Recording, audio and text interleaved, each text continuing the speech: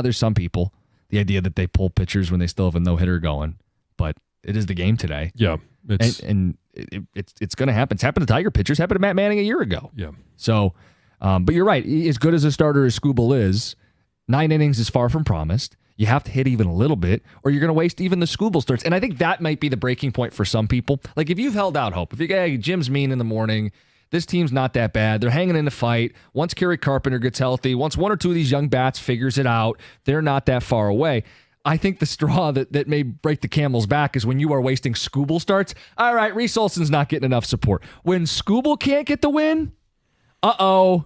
So you're counting on him to be perfect. Yep. You're counting on Flaherty to be perfect so that you can get 2 wins out of a rotation of 5 pitchers, and then are you just simply, okay, one of the other 3 have to rotate with a win so that you can win 3 out of every 5. But you're counting on those 2 guys to be perfect and to get run support at the same time. Texter says, I'm not sure I can even identify who makes up the core of this team. No one seems untouchable at this point. Another one points out baseball doesn't start until after the All-Star break, guys. Every year there's a team 5 to 10 back that will make a run at the wild card or the division. Well, I'd rather not be 10 back after the All-Star break and start in that deep of a hole, because that's where they're trending right now. I'm not saying it's going to happen, but it is simply where they are trending. And if you told me, hey, you have Altuve and you have Kyle Tucker and you have Yordan Alvarez, you have Justin Verlander, okay, that's a team that I believe can flip a switch, wake things up, and really jolt. Nothing about this Tigers team screams, look out, they're going to go 15-5 over a 20-game stretch and come storming back. Oh, and let me know what you think about the remaining games before the All-Star break. Oh, hit them with it. Dodgers. Yikes. They get them at home, at least. Still yikes. Cleveland for 4 at home, and they have been really good so far this year. Minnesota on the road. They're a team that they are kind of like on like. They're competing right now. They're in that final wild card spot. And the Los Angeles team. Not the Dodgers. But the Angels. The Angels. Those trips have not been kind either. They have not been. And so you're embarking right now on and you get the Reds in there as well, on a 10-game road trip. There's nothing that says being able to right the ship like a 10-game road trip. There are enough games mathematically to where the Tigers are not out of it. But if you've watched, listened, paid even a little bit of attention, this is slipped away. They didn't come to the table with enough oomph before the season. I certainly don't see it being manufactured out of thin air in the middle of the year. Would love to be wrong. Would love to get up early and talk about this team making a go of it. Talk about relevant baseball in July, post-deadline August and September. But to the texter's point, selling is way more likely now. Let's get to Rich in New Baltimore. Rich, good morning. Good morning. How you doing? Good. Yeah, I'm hoping that they clear out some of the clutter, some of these, players that aren't going to be part of our future, so we can see who we got down below. I don't know if there's much value for them, but Gio Urshela, I'd trade him and bring up Chase Young, Andy Ibanez, bring back Harper Meadow. He's got 6 homers, but 290 down there. Mark Canha doesn't, move the needle. You already got him and Malloy. Get rid of Carson Kelly, bring up Dylan Dingler, who's hitting 300 down in the minors. Mm-hmm. And I think we're losing Flaherty, so trade him and see if you can find another bat, maybe a young first baseman that's blocked by somebody else. And then Kenta Maeda's been garbage, and maybe that clears a spot for Manning and maybe even Jackson Jobe to get a look here at the end of the year. Yeah, Jobe's got to get healthy. I'd like to see him throw. He's only got like 20 innings of Double-A baseball. But I think what he's just said is a blueprint that I agree with. If you're not going to make a go of this, I don't know if all those guys get called up, but those are the type of moves they should be making in the next month and a half, right? Those are the ones that the fans want to see, and I want to see as well. The question is, and we heard this from Gibby when he called in, we've seen it with trying to develop with Colt Keith right now at the big league level, with Spencer Torkelson. How did it go with him trying to develop him at the major league level? Is it better to let those bats continue to season and gain experience and confidence at the AAA level versus bringing them up too early and possibly ruining that confidence. That's the equation that's for Scott Harris and A.J. Hinch to decide. Right, and if you do rush a guy up too soon and you cause problems for yourself down the line, Jace Young's a guy who's hitting well. He has not played a lot of third base. I think that's as big a consideration as anything. I know fans go, well, if he can hit, we need hitters. Figure it out. Get him up here. Find a spot for him. I do think how he plays at third is a consideration, which is why I was looking to see them add someone play third base at least this season. Gio Urshela was the guy they added. He's on the 1-year deal. The other thing with Colt Keith is, and all these other guys, if you trade away some vets, maybe you stop platooning and you just take the training wheels off and you say, you're going to play righties and lefties. We're not going to give you just advantageous at-bats. You're going to get the full diet of Major League Baseball because we got to figure it out. They already paid Colt Keith. They got to figure it out. Can he hit righties and lefties? Can he do it over the course of the season? So those are some things to watch for. We want to hear from you guys. 248-539-9797. Tigers, are they slipping away? And what is there to play for down the stretch? We'll talk Lions and the kicker situation. Does Dan Campbell's philosophy change? That's at 9:35. It's 97.1. Hey, we're all making plans for the fall. And if you want instant gratification, we got the Stanley Cup Final. We've got the NBA Finals going on.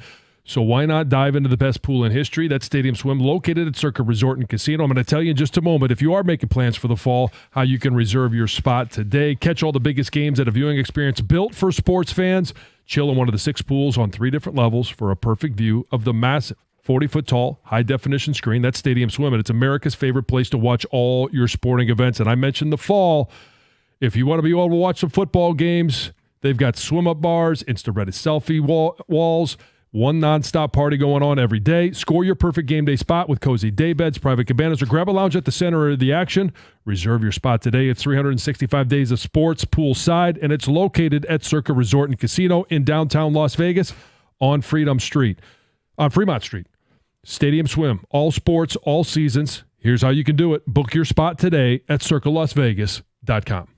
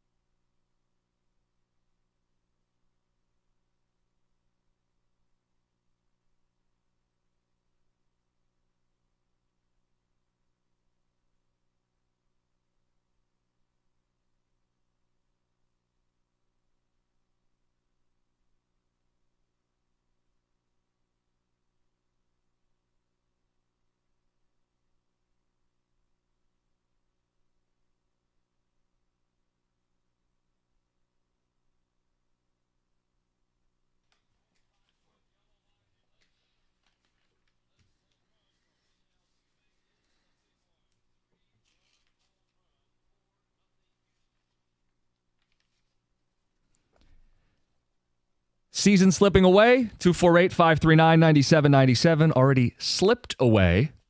Maybe. Was it even on the table when the season started? And where do they go from here? Right, 3 games below 500, 11 back in the Central, 5.5 back in the wild card, slipping away at the very least. They're not in a good spot. So this becomes about figuring out and evaluating who's actually part of this. What is the realistic timeline for this baseball team? And maybe the biggest figure in all of this, John, we were just talking about it off air, Torkelson. This is a guy, number 1 overall pick, 30 home runs a year ago. We all thought was part of this. And now we don't think is part of this. Does he get one more shot at the big league level before the end of the season so they can have a definitive answer one way or another? Assuming he's not terrible in AAA, he should get a call up.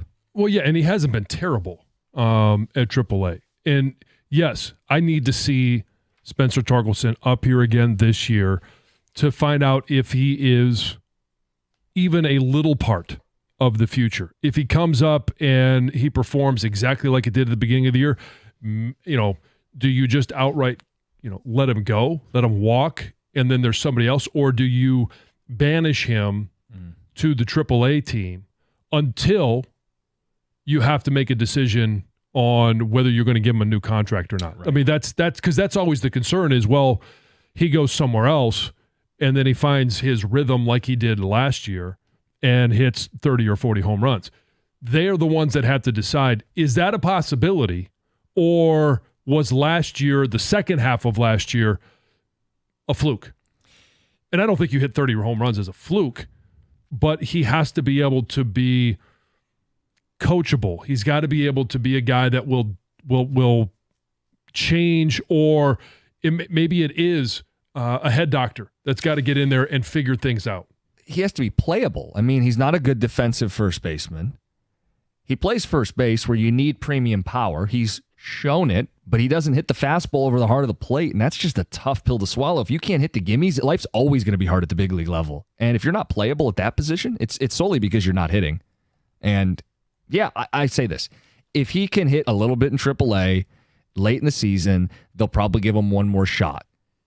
If he doesn't hit at the big league level in a second stint this year, you have to address first base in the offseason. It becomes another position this team has to address. One more need that they face if they're going to be a competitive baseball team. And I don't think that the season is much of anything to salvage at this point. If you're not winning the Scooble starts, lose 3 straight series, it's not early anymore, guys.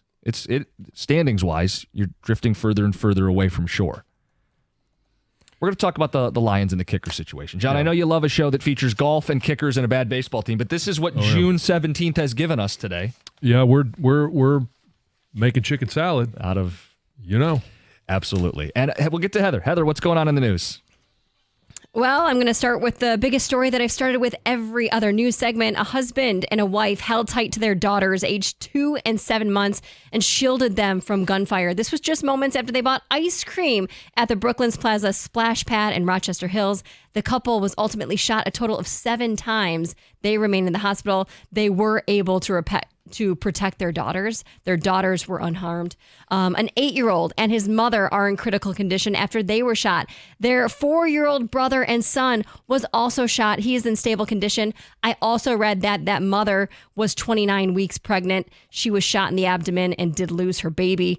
So in total, 9 people were shot, 9 victims. 2 are in critical condition. Police have not identified a motive yet. They say it appears to be a random attack. The gunman pulled up in a car. He lived only a half mile away from the splash pad, got out, fired 28 rounds at these families who were just out enjoying a typical beautiful summer day. He casually walked away, drove home. He ultimately died of suicide. It's scary in so many aspects. But the randomness of it is what makes it even more scary. Like, there was no connection. They haven't found any connection between him and any of these families. Nope. Between him and this splash pad. It's just solely random. It's disgusting. How was do he you looking defend for against children? that? Yeah. Was he just looking for somewhere that had several people? It's I can't even imagine this. And this one And hit because he was a coward and killed himself, and now we have no answers. so close to home because this is right in our back. All of us live very close to this area. Yeah. It's somewhere that I would probably go with my kids. We've been to the splash pad, not yet this summer, but we typically do go. It's somewhere I could have been. And it's awful. heartbreaking. It's disgusting. It's angering. And hopefully those who are still in critical condition and obviously even those that are unstable have a long road to recovery. Yeah. Even if you recover physically, mentally, it will haunt you for your entire life. Oh, Yes, I mean, for sure. It's terrible. Charles Barkley is officially retiring from television. He announced on Friday that next season will be his last on TV, no matter what happens with the NBA's media deal. So he spent the last 24 years working as a studio analyst for TNT, and they could actually lose their rights to broadcast NBA games after next season. But basically, no matter where the games end up, he's not going to be following.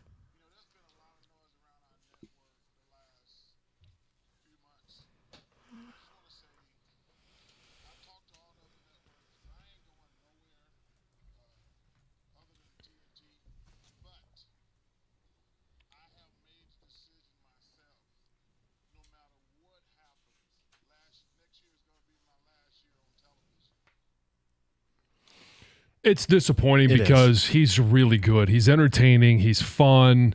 It'll be a loss for the NBA not to have him on. A lot of people tune in just to hear what he's going to say or how he's going to react. He's just entertaining. He's a character. He's unpolished in a good way. He's just the unvarnished, real, raw. You're not going to like everything he says, but he's been great for the game, great around the game. Yeah, it's a big change. Yep.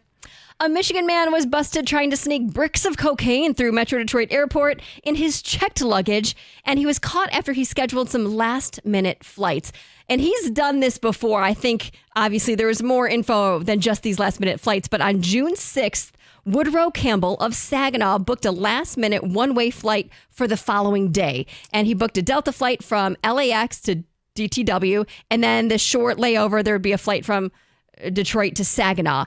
And apparently, I guess drug traffickers will sometimes do this. They book these last-minute flights to kind of like thwart officials so they don't think anything suspicious is going on, but yet everything is suspicious. He had 3 checked bags, and they found cocaine in all of them. He was arrested when he was trying to get on the flight to Saginaw.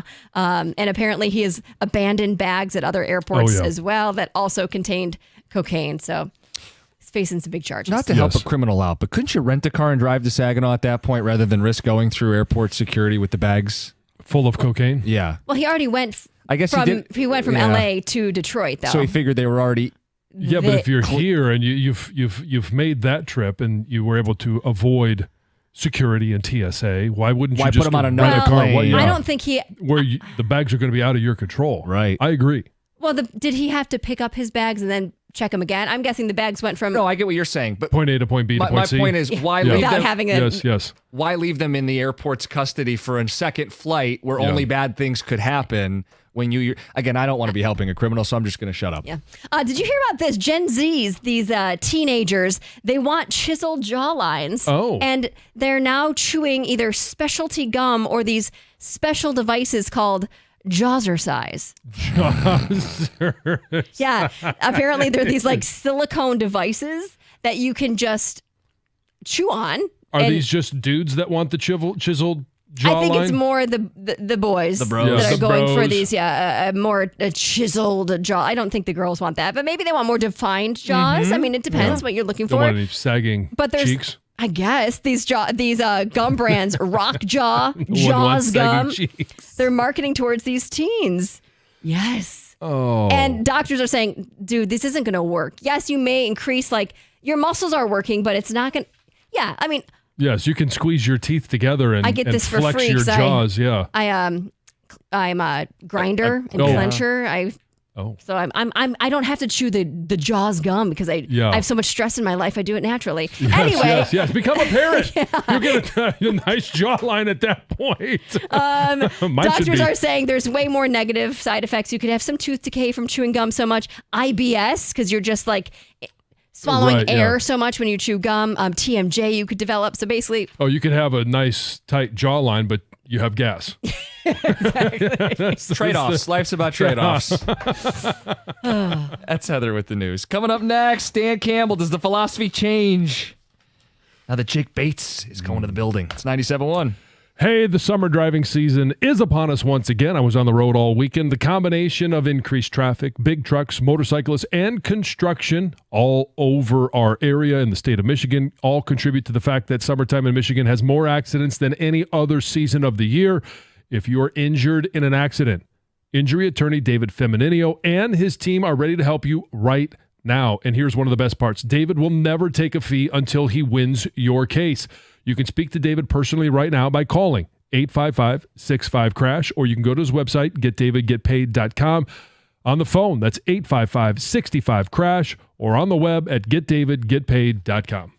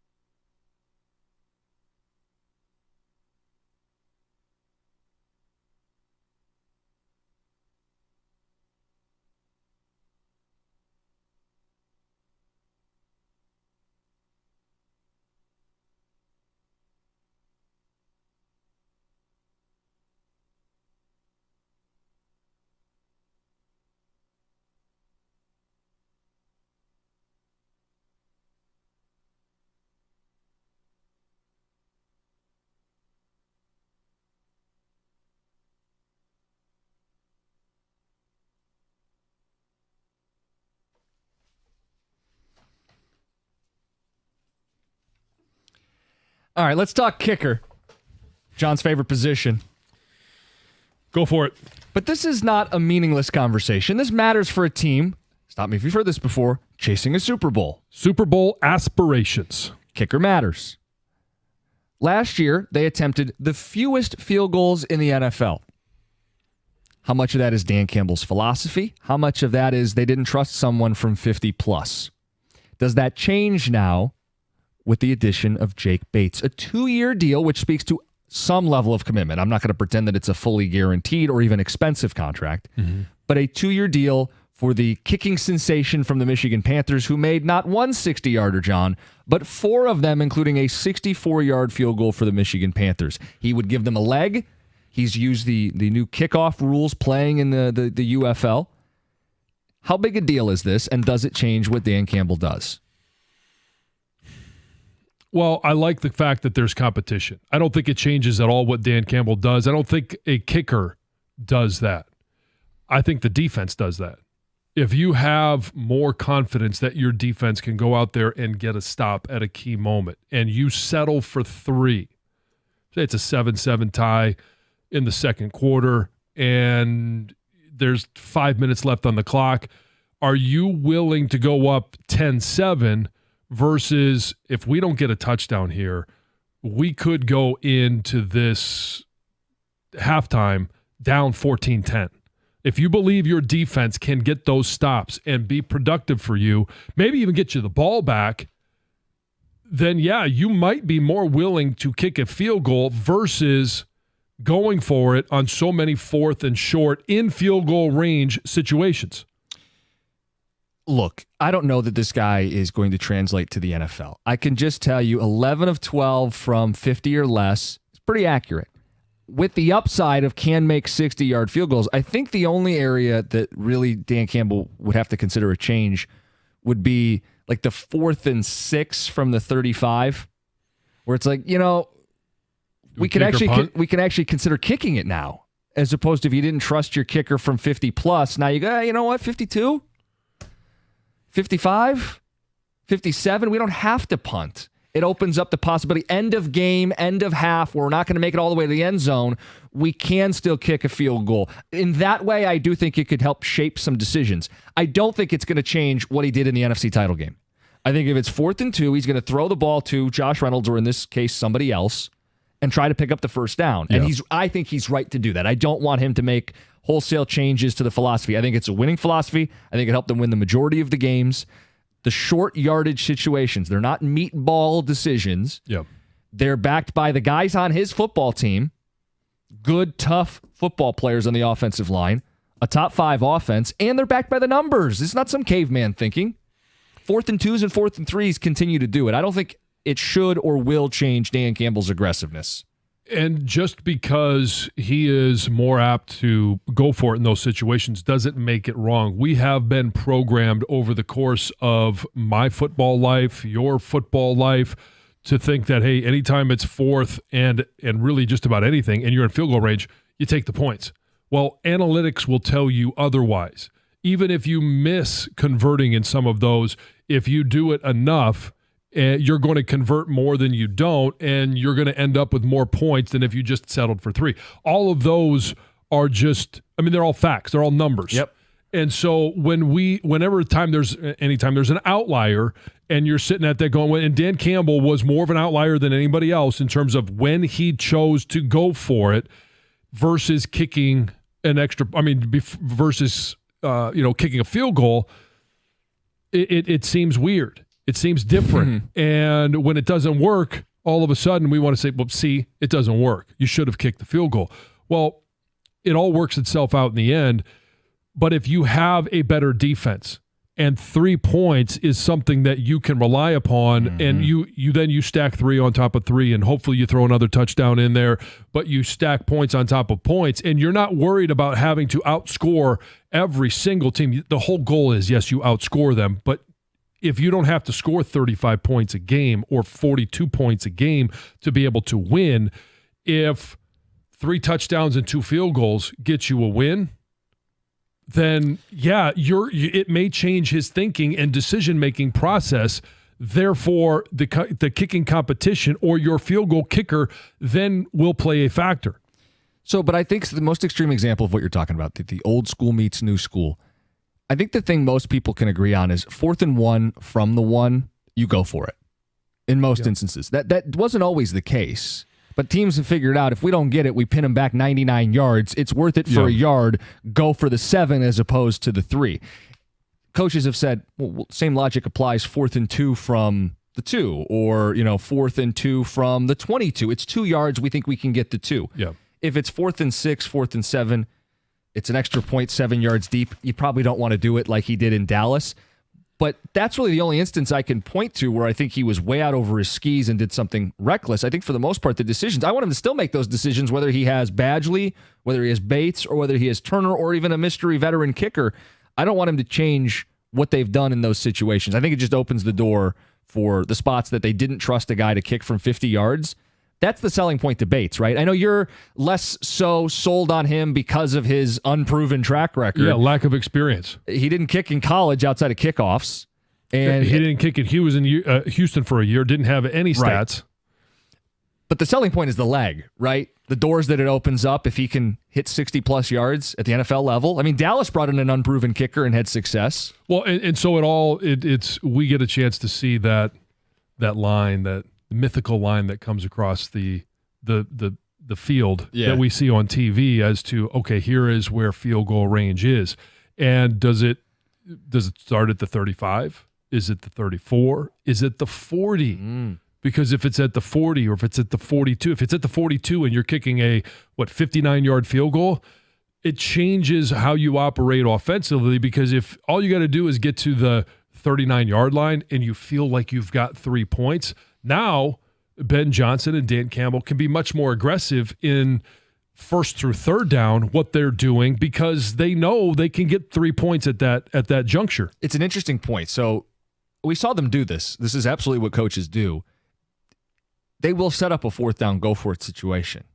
I know you'd rather just pick up the first on 3rd down, but there are situations where if you run it on 3rd and 4, and you pick up 2 or you pick up 3 and now you're at 4th and 1. Yeah. Does the math change at all? When you said that the line on the screen, a 64-yard field goal would mean the line would be at the 47. 47. Could you imagine that? You cross midfield and you go. Unfortunately, we can. I think Gov can imagine what that would look like. Yeah, I know.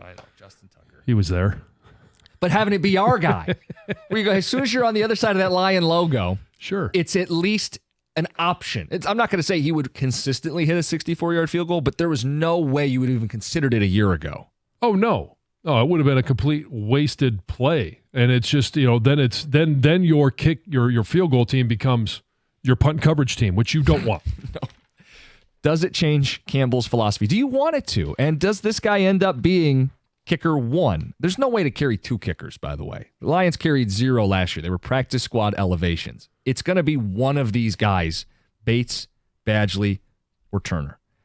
By the way, our winner on the Beverly Hills Cop, Axel F., chance to see it before it comes out on Netflix, chance to hang out with Calvin Johnson. Heard the music as we came out of break. Yeah, Kelly from Grosse Pointe Shores won the tickets. You're going to have chances to win all week. Again, that's on June 24th if you win them, and that's the only way you can go is to win.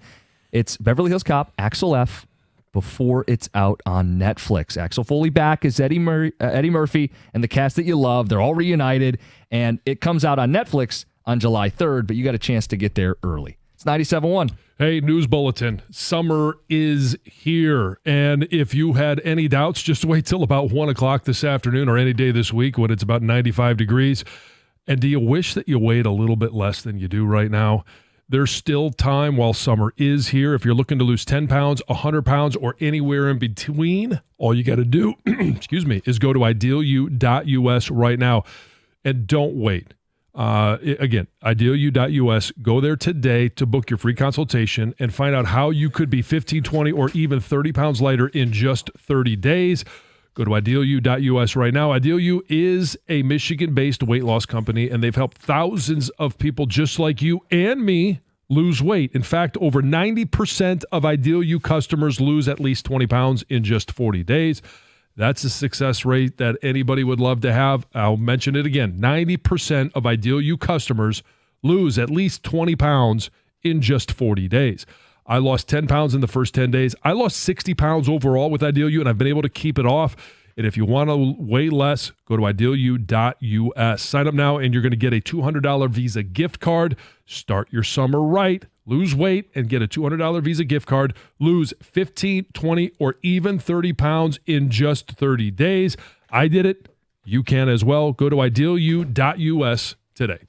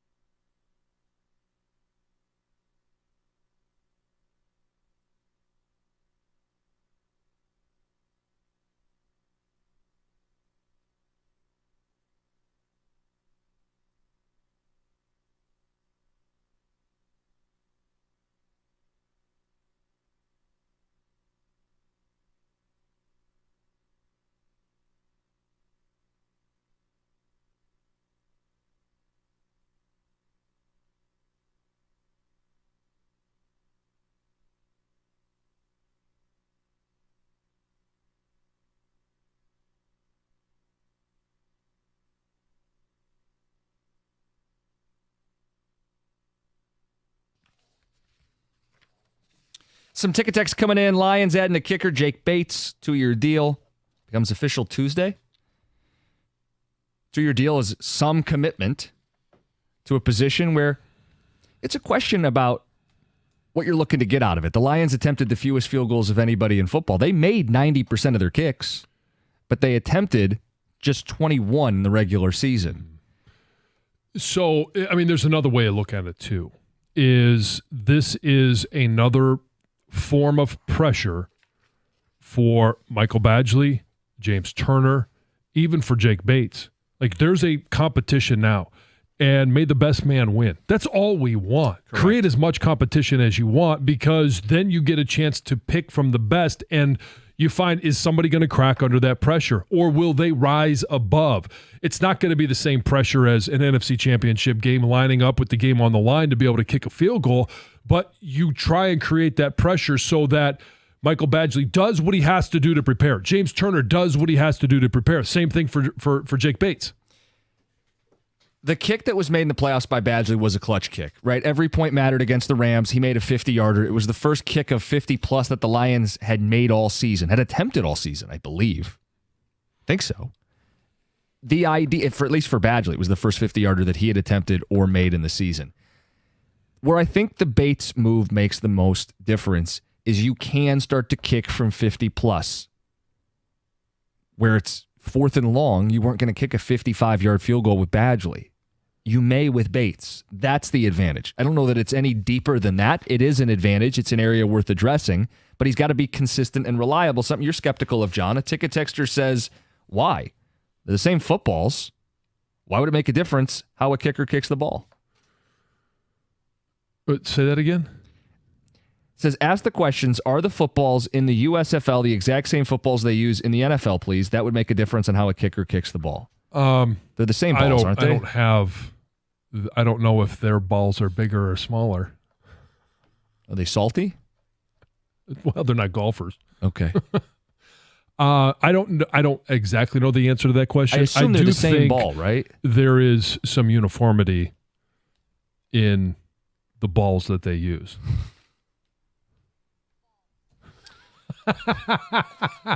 No, but the Heather, question. your thoughts? Okay. The question I was reading the text to get to is, what is the difference in competition here? In theory, you're just lining up and kicking a field goal untouched in both instances. It's not that simple. No, it's not that simple. So, I mean, him kicking a 64-yarder, we've seen a lot of guys. I've been around a lot of kickers that can kick a 64-yarder. Doug talks about this in every single pregame show. It's where did the opponent's kicker line up for, and where were they good from before the game started.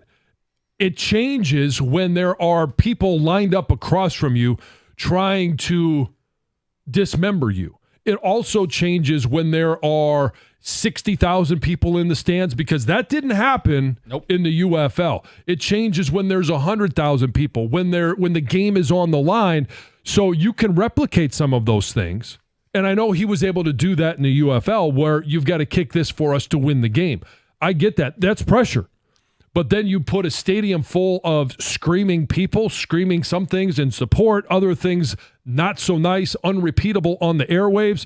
That changes the game for whether it's a quarterback, a long snapper, a kicker. It changes every variable leading up to the moment of execution. Texter says, please make a drop of Heather saying I'm a grinder in the last news segment about chiseled jawlines. Has it always been you? Have you always been someone who grinds your teeth? I've always been a grinder. Yeah. That's amazing. I didn't even hear it at the time. I did. Oh. A competitor. Mm-hmm. Mm-hmm. Mm-hmm. Yeah, we'll go with that version of it. Yep. Yeah. John, I'm trying to help her out. She has to operate in this I space. grind my teeth, all right? Yes. Jeez. All right. We got Doug and Gator coming up here in a second. Father's Day weekend go well for you guys? Oh, it was lovely. Yes. I was in Tennessee all weekend with Ellie for a softball tournament. It was hot, so I feel like I am well prepared for the week of weather ahead of us. Yeah. I went through a case of water a day, 5 T-shirts. Peeing a lot, huh? Or no, because you were no, so because dehydrated. I was sweating it all out. Yeah. A case of water a day. Oh, yes. How hot was it in Tennessee? It was 95, 96. I think Heat index of just over 100. Today's 94, I think, is the high. This rain delayed it a little bit for us. It just made it more steamy. Yeah. Gator, how is it out there? It's steamy. It was temperature hadn't risen up that much. By the time I pulled, I think it was 73. Okay, but it's still for us big fellas. It's still. Oh yeah, it's sweaty. Yeah, it's gonna be gross. It's gonna be sweaty. sweaty. Yes, yeah. It's gonna be. You're gonna go from swamp ass to trench crack like that. Oh yeah, yeah. And this is why I always have 3 or 4 backup shirts in the truck. Oh, okay. Yeah. I figure while I'm here in the air conditioned Oh, building. no, you're good in here. Yeah. But yeah, as soon as you leave and you go do anything else after true. 2:00, I mean it's trouble. It's trouble. It is. bad. Prevent challenges. A lot of trouble. I mean, I'm not looking for. I like when it gets warmer, but I mean, The humidity I feel like is. I want to build up to it at least. Let's get some 80s. You know, We've dip in had the a 90s, really get back nice spring. Yeah, it has been really nice. This year, more than any other year, we've been able to ease into it. Yeah, but now we're just jumping right into 98. What? Hey, it's mid-June. Man, It's going to happen. I was watching the weather last night. They're telling the temperatures right now, and it was like 74 or something like that in Detroit last night. And over in Minneapolis, it was 84 degrees at almost 11 o'clock at night here, so 10 o'clock at night there. But what? That's hot. No That's chance to Vegas cool hot. off. Yeah, no chance to cool off, and it doesn't give your house much of a chance to cool off either. I mean, No. the AC is going to be running 24/7. Yeah, well, make sure your AC is ready to go. Jim, It's all ready to go. my man. That's right. 90 plus all week. All right, what do you guys got coming up? Well, I think today is going to be one of Gator's favorite shows. Oh, short show? No, Oh, no, but That's Wednesday. It would have added to it. Gator enjoys me suffering, and today I will suffer. I'll explain. I'll explain Doug, for Are that's you, not- are you that's eating a not hot true. dog? Oh, did it? No, That's it's not settled today. yet. No, it's not settled. Wait, what's Okay. the hot dog thing? Oh, We got a bet. Doug's going to eat a meat wiener. If the bet is if Sorry. it's okay. If Joey Chestnut doesn't compete in Nathan's hot dog eating contest, I will eat an actual hot dog on the air. And if he does, Gator will eat a veggie dog on the air. An impossible dog. That sounds worse for you, Gator. Oh, That it's sounds not. very gag worthy. It's gag ready, but it's not worse. He's not going to have a reversal. I'll probably. What's barf. worse is Doug for sure. Doug is going to have But to. that's run out not of the end studio. that I'm having a problem with today. We'll explain. Oh, boy. All right. Carson Anderson next, 97.1.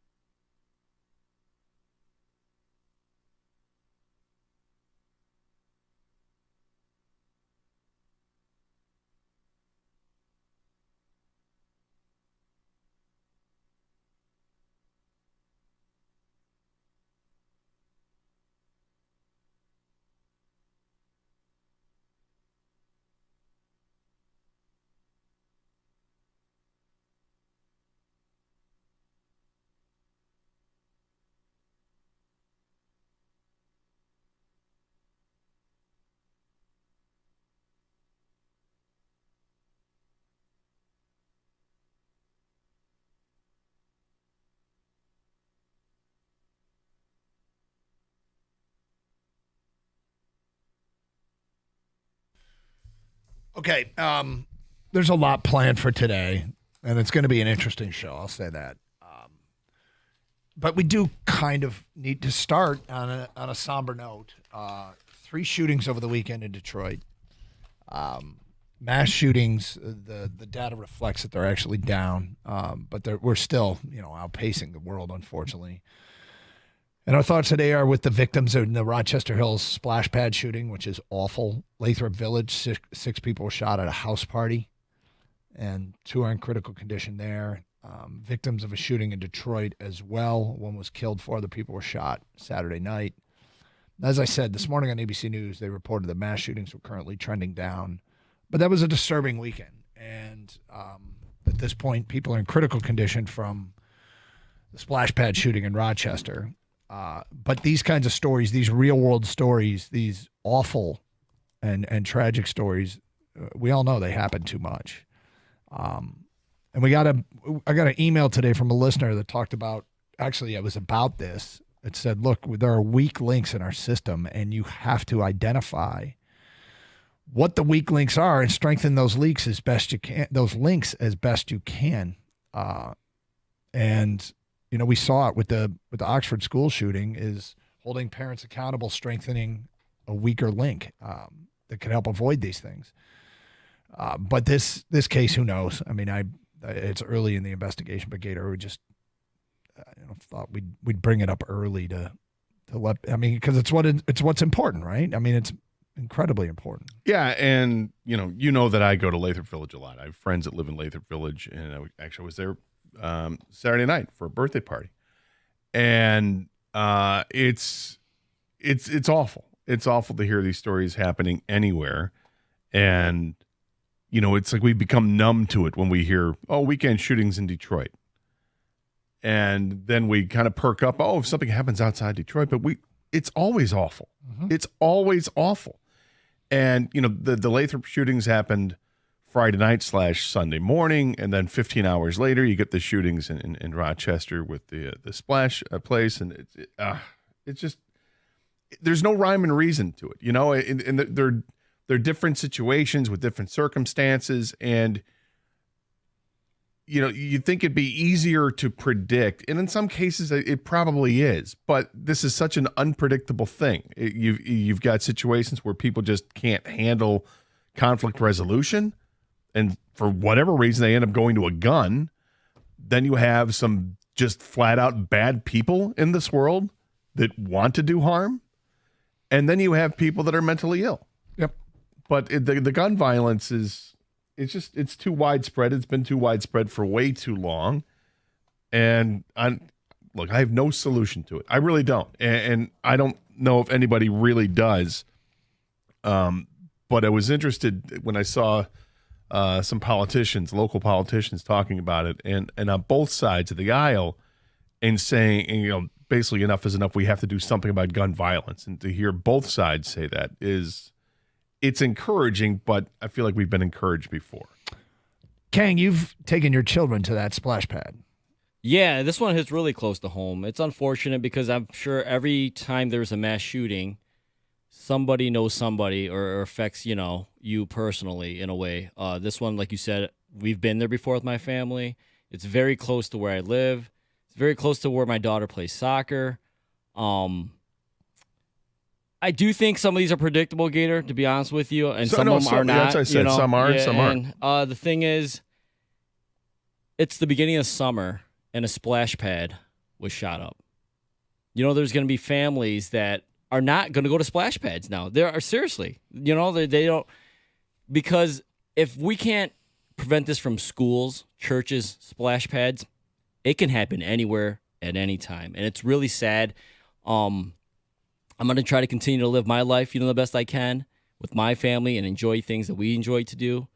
But do these things creep in the back of your mind? Absolutely. And especially when it hits that close to home. It's terrible. And it's absolutely sucks. And like I said, it's the beginning of summer. It's the beginning is supposed to be what's, a great time in Michigan, right? A great time for families. And this is how, we're greeted. Yep. I mean, I just think of those families, kids, that the variety of ages, kids out of school. And you think, this is something that you plan. Here's what we're going to do to celebrate the start of summer, and somebody shows up with a gun. It's a really difficult thing to digest. And again, whatever the weak links are in this case. Well, and in firing seemingly indiscriminately, was there any plan before this? They're still investigating that, and then the person ends up killing themselves, so you don't really get answers. You don't know if there's a note or any of this. The shooting of Lathrop was, people just having a party at a house, bunch of, late teens, early 20s kids enjoying themselves, and then somebody comes by and shoots that up, and then you have what happened to Detroit. It's also tragic, and yet it's become way too common. It has, and I guess the numbers have been encouraging regarding shootings, but it's hard to even find anything positive about that, given what happened this weekend in Detroit. So again, all of those affected: Detroit, Lathrop Village, Rochester Hills. You're in our thoughts today, and certainly wishing everybody a recovery. Very difficult story to get into. They're all tragic, and I'll just selfishly, for me personally, I always feel more drawn to the ones where there's young children involved. Mm-hmm. You know what I mean? Like, they're all tragic. But when you go to a splash pad, kids are going to be at a splash pad. Yeah, yep. It's like, and we'll never find the real motive, Gator, like you said. I mean, because, you know, and who knows, even if he were alive, you maybe never even find a real motive. And what's the reason why? Because mental health issue is such a big deal in this country and around the world. But man, when kids are involved, it really pulls at my heartstrings the most. Well, we will move on and carry on with the show, but thought it was important to acknowledge what happened in the Metro Detroit area over the weekend. Mondays mean Champ and Chump. We'll get to our Champ and Chump nominations today at 10:35. Plus, lots to digest from the world of sports over the weekend. Some fun mixed in as well, which we will get to straight ahead here on Carson Anderson on a Monday on 97.1 The Ticket. Well, listen, you want great service when you're looking to do anything in your house, right? Well, I'm going to tell you about great service that I received, and that was from the great folks over at Precision Garage Door. I needed to get my garage doors serviced. They came out, gave me a bunch of options, told me, well, here's what we're going to have to do. I'm like, great. And this is, basically I wasn't ready to bite the bullet and getting new doors at that time. So they're like, okay, well, this is what we can prolong what's happening. And I was really, really happy with the results. The guys are great. Daryl and his whole team, they were easy to work with, and so glad I called Precision. These guys are great. Look, weekends, they're available on weekends at no extra charge. All calls are answered 24/7, and here's the best part. You can schedule your appointment on their website for a time that works for your schedule. You don't have to call in, just go online and do it. So if you've got an interesting schedule, go online, figure it out. You don't have to wait on them. They will accommodate what your schedule is. So if you want your garage doors done right, do what I did and call Precision Garage Door today, 1-800-DOOR-REPAIR, or visit precisiondoormi.com and schedule an appointment.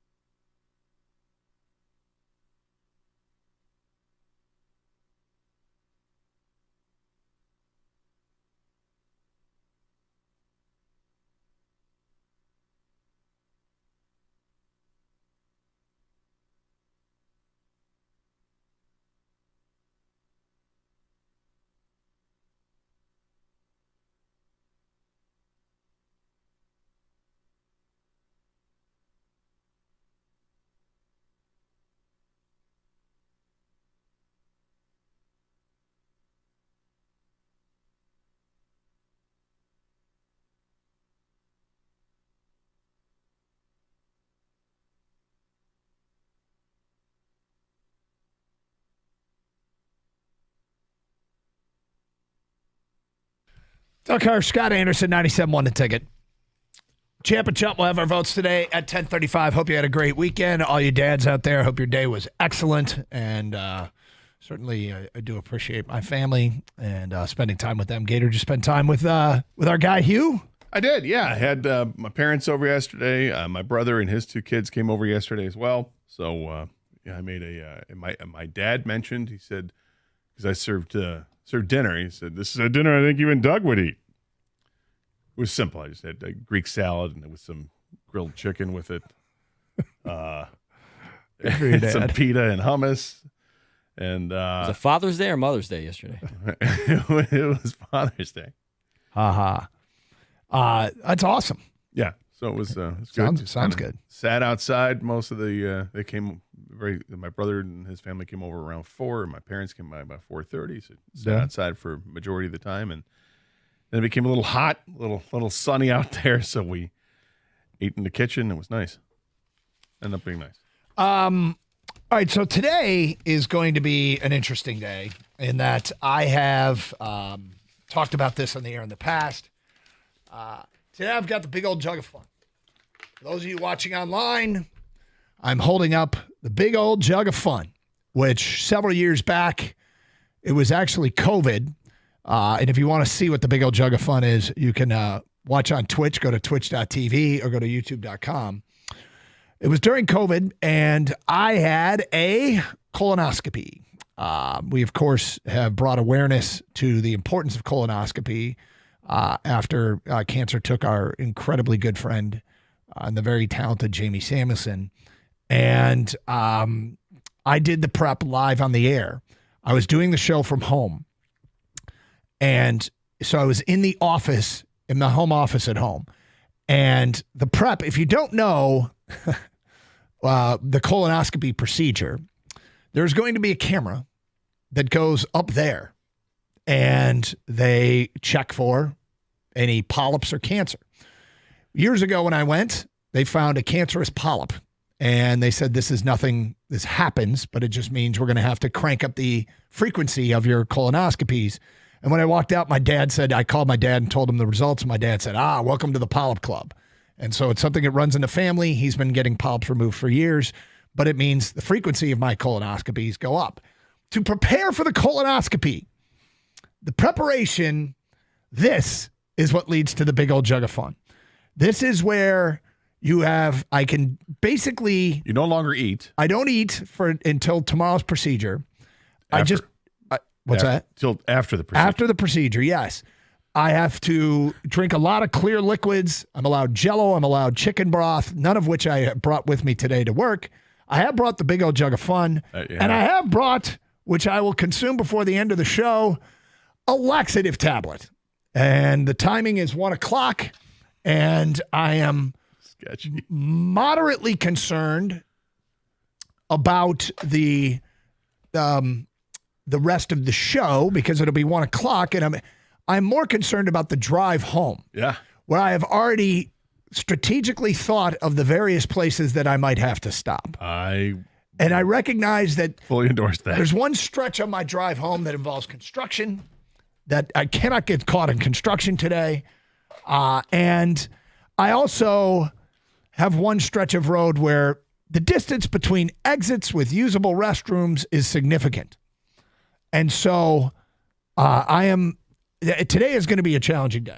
I've got a bottle of water today that I purchased here at the station that I will be refilling with the water that they have there because I didn't think I was going to need anything other than the big old jug of fun, and I do need more than just a big old, so I didn't bring my usual water bottle with my CGC water.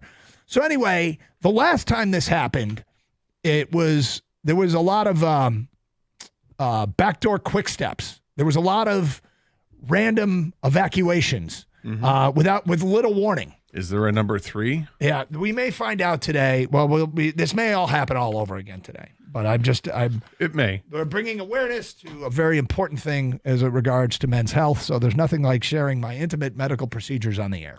I would like to add one thing about this because I've also had a colonoscopy and I'm probably due for another one either at the end of this year or maybe next year. When you talk about the camera. Yep. For those that have never had this procedure done and are concerned about it, you don't have to be concerned about it. You're not even around, basically. You're given some sort of drug. Yep. And I'm everybody's kind of relaxed, and at some point they tell you to count backwards from a number, and you do, and you don't remember anything, and you wake up and you feel pretty great when you wake up. I have a very elite nap scheduled for tomorrow afternoon. Yeah. I mean, I'm talking about an epically good nap. And I am also planning an epically good meal for after that. But in the meantime, I am in the fast / consuming water stage. It's the early stages. Big old jug of fun supposed to start this afternoon. I guess my point is there's no uncomfortableness with the there's no discomfort involved with the poking and prodding because you're out. You're not going to feel any of that. And when you wake up, you feel great. Doug, I knew you were always into videotaping things. This is a bit far, but I'm not sure if there's a mic involved here as well. Or There's no wireless mic. He's got a GoPro on the doctor's forehead. I think, is there music? Is there a soundtrack to this? Yeah, they're going to put together. No, I like to edit together films. Yes, I will not be doing any Do you of show that. this film at the end of the year with your family as I well? do. This does not make, this does not. But anyway, these are procedures that's really important that people get them done. And so, and like you said, and I'm glad you emphasized that, doing this, it's the kind of thing nobody likes to talk about it. Nobody like, hey, good, something's going way up there, but you don't even notice. No, you have no idea because you're out. You're completely out. And I did remember waking up and being like, man, I had a really good nap. Yeah, I had a really good nap. That's exactly what they told me. They said this is gonna be the greatest nap you've ever had in your life. Yep. Like, In the meantime, it was fantastic. In the meantime, I may have an emergency you may have to evacuation here of the show in the 1 o'clock hour. Maybe a delay in you getting back in time for a break. Yep. But you know, the best part about this, and nobody, like in the middle of a show, when you're doing a show with a partner, nobody wants the partner to suddenly disappear. Like, you don't want me gone. No. Although in this particular instance, I think you do want there to be having surely issues. wouldn't mention that you had to leave early. I surely wouldn't mention that. I'm just saying that 1 o'clock hour could be interesting to watch on Twitch or YouTube. Mm-hmm. It could be. But anyway, big old jug of fun's with me. Laxative is with me today, so we're ready to go for those of you watching on Twitch or YouTube. Always good though. This is part of what everybody should do. And I found it hysterical when I went through it. I laughed a lot. You laughed a lot. I laughed a lot. Well, during the prep work. The prep work, I mean, it gets loud and funny. It very much does. Loud and funny and splashy. Yeah. All right, 248-539-9797. Ryan, you're on 97.1 The Ticket. Hi, Ryan. Hi there. What's up? Long-time listener. I never took you as a gambler. You're gonna take this drink and laxative starting at 1 o'clock. Yeah. And you're hoping, I don't know how far away from the station you live, but you're hoping you're going to make it? Yep. Wow. That is... Ryan, I'm with you 100%. I'm with you 100%. I want to find you and just drive really slow in front of you. Oh, no. No, I don't... man, I don't know if you're going for a perfect attendance record or what. There's not a bone in my body that would be at work today if I was you. So, well, tomorrow's the day that I will not be at work, but today is the day that I'm trying to spread the word here. This is for a good cause. Yeah, I applaud you for having it done. It's very simple, but man, you are taking a risk that I wouldn't even dream about. Well, I do think I am taking a risk. We'll see how this goes. Have you thought at all about maybe just hanging at work like an hour after we're done with the show to make sure that you because you've been through this before. Yep. You know about the duration of time it takes before you're kind of totally cleaned out. Yeah. Yeah. You know, because like that, you know how it works. Once you take the pill, you're fine, and then about a half an hour later, you're like, oh, okay. Yeah. So we're gonna see. I'll play it by ear or whatever I'm playing it by. I could use another term. I'm going to, when it gets to be 2 o'clock, I have a decision to make. How am I feeling? And do I think I'll be good for the next 35 minutes? I love what the last caller said. He didn't pick you as a gambling man. No, this is. It's a different Karsh casino. Yeah. It's a different Karsh casino. There's a chance that the drive home will be sketch, but I will be sure I get word get word out of how the drive Did you, home by went. chance, bring with you a roll of toilet paper? No, I didn't. There's no bucket or anything like that in case you had to just jump out the side of the road? No, there's not. Oh, boy.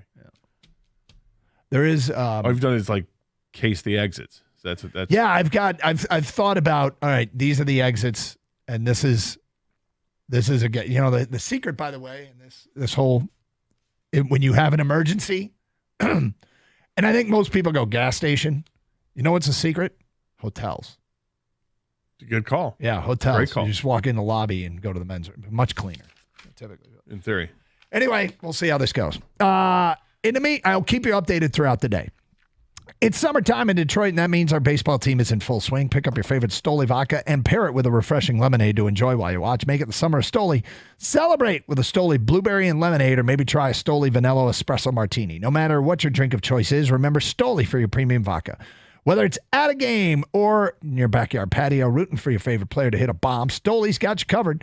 Pick up a bottle of Stoli vodka today, and as always, Stoli asks that you please drink responsibly.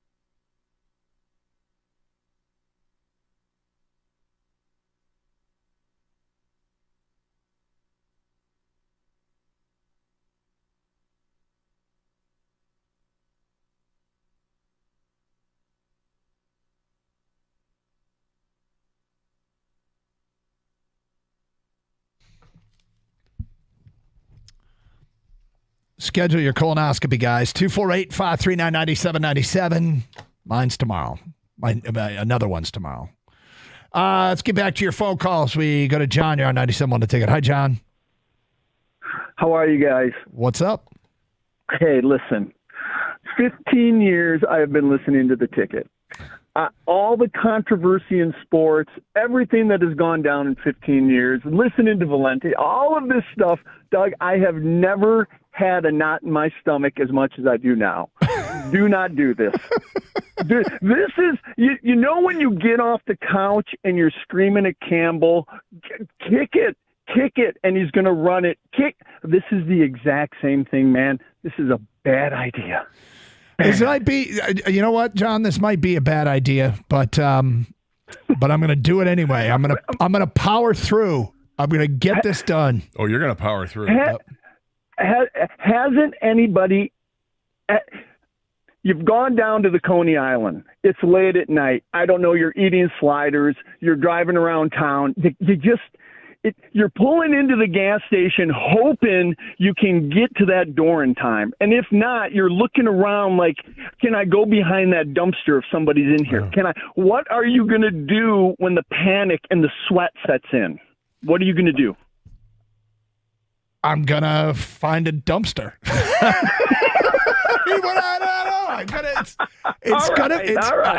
I recognize that he's going to hang his backside over a log and do what he's got to do. Risks are being taken, but I'm gonna get it. I'm gonna get this done today. I have to.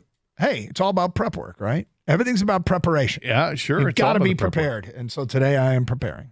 Surprised you're preparing here before you get home, but okay. Well, that's what it says here. I've got my step-by-step instructions, and the first tablets are consumed at 1 p.m. So there you go.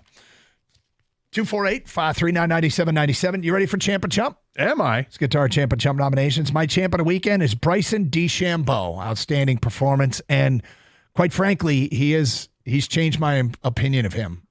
I found him very likable this weekend. And I thought his reaction afterwards with running around and having all the fans that stayed, giving him a chance to touch the trophy, and some of the things he said afterwards made him way more likable than he's been in the past. Now, I still don't love the live guys, but I will say I am liking Bryson DeChambeau. I consumed some of his YouTube content over the weekend, given that he got so much attention. So, and by the way, had one of the biggest clutch shots in the history of the U.S. Open with that shot out of the sand on 18. So, Bryson DeChambeau, U.S. Open champ, my champ of the weekend. All right, sir. I will go with Astros pitcher Ronel Blanco. He threw 7 no-hit innings against the Tigers yesterday before exiting. That's right. He exited after 7 innings with a no-hitter. Did not pitch the 8th and the 9th with a chance to complete the no-hitter. His 7th win of the year. Lowers his ERA to 2.43. He threw a no-hitter in the first game of the season and followed that up with a 6-inning effort where he gave up 1 hit. This guy's got something, man. He's awfully, awfully good. 7-2 record now with a 2.43 ERA. Ronel Blanco, congratulations. My chump of the weekend is the fake GoFundMe pages set up as posing as victims of the shootings over the weekend in Detroit. This is just some low-life stuff. And I can't believe people would stoop to that level to try and steal money from people who are looking to help these causes. That's brutal. That's brutal. I went with just the gun violence. I mean, it's been beyond ridiculous for way too long right now. The weekend had multiple shootings, mass shootings in Lathrop Village, Rochester Hills, and Detroit. Some people are sick. Some people are just dumb. Letting situations escalate to the point where you think the solution is to fire a gun at people is beyond sad. We need to find a better way to communicate with each other or simply walk away. I know that's not the situation in all the shootings that happened this weekend, but I feel like that'd be a good start in the right direction. Get your Champ and Chump votes in, 248-539-9797. We tally up the votes, and on Tuesday, post on our website who the people select as Champ and Chump of the weekend. Let's get back to your open line calls. We got a Martin in Livonia on 97.1 The Ticket. What's up, Martin? Boys, what's up? How you doing, Hey, Martin? I miss you guys, man. I listen to you guys just because I don't call. I'm still listening to you guys. I love you guys, man. It's Monday. We appreciate it. Monday, but it's cool. What's going on? How you guys doing? Doing all right? Yeah, well, we'll good. see. Today is going to be an interesting day. All right, Trump goes to the Tigers. They just suck. I can't watch them anymore. They're horrible, and it's garbage. Champ, this is unique. Mackenzie Soroki, Livonia native out of Stevenson High School, made the final 8 for the breaststroke. And she plays tonight at 8 o'clock to try to chance to go to Paris against Hailey Dean. Swimming in the stadium. Yep, she's got the whole city behind her. Family went down there yesterday, watched her made the Final 8 as an 18-year-old. That's just, to me, unbelievable where you can get to that place where nobody else can. So that's my chant. I just want to call in and say, what's up, boys? Lions signed that kicker. Who's excited? 2-year deal. Well, we don't have to go down anymore on 4th down. We just kick the damn ball, and there we go. Well, it's a great debate point of whether or not it changes the way Dan Campbell approaches 4th downs. That's going to change the way you don't sign this guy in 2 years, and you're going to kick those field goals if you're playing with him. I don't think they trusted this one. They're going to trust this.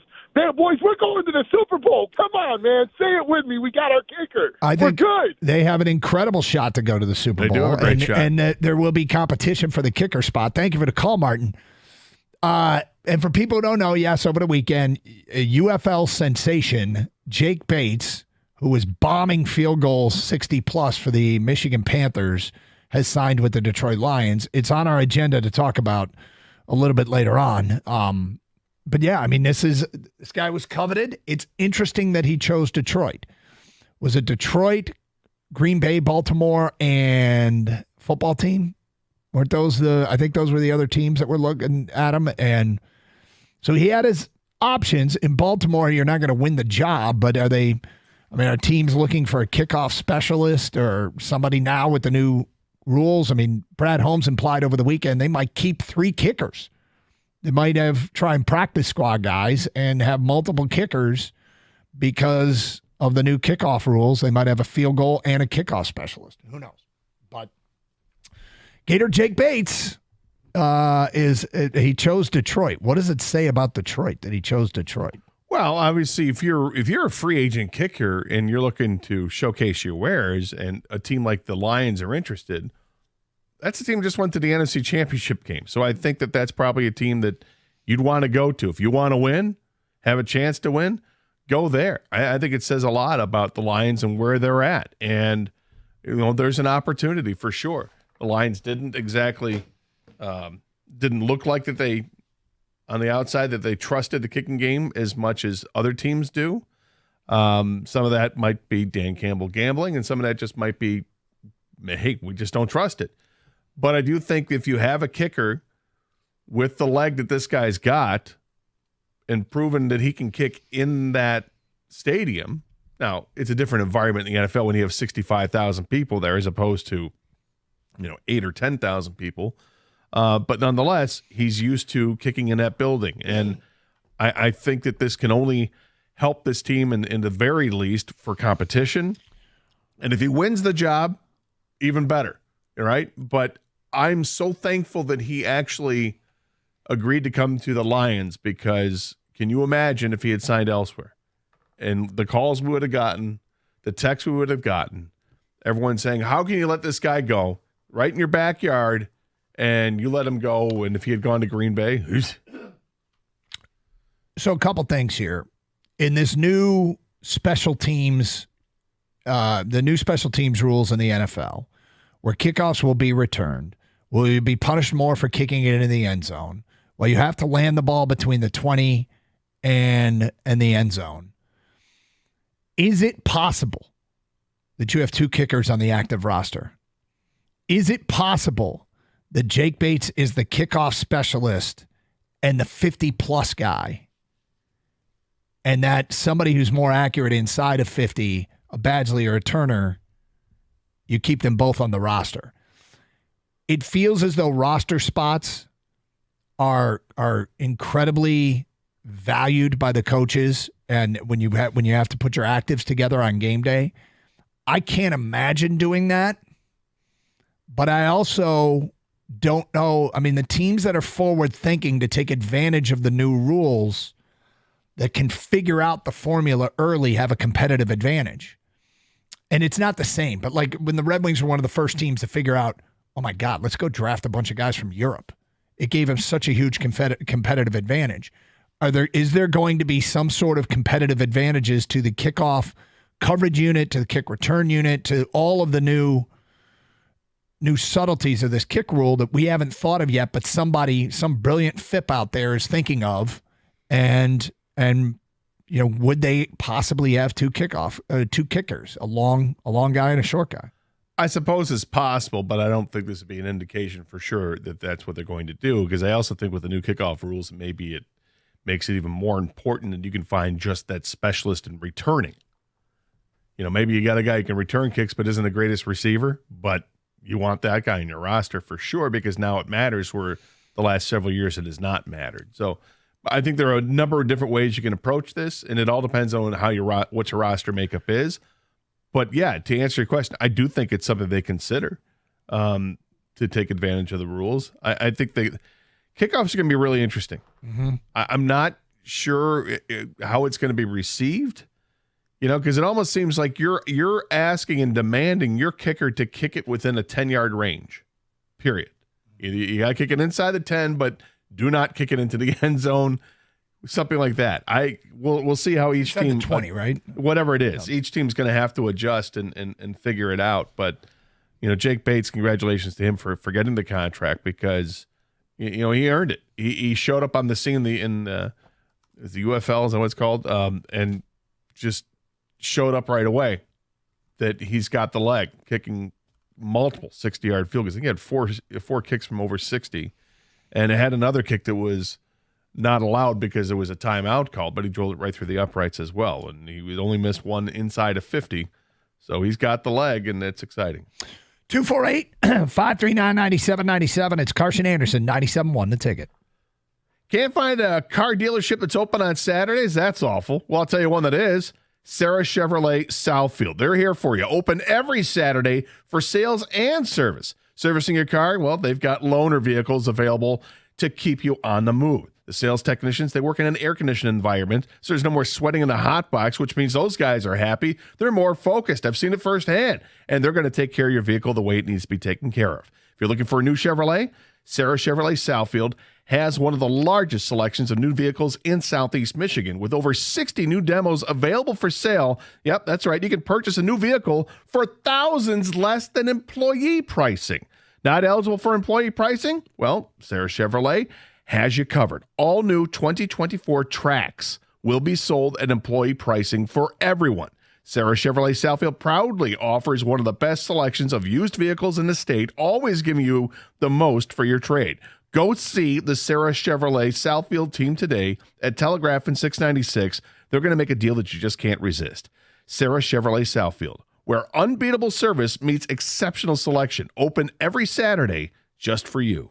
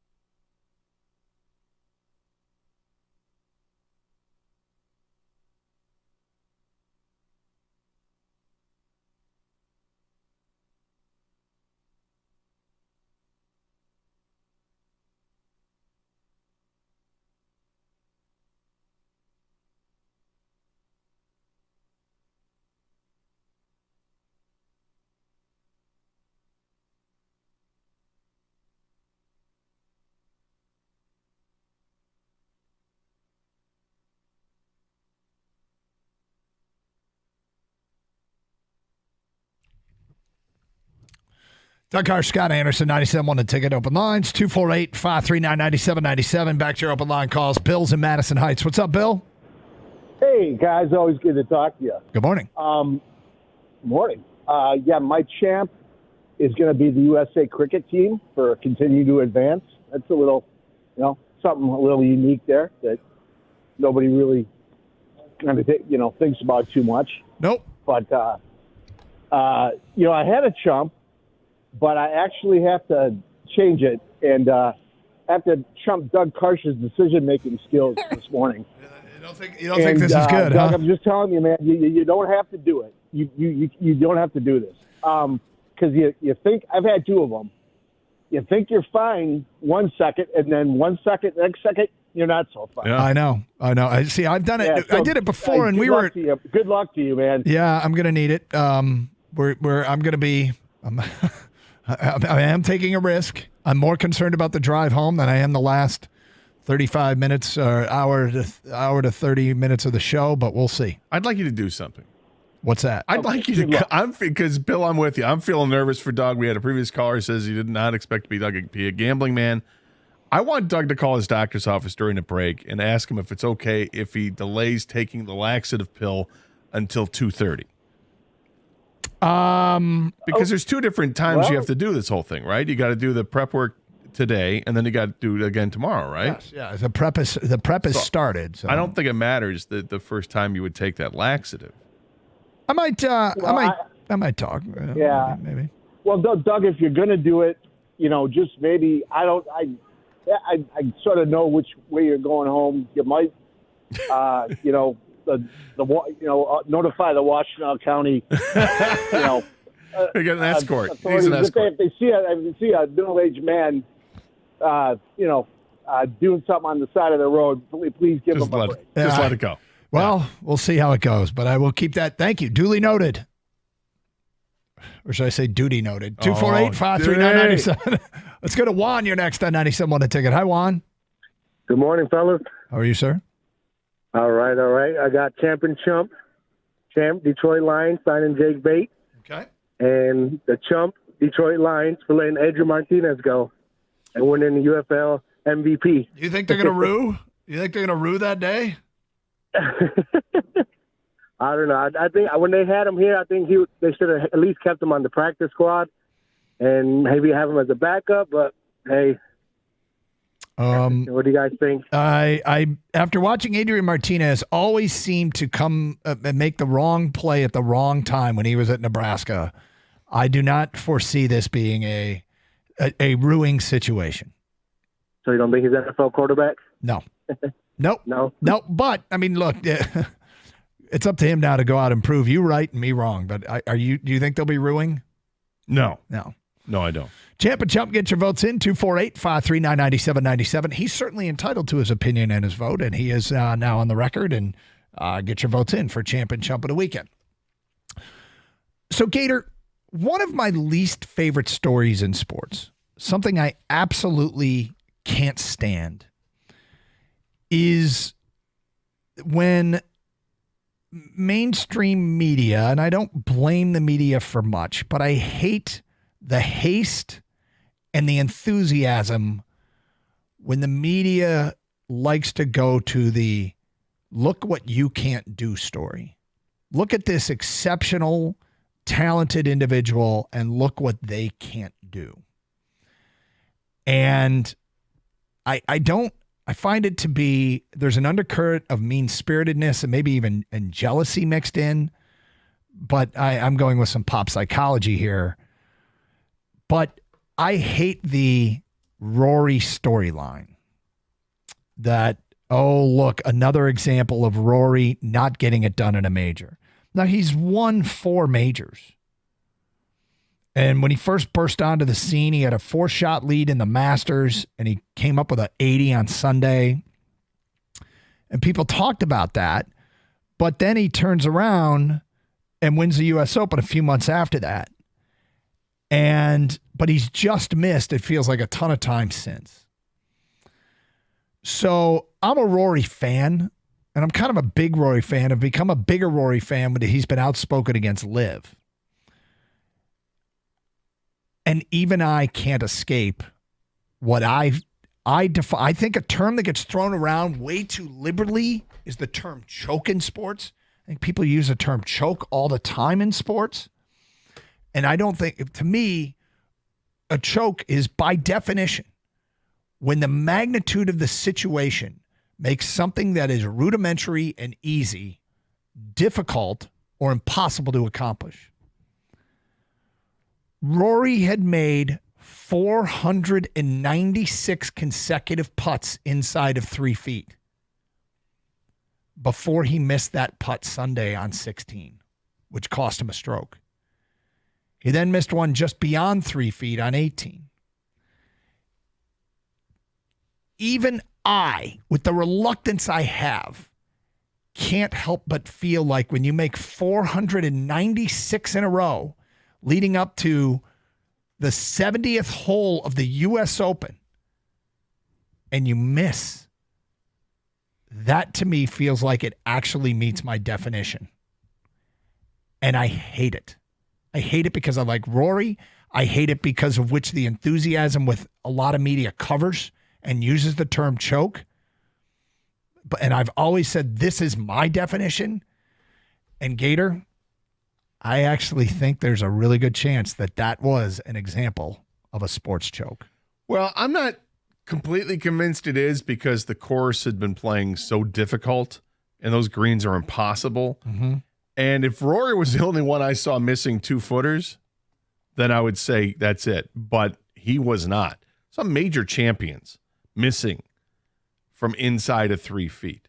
I mean, Scottie Scheffler, best golfer in the world right now, had a horrible weekend.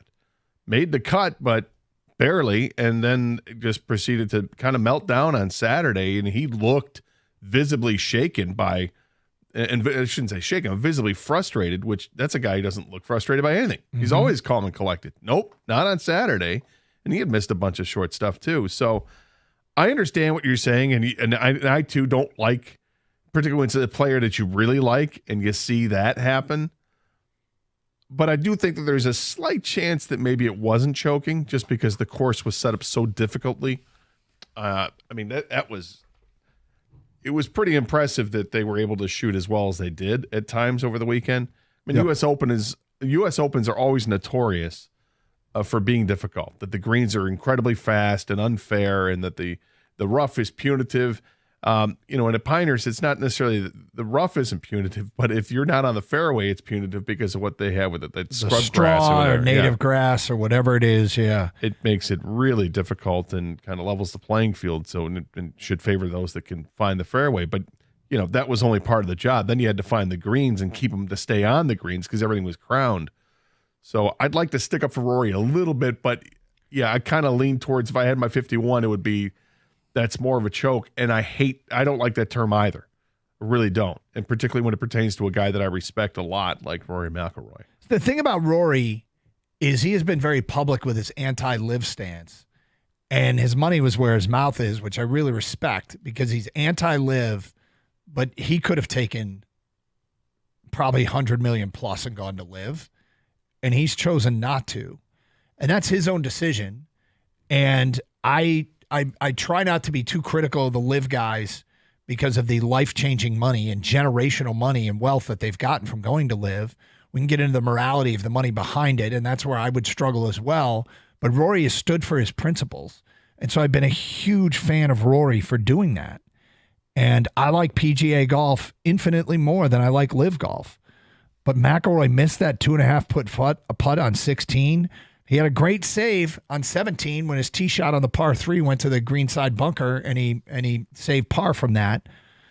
But on 18, here's another thing he did. He had talked about playing boring golf all week, and apparently he'd been hitting a ball off 18 with a 3-wood, and he pulled out driver on Sunday.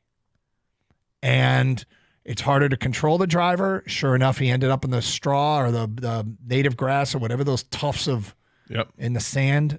Scrub grass, I think you called it, and it led to a bogey on 18. Why did he hit driver? He hit 3-wood the previous day. That seems, like he kind of lost it in the moment. You know, his whole idea of you got to play boring golf here. And there's so many aspects of this. This is a golf, okay, in terms, golf tragedy, but there's so many different layers to this.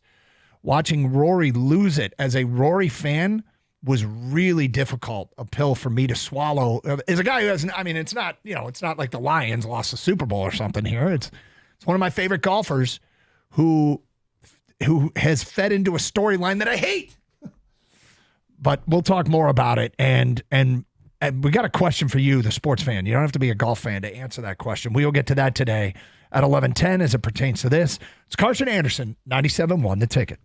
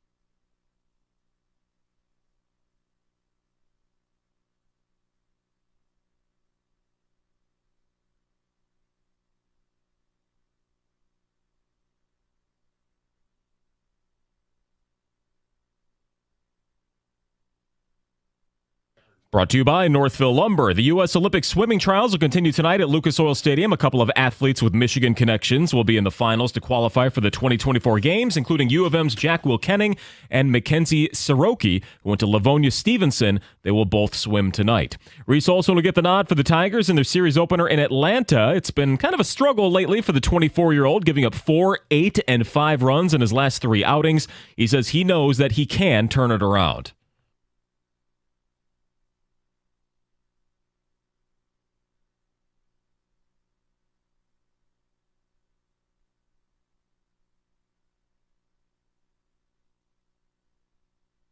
Yeah, also slated to hurl in the ATL are Casey Mize and Tarek Skubal. Detroit would need a sweep to get their record back to 500 when they return home to Comerica Park. Up in Harbor Springs, the 113th Michigan Amateur Golf Championship gets underway today at the Heather at Boyne Resorts. Last year's champion was August Meekhoff of Eastmanville, who is not in this year's field. And the Celtics will try to win the NBA title on their own floor tonight. Game 5 of the finals goes from Boston at 8:30 after losing by nearly 40 points in Dallas before the weekend. From the Corewell Health Sports Desk, I'm Chris Villar. For more, go to 97.1 The Ticket and Odyssey.com.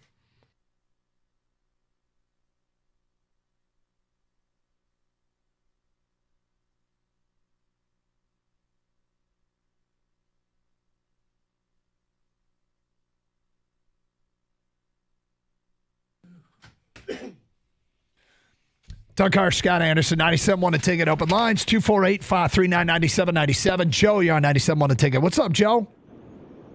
Hey, guys. How are you today? Great. How are you? Great. I'm wonderful. Champ and Chump.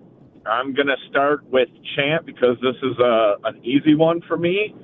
The boys Northville baseball team winning the state title over the number one team. Congratulations to them. It beat Brother Rice, is that correct? That is correct, sir. And yes. you have a tie-in at all to Northville, or just a fan? I live in Livonia, so I'm a neighbor. But my son went to Brighton High School, and we're quite the competitors with Northville and Livonia schools. So, okay. Just gonna give him a shout out because I'm a neighbor. Gotcha. All right. Congratulations to Northville. And my chump is the Florida Panthers. I believe in my heart that they absolutely dove in that game and choked and didn't have any care in the world that they were going to win. And I think Gary Bettman had something to do with it because they didn't want the cup raised in Canada. And I just think that it was an embarrassment because they literally have dominated that team in the first three games. And to lose 8-1, it was repulsive to watch. Well, I would say that I don't think that they dominated the first three games. They won the first three games. I don't think they dominated game one. I think Edmonton did, and Edmonton ran into Bobrovsky, and he was amazing. I think what happened in game 4 was Edmonton got off to a great start, put the puck in the net, and then maybe you could see Florida just give up at some point. But I don't think they completely laid down until later in the contest. After our previous segment, the last thing I would do is call what Florida did choking. Do I think they possibly laid down and didn't give their best effort after the start? Yes. Same thing with Boston against Dallas. I think that they felt like we've got a safety net here. Let's just finish this one off, get out of here, go home and win the Stanley Cup. I hope it comes back to Burnham. It'd be great theater. But I do not think there was anything about that was choking. By my definition of a sports choke, which we just laid out with as it pertains to Rory.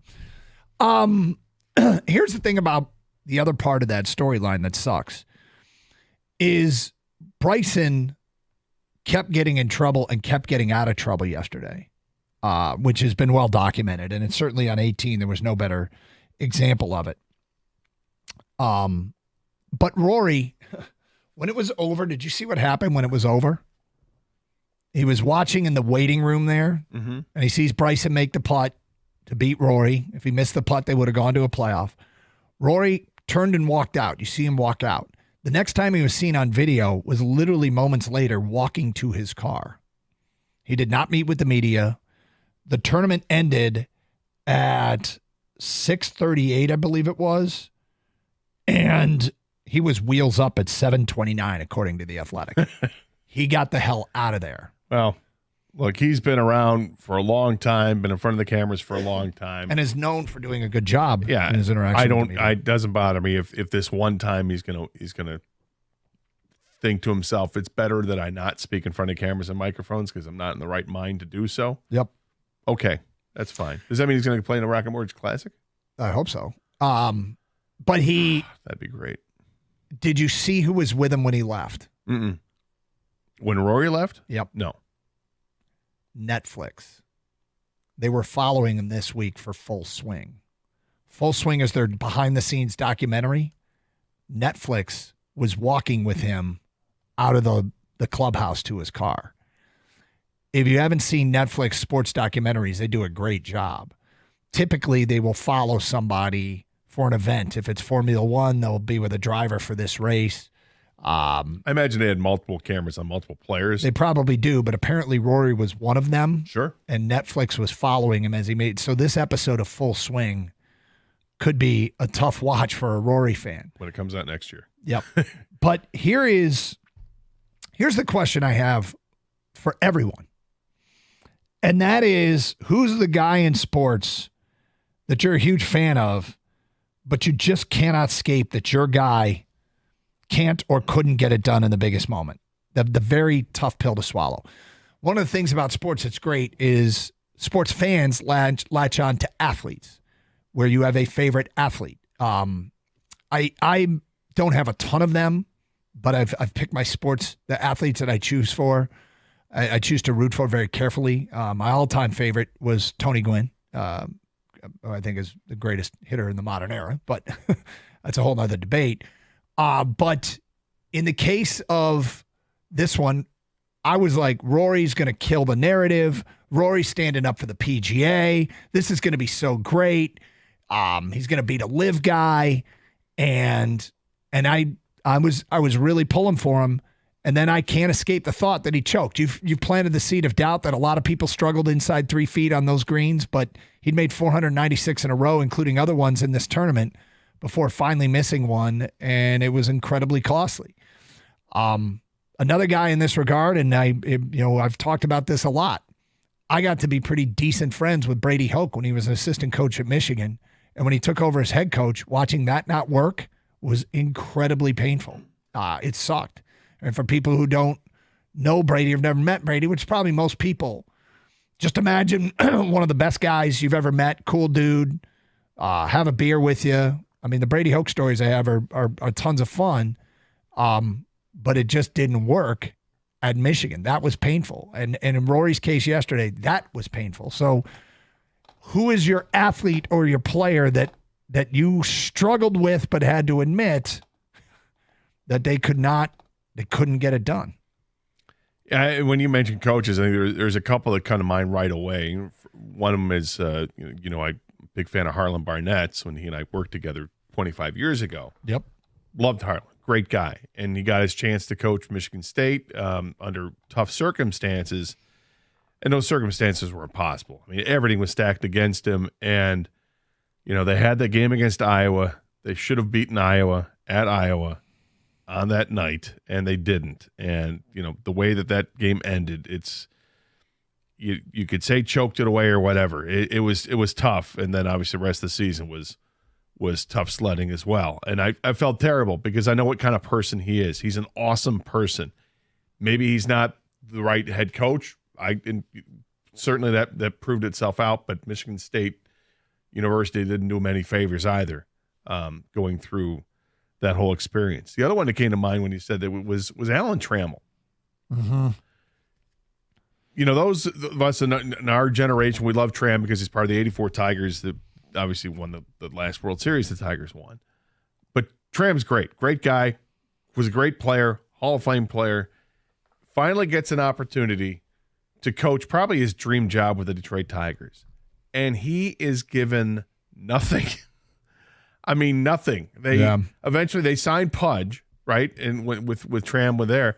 And Tram and Pudge don't really get along. Pudge wasn't necessarily listening.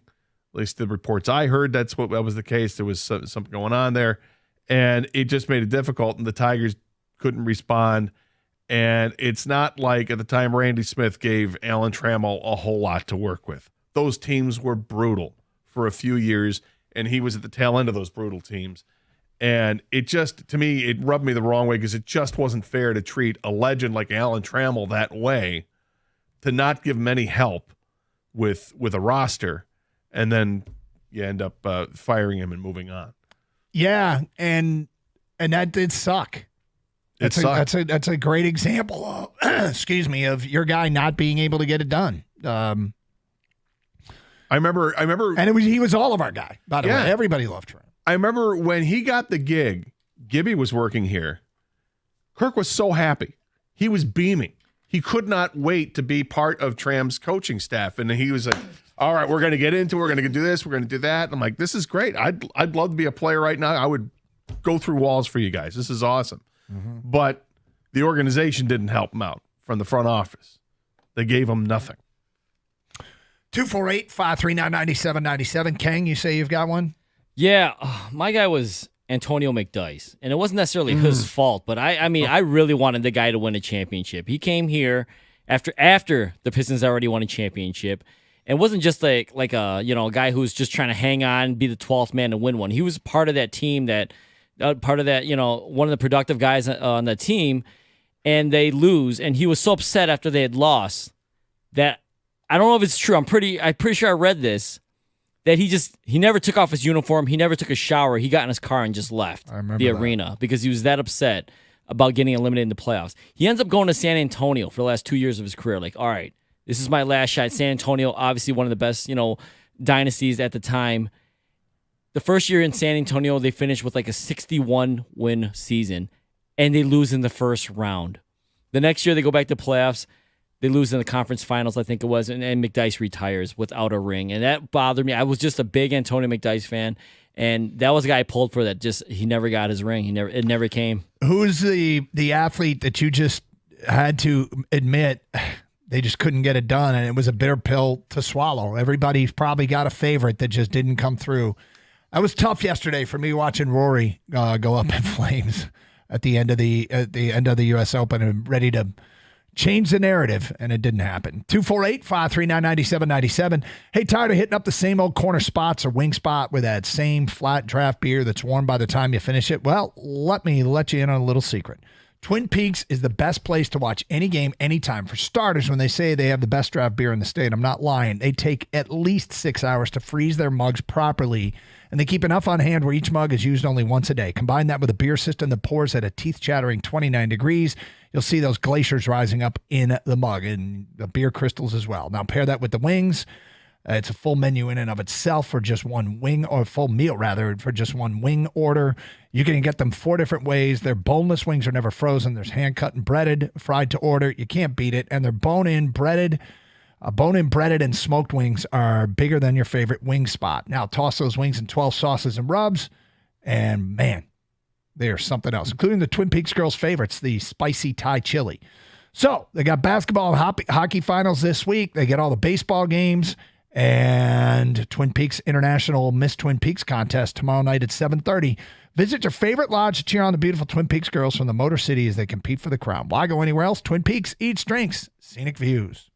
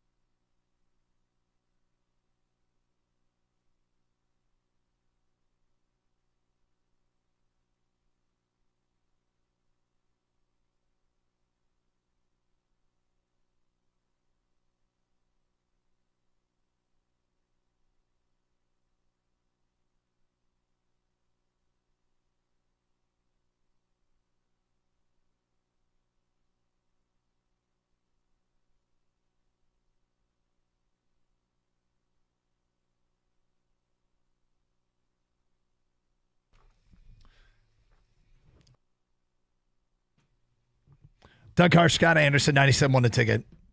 A bunch of Champ and Chump votes coming in. Champ Doug Karsh, thank you.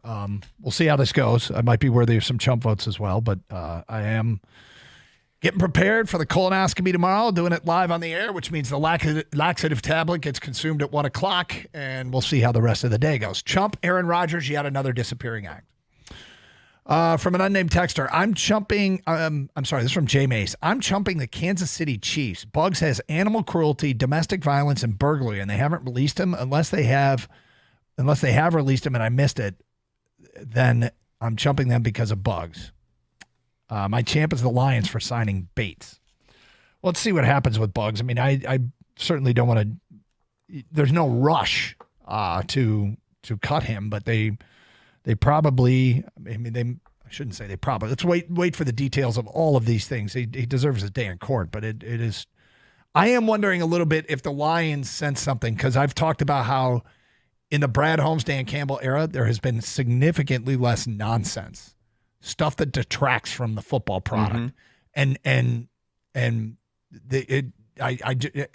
a player is released and goes somewhere else and is having a repeated problem, I wonder if our team saw it coming and said, we don't want any part of this dude. Yeah, I don't know, but he was very good for the Lions in doing what he did. He was a run stuffer, and he gave him some good games. But he deserves a day to defend himself for sure. Rich in a truck says, my champ is Bryson DeChambeau for autographing the hat of the handicapped kid between holes 10 and 11 in his final round. Chump, the fake GoFundMe page is pure dirtbags. Champ and Chump for the week. This is from Kevin in Rochester. My champ is Bryson. I used to dislike him, but he's grown on me over the last 3 years. Chump Rory. To not even wait to congratulate Bryson after his win is poor sportsmanship. His plane was in the air before Bryson did his presser. Yeah, it's kind of weird. Rory's been so good with the media, but I'm going to grant him a little bit of grace on this one, because man, that label that he thought he was going to just blow it up, he then fed right into it, and that's what's got us talking about who's the guy that you wanted to see get it done so bad that you were a fan of, and then you just had that bitter pill to swallow to realize they weren't going to. Imagine the pressure, because what happened with Rory when he just leaves, right? He's obviously frustrated and pissed beyond belief, and that he missed a couple of short ones and it cost him. But the pressure to win is heavy, and he just takes off. And then if you watch the emotional release that Bryson DeChambeau had on 18 once he drained the putt, it was like over the top and excessive. But it's also, you can understand everything that's pent up within him, being a live golfer, trying desperately to get back in the good graces of golf fans, obviously, because he's been working on his image for a while now, and everyone talking about how he's changed it over the weekend. You made him your champ, part of that reasoning. Yep. It's it's interesting how guys react to that and athletes react to that. But Bryson's reaction in particular, I was like, wow, all right, settle down. But then as time goes on, understand what's going on behind the scenes. It has to be amazingly satisfying to come out on top in that situation when you're trying to win people over. You'll always have those that won't, because you abandoned ship and went to live, even though, who knows, in 6 months or a year or whatever the case is, you'll all be back together because of the merger. But, for right now, those guys are still wearing the black hats. 248-539-9797. More feedback coming into the Carson Anderson inbox. Champ, Tigers, season's over. Not enough juice in this lineup. Chump, DeChambeau, the bunker shot on 18 was epic. We will talk about the Tigers a little bit more later in the show, and I understand people's frustration. It's the season over. It's teetering a bit. My intensity of viewing and scoreboard watching and standings, looking at the standings, is starting to slide a little bit here, and understandably so. Regarding athletes and people in sports that just couldn't get it done, and it was tough to face that fact. For an unnamed texter writes in, for me, it's Miguel Cabrera and Jim Leland. I loved a lot of guys on those teams, but what it would have meant to Jim Leland and how good and how much Miggy loved playing are why they stick out the most to me. Yeah, and both of those guys had already won a World Series. But I get it. I'm with you on that. I was thinking of those two Tiger teams that went to the World Series and didn't get it done, and that certainly feels that way. The whole PFP, pitcher fielding practice thing, that just wasn't working out for him in the World Series, and that cost him in large part. And Miguel, how about Justin Verlander getting through the the divisional series and even wild card? He's lights out, fantastic. Mm-hmm. But when he gets to the World Series, he was completely hittable and nowhere near the same pitcher he was, even though he's got, accolades and awards. But that's another one, kind of just didn't get it done here, did you? See, those type of nominees or whatever people are texting in with, to me, maybe it's because I feel more bad about it for me because we didn't get it done. We didn't get a championship. But Verlander goes and wins somewhere else. Matt Stafford goes and wins somewhere else. Miguel Cabrera and Jim Leland had won a World Series already. So as much as I'd wanted to see them do it here, I'm more sad for me because I didn't experience it. You know what I mean? So I'm not feeling as bad for Verlander or those guys because they went out and did it somewhere else. We still were left with nothing. Yeah, that's irritating now. Yeah, right? That way. All right, another one here. One of my favorite athletes who struggled when it mattered most was Greg Maddux. I love watching him pitch. He was so smart, but when it came to playoff time, he just couldn't dominate the way you'd expect a superstar to dominate when the lights got the biggest. Dan Marino is my guy. I always loved to watch him play. Big Dolphin fan in the 80s and 90s. I thought for sure he'd win a Super Bowl. Never even got back to one after his second year. Broke all kinds of records at the time, but no Super Bowl win. That's from John in Sterling Heights. Yeah, Marino's one. Dan Fouts for me was the other one. I loved Dan Fouts. I mean, put up ridiculous Mickey Mouse numbers before anybody else was doing it, but his team defensively was so bad. They had amazing players in the defensive line and had nothing beyond it. And that epic game against Miami in the wild card or the division, I guess, and then they play for the championship the following week. And what a difference they're playing in minus 30-degree temperatures in Cincinnati, and it takes away anything that San Diego had because they were a passing team. Scott writes in, my guy that ended up not quite, was Monty Teo. First, there was the Alabama blowout. Then the story broke. That was bad. Yeah, the Manti Te'o story, I voted for him on my Heisman ballot. And that was before the Alabama game in which they just got annihilated. I don't know how much. I don't remember him being super exposed in that game. But then, the story just made it all seem incredibly silly and ridiculous. 248-539-9797. I'm still not sure what I believe in that story. If I believe, because initially I was like, there's no way he couldn't have known. And then you watch was it a Netflix special they had? Yeah. And after watching that, I'm like, maybe he really didn't know. Remember, he was part of the production crew. He was true. Yeah, he was telling his side of the story. Yeah, well, I mean, why not get your side of the story out there if you're made to look like an idiot? And you're like, that's not what happened. Here's what happened. I'll put my money behind it. But after watching it, I'm like, maybe we were too hard on Manti Teo. Does Lene Kakua, is she part of this? What do you mean? Do we feel bad for her? We feel bad for her. Thoughts and prayers. Well, I guess her role in this that part's tragedy always was going to tough. be kind of funny. That's still going to make me laugh a little bit, but I do feel bad for Manti if he was actually duped. I think he was duped, but you're right. We were all extremely hard on him in the very beginning because we found it hard to believe that he would not know. 248-539-9797. Carson Anderson, 97.1 The Ticket. Well, I had a great experience recently. I told you earlier about the service department they have over at Precision Garage Door. They're awesome, right? But when I actually needed to get the doors replaced, when I finally bit the bullet and did that, these guys were amazing. They took the call immediately. They scheduled an appointment right away. They helped me select the perfect door for my house, and they got it installed in no time. The whole crew, John, Jeff, all the guys there were true professionals, and it's not easy finding true professionals right now. Why is Precision great? Because they're available when you want them to be available. They come out on weekends, available at no extra charge. In fact, you can schedule your appointment on their website for a time that works for your schedule. That's awesome. Plus, they offer the industry's leading warranty. So if you want your garage doors done right, do what I did and call Precision Garage Door today, 1-800-DOOR-REPAIR, or visit precisiondoormi.com and schedule an appointment.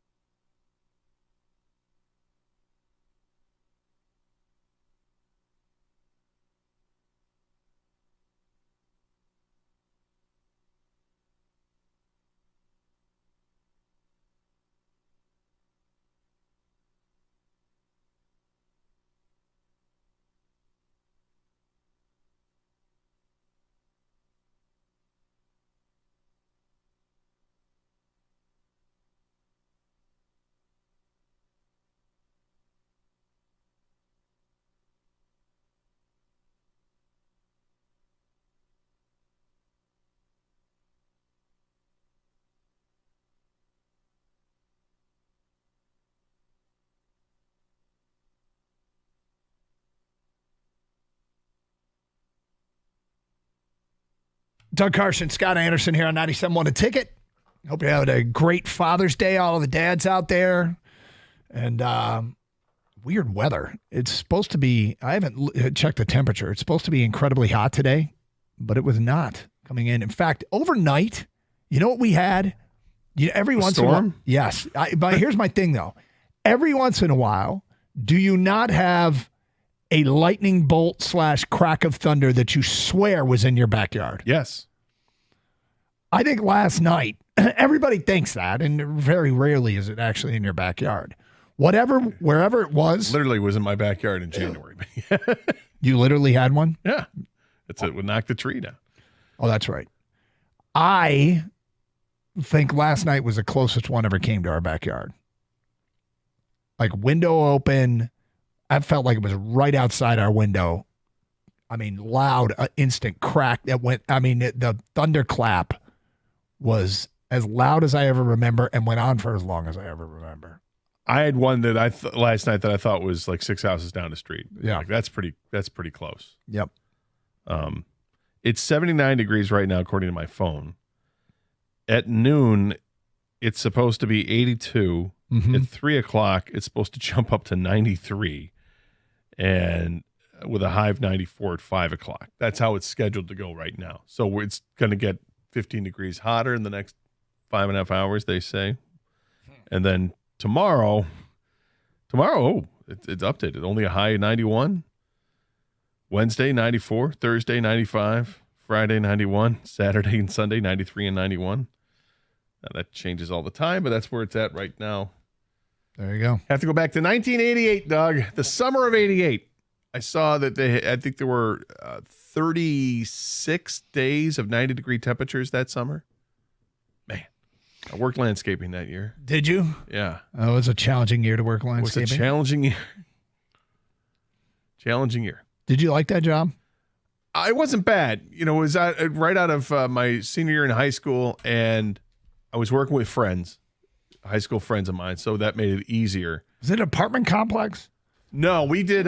It was like a commercial landscaper that had some jobs that were at residences, but it wasn't like lawn mowing. It wasn't that stuff. It was building planter boxes and putting in mulch and putting in sod and stuff like that. And then when they had some commercial jobs, like remember we worked in Mexican Village at a McDonald's in the middle of all this, and it was brutal. Like every day was 95, humid, and the good folks over at McDonald's were like, well, you can come and get drinks, whatever you want. And I think each of us would go through a couple gallons of iced tea. It was unbelievable. So you're like pouring out mulch or whatever at McDonald's or? Wait. We were building planter boxes at McDonald's. How old were you? 18. And you weren't getting McDonald's orange drink? I started, and then I realized that's not going to do me right. So I went with the iced tea. Seemed like it was more watery and better. Mm-hmm. Or we just went with straight water. Yeah. I can't believe you did this for the whole summer. Mm-hmm. I'm surprised, Doug. I mean, I felt like at some point, maybe your friends were like, you just had a really good time with the friends. I did. Because I feel like at some point you'd be like, you know what, I'm out. Like this is too hot. This is crazy, guys. What are we doing? Well, yeah, 18. You don't know any better. It was. I feel like Gator might have known better. Maybe I should have. Yeah, Gator was like, you know what? No, that's a lot of sweat, right? Well, people be careful out there, obviously. Yeah, hydrate. Okay, we were talking about guys that you just had to face facts. Okay, he's feeding into the narrative. Maybe he can't get it done, and that's where I was with Rory yesterday. I'm a Rory. I'm not like a huge. I don't have posters. Okay. Mm-hmm. What about those ones in the cubicle? Those count? Oh, Rory. But I mean, look. I think yesterday, unfortunately, I do think that was a choke. Marty at work says, my guy is Joey Harrington. I loved him with Oregon and was so excited when the Lions drafted him. I always felt Harrington was more of a victim of the franchise ineptitude to give him any help whatsoever from the woeful than the woeful quarterback of the Millen era. That's from Marty at work. Well, they kept giving him receivers. I don't know if they didn't give him help. But here's where I would agree with Joey. I don't think it was the team that did him wrong. I think he had that heart procedure done and he was never the same. He was just starting to come into it. Like he had that big game against, I forget who it was, the Packers, the Rams, or something like that. He had a really nice game. It was a comeback game.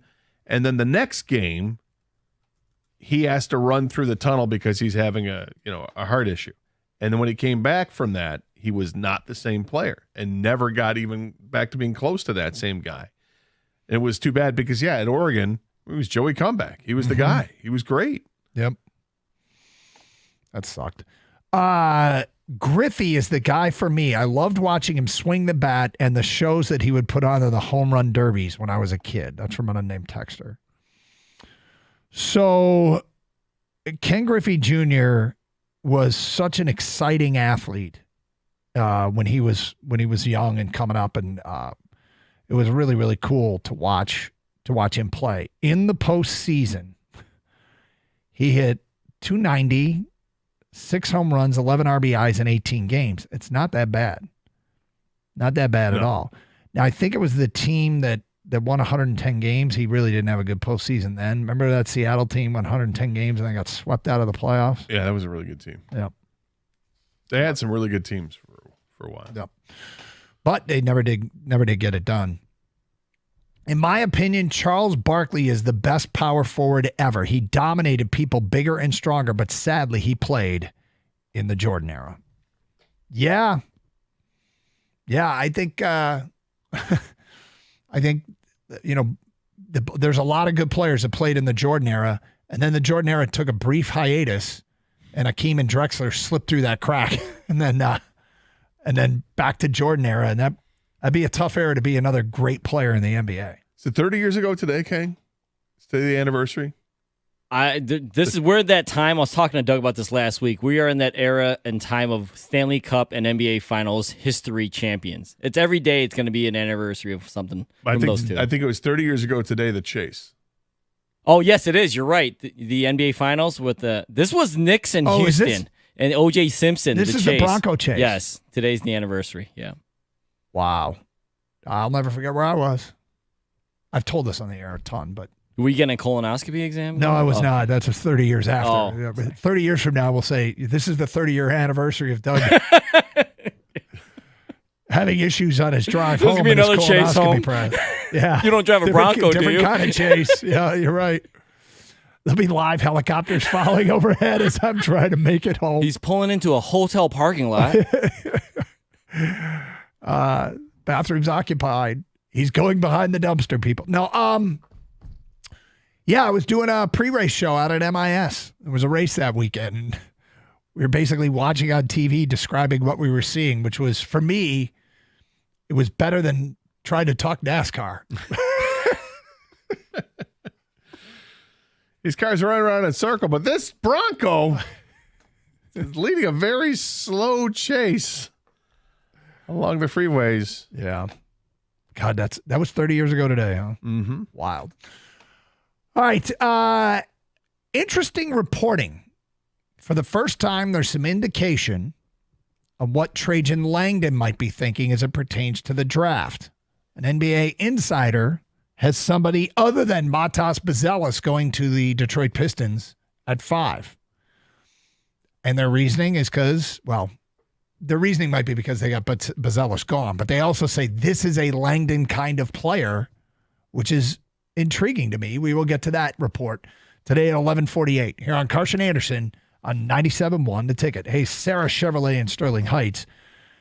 They want you to save some cash this summer with zero down deals coming all month long. Right now, pay no money down on a lease of a new Chevy Trailblazer at $265 a month or an Equinox at just $299 a month. Those are both LS front-wheel drive, and they're 36-month leases with $0 down. Unlock the savings with your GM employee discount and a lease in your household. Don't forget, Sarah Chevrolet Sterling Heights is your #1 volume Chevy dealer in Michigan. That means they have a huge inventory of Silverados, Equinoxes, Blazers, and Trax, hundreds on the ground to choose from. Go to saysarah.com or call 87-SAY-SARAH. Together, let's drive. See dealer for details. Get there fast because all offers end July 1st.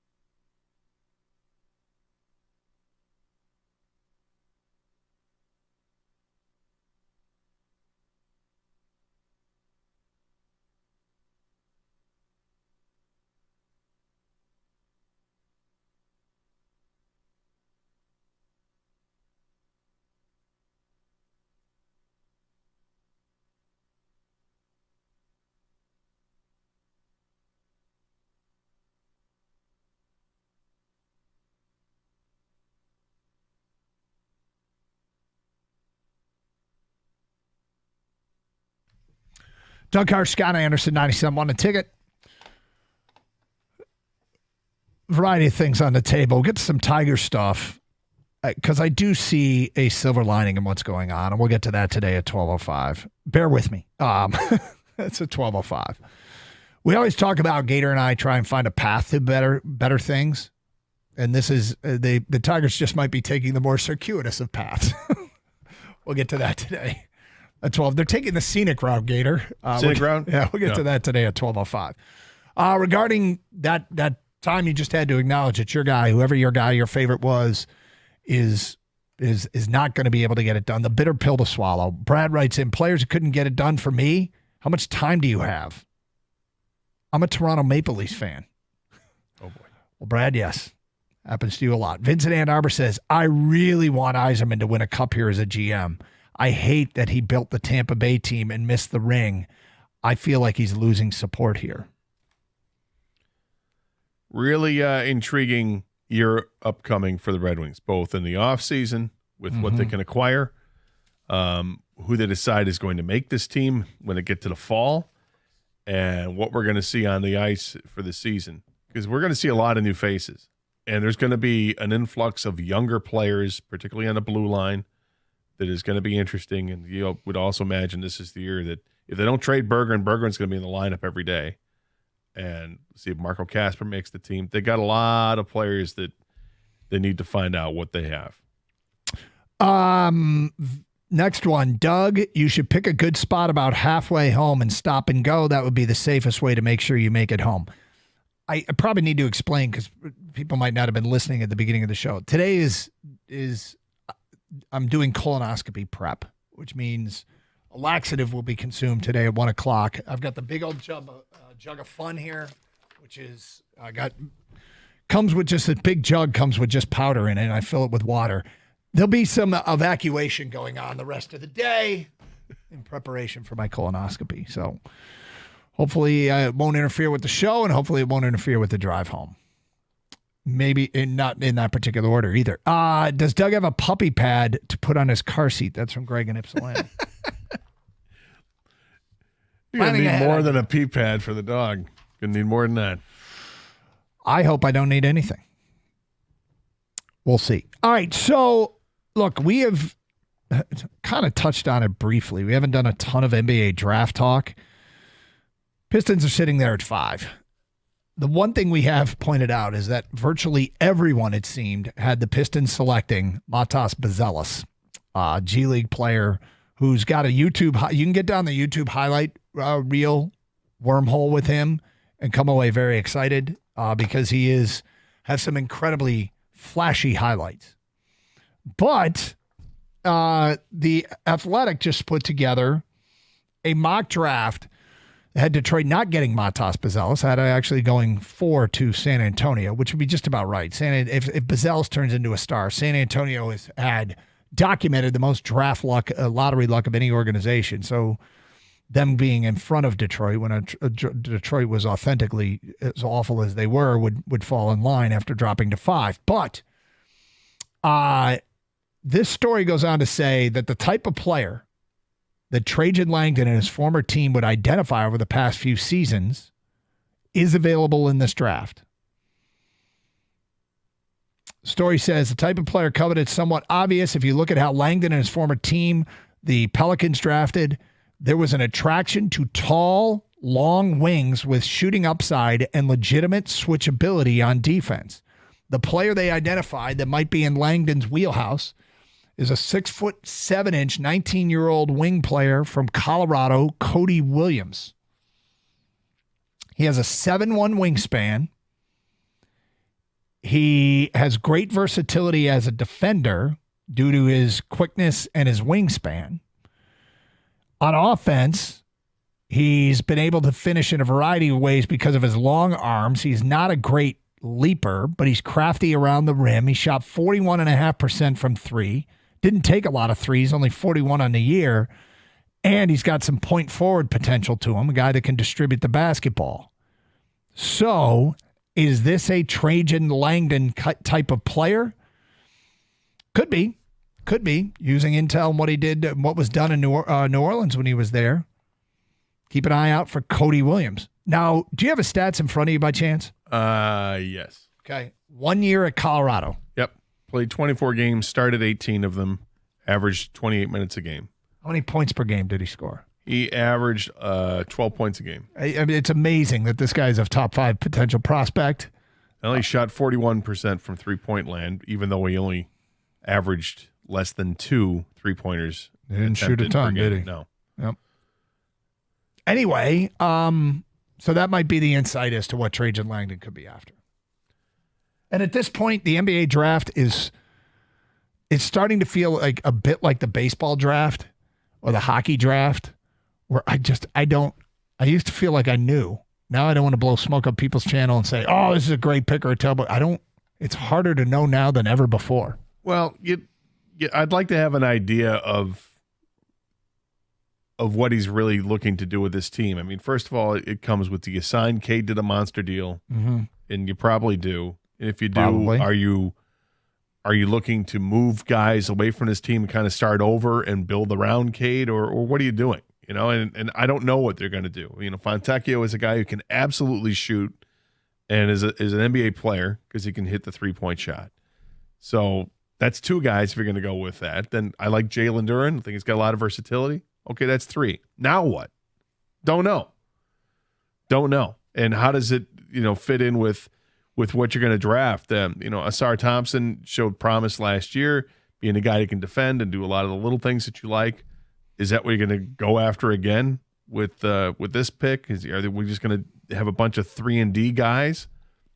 I mean, being better defensively does resonate for sure, but you've got to be able to shoot the basketball more than anything else in this league. And I don't know if they have enough shooters. So you got to find, is it the best shooter you're looking for, or are you looking for the best defender you can find at 5?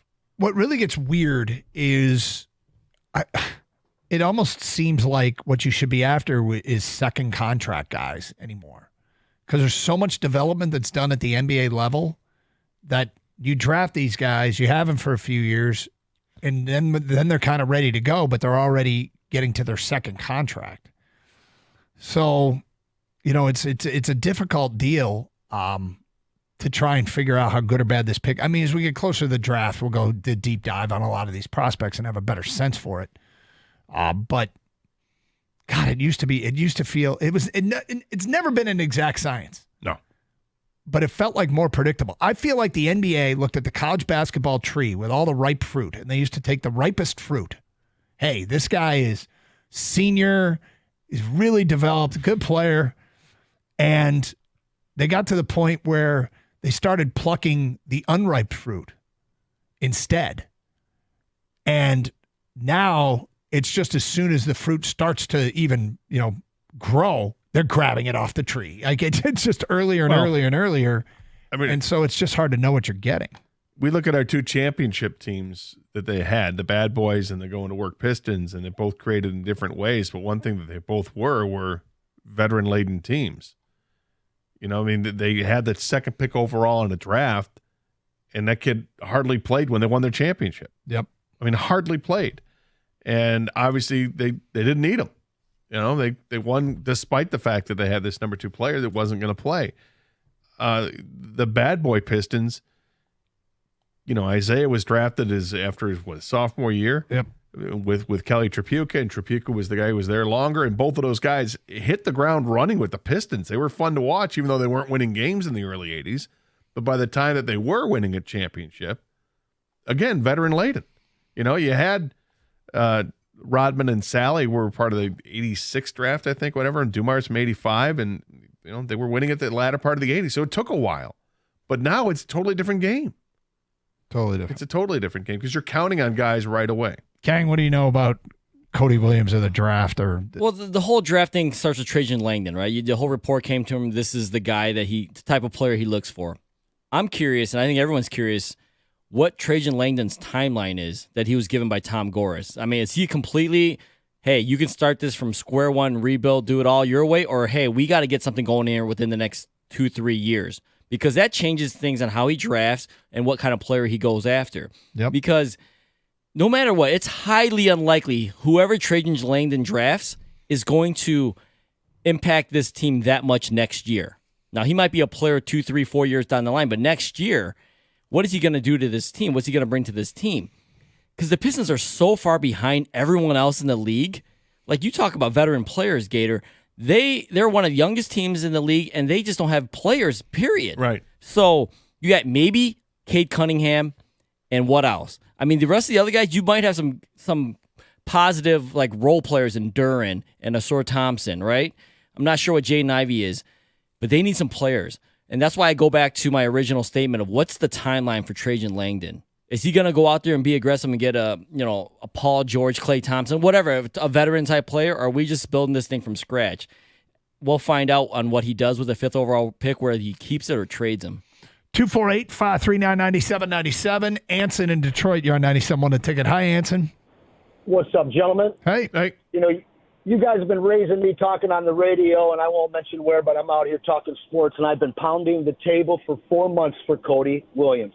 This is Jalen Williams, J-Dub, from OKC's little brother, one of the best two-way players in the NBA. This kid has the same ability. Now, his stocks, his numbers aren't quite there that you'd like to see. Didn't have a tremendous tournament, but this kid's a fantastic outside shooter. He's a smart, cerebral player.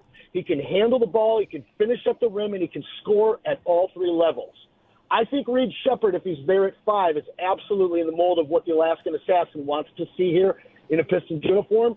I don't think he'll still be there. And if Cody is, if he's not snatched up by San Antonio, it's an absolute gift for the Detroit Pistons. Wow, that's confidence. Hope you're right. 248-539-9797. Chris in Birmingham, you're on 97 on the ticket. Hi, Chris. Hey, I just want to talk about where the Pistons are, and it's interesting because, and I'm loving the conversation, by the way, but Great. The Pistons, they have one good player, and I know, just solidifies in Cade Cunningham, and I would want, as a fan, let's pick up 3 starters in free agency. Let's pick up, I know everyone hates Tobias Harris. Maybe you get lucky with an Ingram trade, but let's get maybe a Malik Monk, but a lineup of okay veterans, at least we can see where Cade's at, and it'll be fun to watch. I mean, putting a lineup of Cade, Malik Monk, Tobias Harris, and Duran, okay, that's way better than what we've had. Am I wrong in that? Yeah, I mean, the question is, do you want to go young and build for a super team eventually, or do you want to just get better now, even if there are some aging veterans? And that goes back to what Kang said, the timeline. Well, they've got money to spend. I hate to say this. I'm going to say something on Duck for Cover. We're going to have to be patient. Oh, boy. Everybody hates that. Well, nothing's going to happen overnight. No. That's the problem, because you need superstars in order for that to happen. And they don't have superstars. And they're not going to get a superstar in free agency. 248-539-9797. Got some Tiger stuff we will get to. Look, it's the long, circuitous, perhaps scenic route to get to a better place, but can they get there? That's the question. We'll explain today at 12:05 here on 97.1.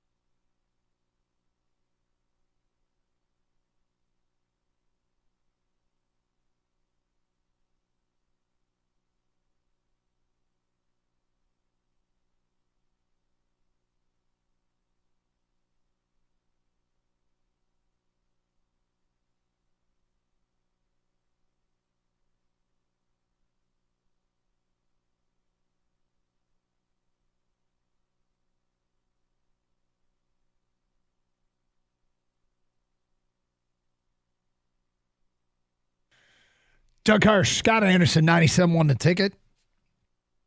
Hope you're doing well on this Monday. Hope all the dads had a great Father's Day. Speaking of which, guys, it's important to get the colonoscopy done, which is why we have talked about it a lot on the air, and I've got another one scheduled for tomorrow. When we lost Jamie, we lost a incredible friend and talent here at the station. A few years ago, I had a colonoscopy, and we did the prep work live on the air. I was at home doing the show. Today, I'm in the office. The first laxative tablet gets taken today at 1 o'clock. It could lead to a dicey 1 o'clock hour here in the program.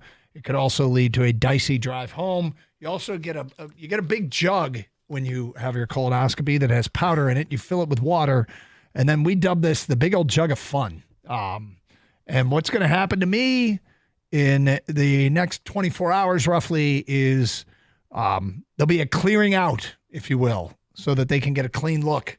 Yes, indeed, up there. Now, as we've told you in the past, it's not painful. It's not uncomfortable. Not at all. They will.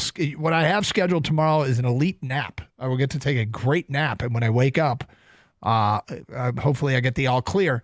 I have to do this more frequently than others because they found a polyp the last time around, and I walked out, and my dad, who's healthy and in his 80s, said to me at the time, "Welcome to the polyp club." So here we go. I get to do these more frequently.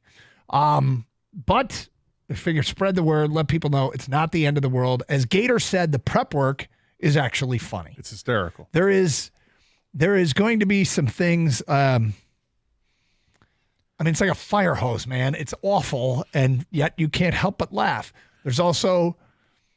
There can be gas.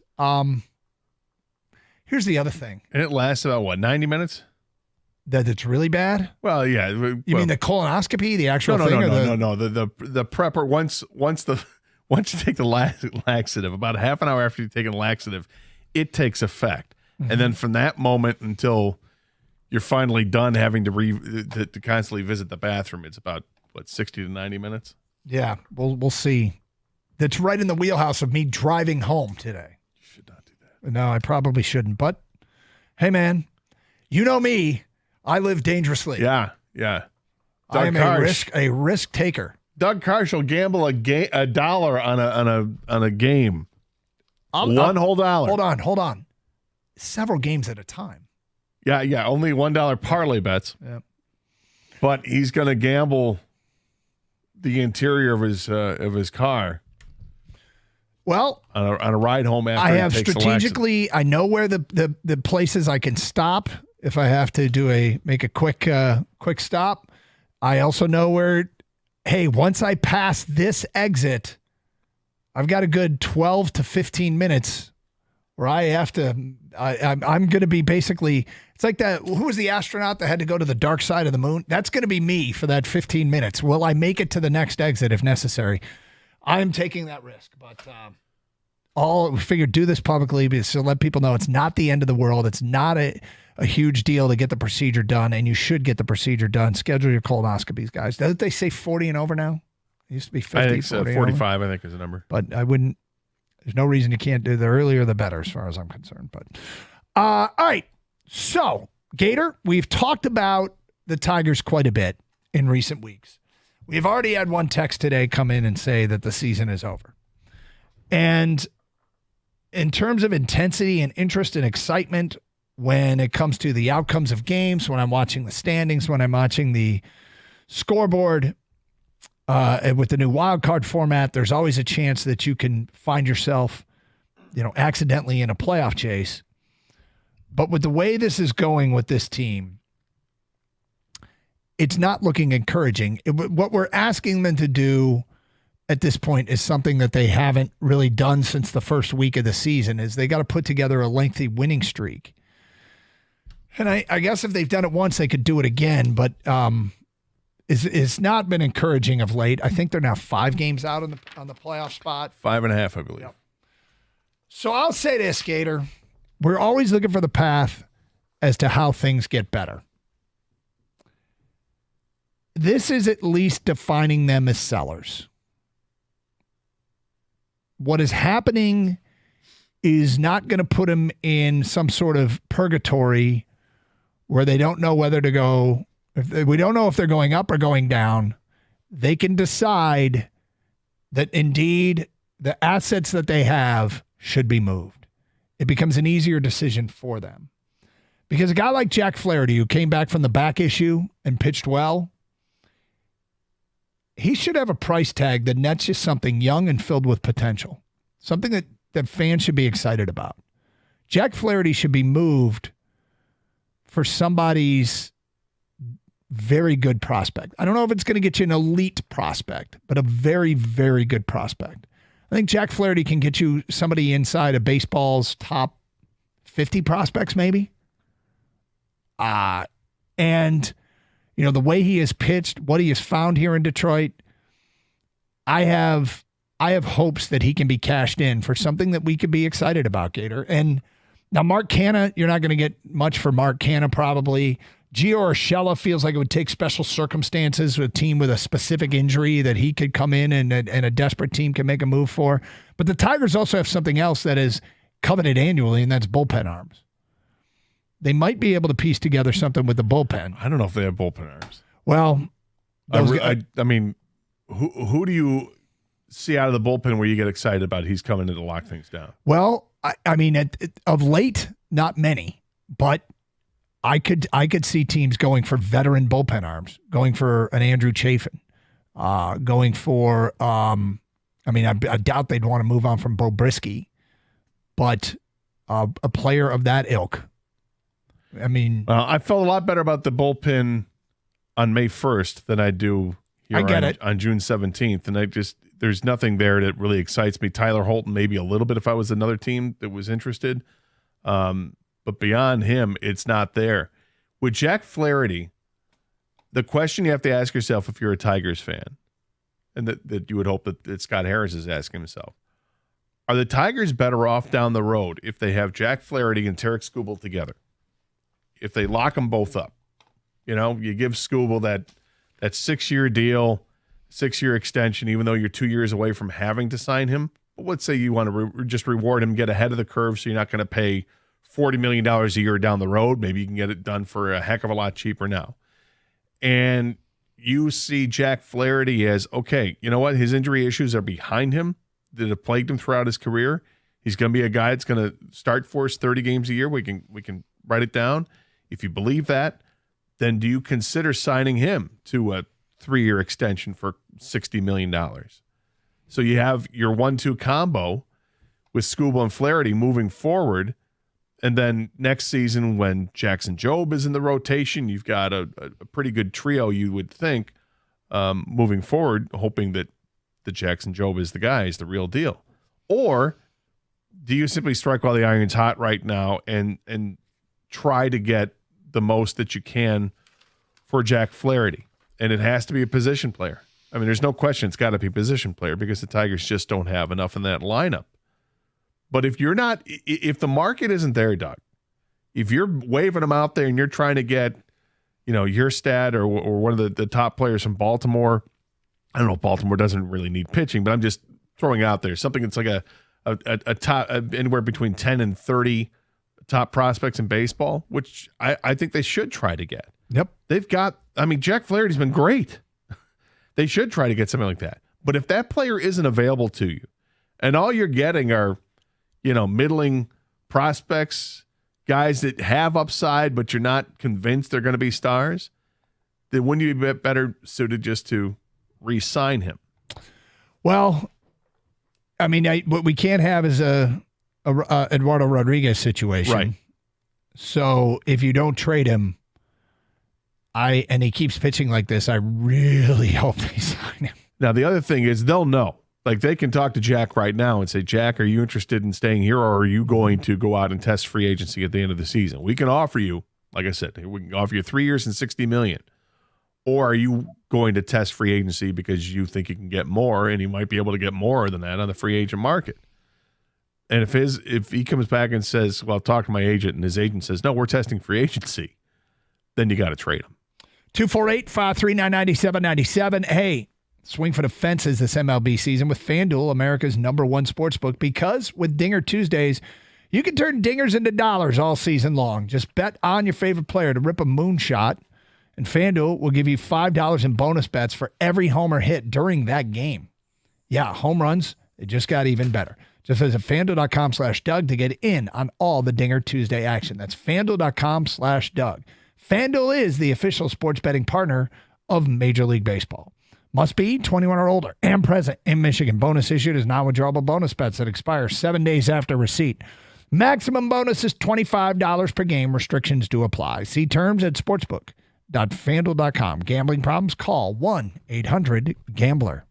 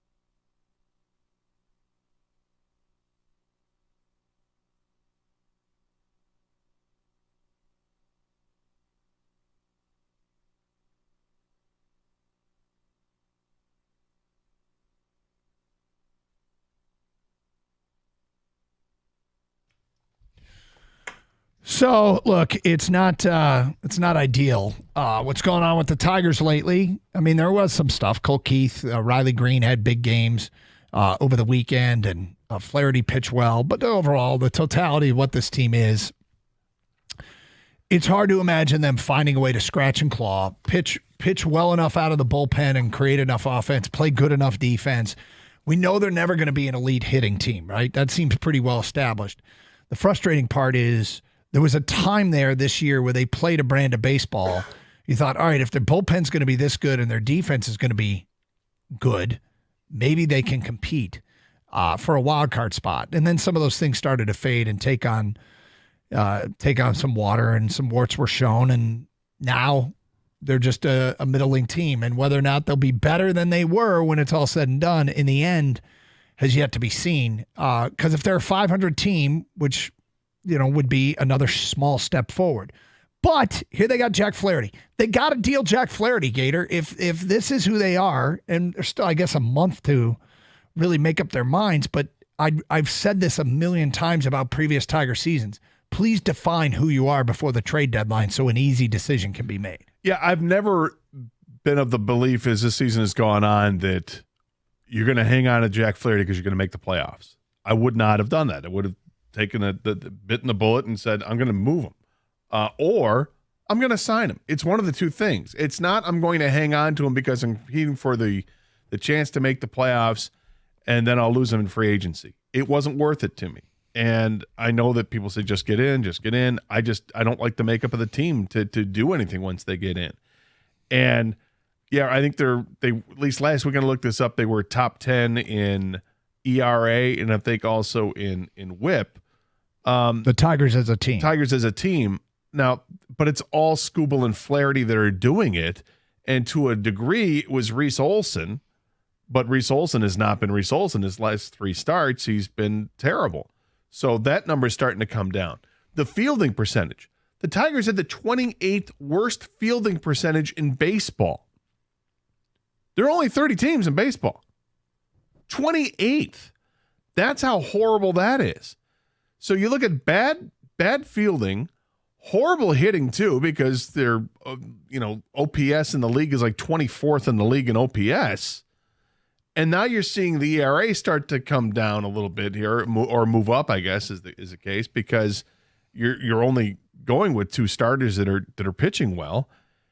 It's not a well-constructed team right now. The guys they're not delivering when you want them to deliver. There's not enough to get excited about. I'm watching a game Saturday, and I'm like, wow, they're scoring a lot of runs. A lot of guys are having big days. And the upside was it was the young players that were having the big days. Green, it was Keith. Perez. It was Colt Keith. Did Perez have 4 hits? Didn't he finish? Wasn't it a 4-hit game? And obviously Riley Green had his monster day with 6 RBIs and 2 home runs. And it was nice to see that, right? But it was fleeting. It was the only thing they did all weekend. They did nothing. They got shut out on Friday night, and they get no hit through 7 innings yesterday and come up with 3 hits in the game on 1 run yesterday when all was said and done. And when you see flashes like that, I think a lot of times you'll say, okay, they've shown flashes. That means there's potential there. But because the Tigers have been so bad offensively all season long, I heard Birchie say last night on Sportsworks, I think they played 17 games this year where they've scored 1 run or fewer. 17. So it's not about it's more of being a flash as opposed to being potentially I guess good. The one area I disagree with you is I think making the playoffs would be worth it because I'd love to take these 3 top pitchers into a postseason series. But if they do that, that's implying that Reese Olson and Jack Flaherty and Tarek Skubal, they'd have to dominate to the end of the year to even give themselves a shot. But with that said, no, it's suboptimal to lose Flaherty for nothing. And I would think if you are going to go for it this year and you haven't, and you get to the trade deadline and you can't swing the trade and you keep him and you make the playoffs, you're trying desperately to bring him back. But at this point, I don't see them. It seems unlikely that they'll piece together enough wins. I don't want to say never, but it seems unlikely that they'll piece together enough wins to get the job done. Okay. Both the Mavericks and the Oilers blew out their respective opponents in Game 4. It's kind of weird how these series have paralleled one another, with the NBA Finals, Boston going up 3-0 before Dallas just housed them in a Game 4. Florida goes up 3-0, and Edmonton puts an 8 spot up on them in Game 4. Now they both go to Game 5 situations. Does either raise your intrigue if the team with 1 win wins tonight? Does either draw you back in just as far as passing fan interest? Well, they're playing at separate nights. Edmonton will play tomorrow. Yeah, sorry, that's right. Yeah. It's okay. But just for point of reference here, I don't know. I don't think I don't see Dallas as having the team that's going to compete enough with Boston, and the series goes back to Boston, right? Mm-hmm. I have a hard time thinking Boston's not going to win it tonight. With Edmonton, because Edmonton has outplayed Florida at times in other games, and then they finally break through and they score the 8 goals, and I don't think they should have had 8, but look, if they broke through and scored 4 and won the game 4-1, that's enough, right? I think that's a team that still has a chance to win at least another game. But you look at what they've done in this series, McDavid and Draisaitl still only have, I think, 1 goal in this series. And I think when you throw Hyman in the mix, I think he still only has, between the 3 of them, it's just 1 goal. Now, they're all racking up assists, but you got to start seeing some goal scoring from those guys. And I think Connor McDavid just set the record for most assists in the playoffs for the Edmonton Oilers. Right. It's a team that had Wayne Gretzky. Right. I mean, that's pretty impressive. So I feel like the Edmonton was skating like a team that felt like they were up against the hot goalie and were trying to be too fine. And if I'm in Edmonton right now, I'm building the case around we've broken down the facade. Bobrovsky is beatable. And we beat him like a rented mule. So I would try and instill some confidence to get back to just playing your game and hope that you have defeated, at least your team will play like they're not going up against the impenetrable wall. Even though it's only 1 game, that's what you got to feed off of, right? He's not impenetrable. So keep an eye on him. We'll see. Kang, you have any hope on it in any front? I would lean towards Edmonton having a better shot than the Mavericks. Yeah. Do you guys know the point differential for the 2 series because of the blowouts the last game? The Mavs actually have a plus point differential in the whole entire series because they won game 4 by so much. Hilarious. And the Oilers versus Panthers are even because of the 8-1 score as far as goal differential. That's wild. Yeah. So, but with that being said, I think McDavid has got to score more goals. I mean, the assists are up there like crazy, like Gator mentioned, but I think if you break down that goalie, if the goalie's no longer hot, if he's, for whatever reason it is, they've got that shot. I think for the Mavs to break down the Celtics, 3 more times, the entire team, by the way, not just like Tatum or Brown, or without Porzingis, I think it's much more difficult. I imagine I think the Celtics are going to close it out tonight, and with the hockey, I think just 1 more game. I feel like gets interesting. Home ice matters less than home court, in my opinion. So, another reason why Edmonton seems like the more likely of teams to perk my interest. But hey, we have got a football-related draft we will get to, not a mock draft. We'll get to that today at 12:35 here on Carson Anderson on 97.1 The Ticket. I can't find a car dealerships open on Saturdays. I know it's difficult. Well, here's one that's open. Sarah Chevrolet in Southfield. They're here for you open every Saturday for sales and service. Servicing your car? Well, they've got loaner vehicles available to keep you on the move. And the service technicians, they work in an air-conditioned environment, which means that there's no more sweating in the hot box. They're happier. They can focus on your car, and that's what's most important. And if you're looking for a new Chevy, Sarah Chevrolet Southfield has one of the largest selections of new vehicles in Southeast Michigan. With over 60 new demos available for sale, you can purchase a new vehicle for thousands less than employee pricing. Not eligible for employee pricing? Sarah Chevrolet Southfield has you covered. All new 2024 Trax will be sold at employee pricing for everyone. Sarah Chevrolet Southfield proudly offers one of the best selections of used vehicles in the state. They're always giving you the most for your trade. So go see the Sarah Chevrolet Southfield team today. They're right there at Telegraph and 696, and they're going to make a deal that you just cannot resist. Sarah Chevrolet Southfield, where unbeatable service meets exceptional selection, open every Saturday just for you.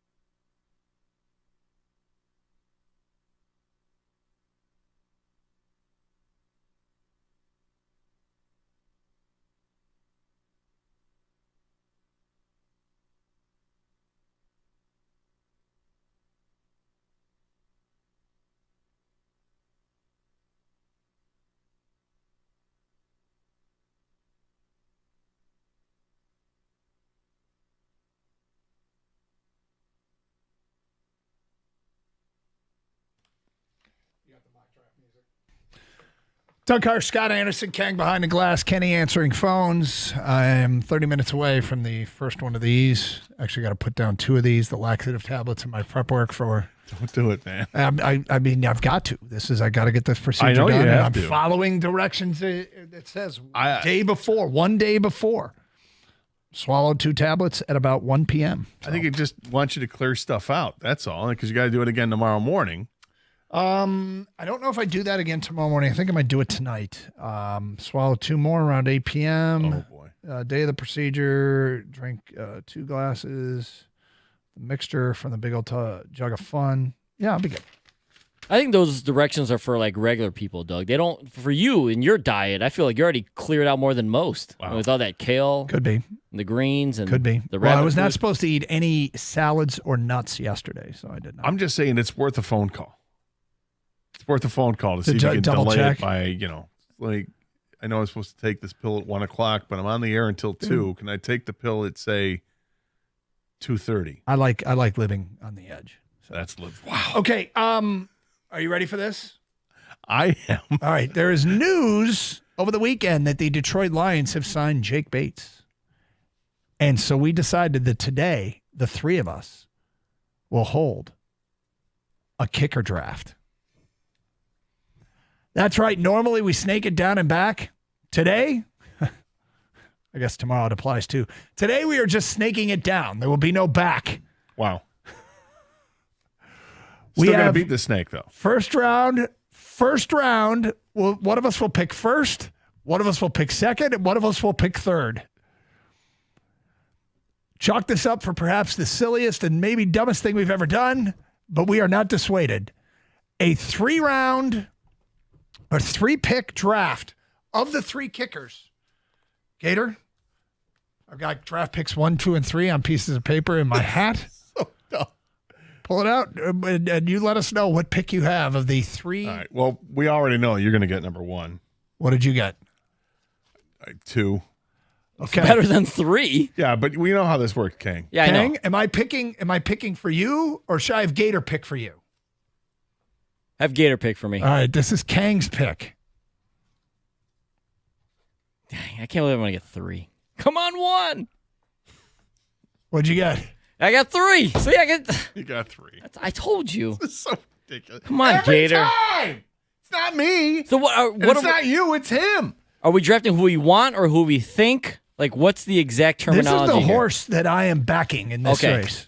All right. So I guess that's who I think is going to be their kicker. Okay, how does this have anything to do with me? You selected Whatever, all dude. 3 draft spots. Yeah, it's just and a you magnet. gave me. You wait, just have the. I you don't pulled know. the number 2 for yourself. You pulled the number 3 for Kang, which leaves. That's right.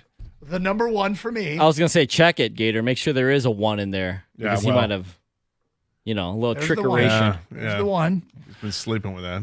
All right. So I have the first pick of the kicker draft. So there's Jake Bates. There's the incumbent, Michael Badgley. And then there is the rookie out of Michigan, James Turner. With the first pick of the 2024 Detroit Lions summer kicker draft, the pick is in. I select James Turner from Michigan. 18 of 21, which was 86% at Michigan. Badgley last year was 87% with the Lions. And Turner was 3 of 4 from beyond 50. So I think he showed an accuracy inside of 50, and he showed leg strength and was one of the top talks of minicamp. So with the first pick, I'm taking James Turner from Michigan. Have you seen how awful his profile picture is on ESPN? I have not. I think it's worth taking a look at that. And your pick is in.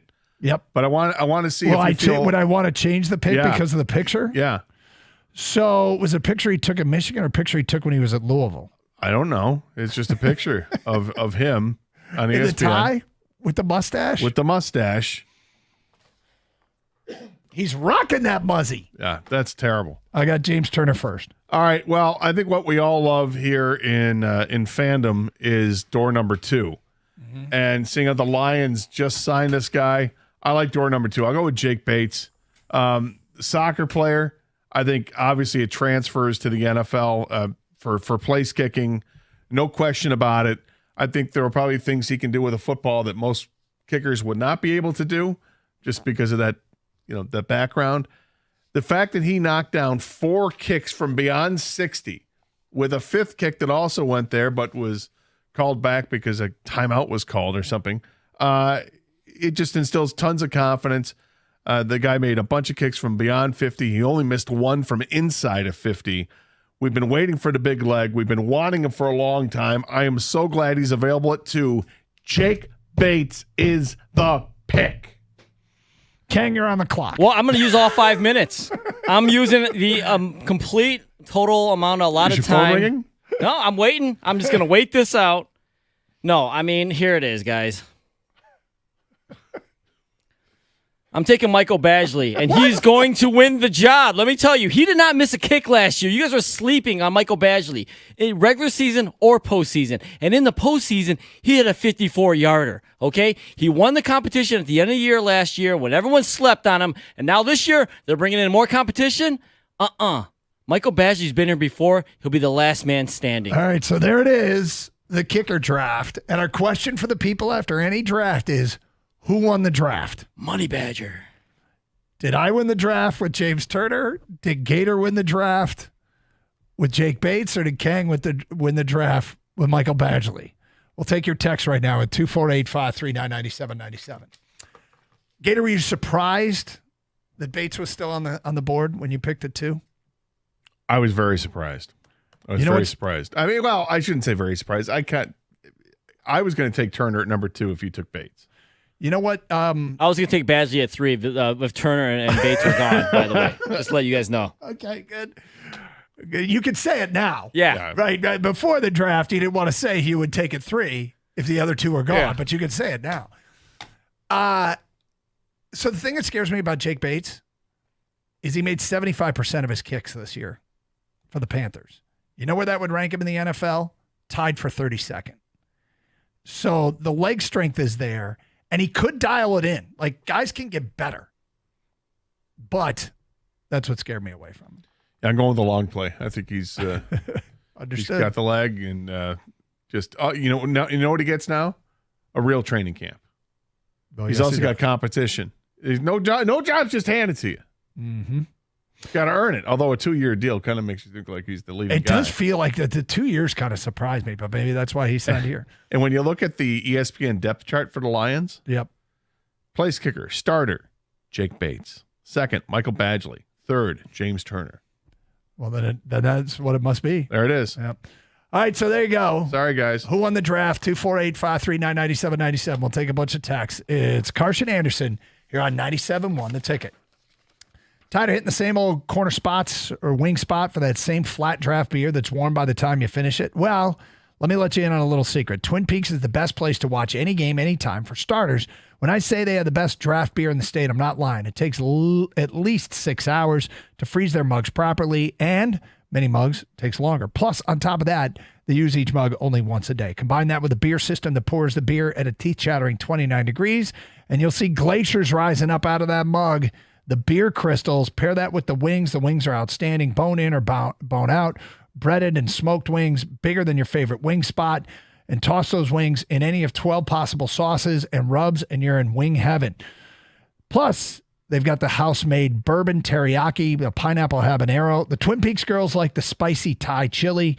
Stop by anytime this week for baseball games. They carry them, basketball and hockey finals. And don't forget to clear your schedule tomorrow night for the 2024 Miss Twin Peaks International Contest, which takes place at 7:30. Visit your favorite lodge to cheer on the beautiful Twin Peaks girls from the Motor City as they compete for the crown. Why go anywhere else? To find a location nearest you, go to twinpeaksrestaurant.com. Twin Peaks, eats, drinks, scenic views.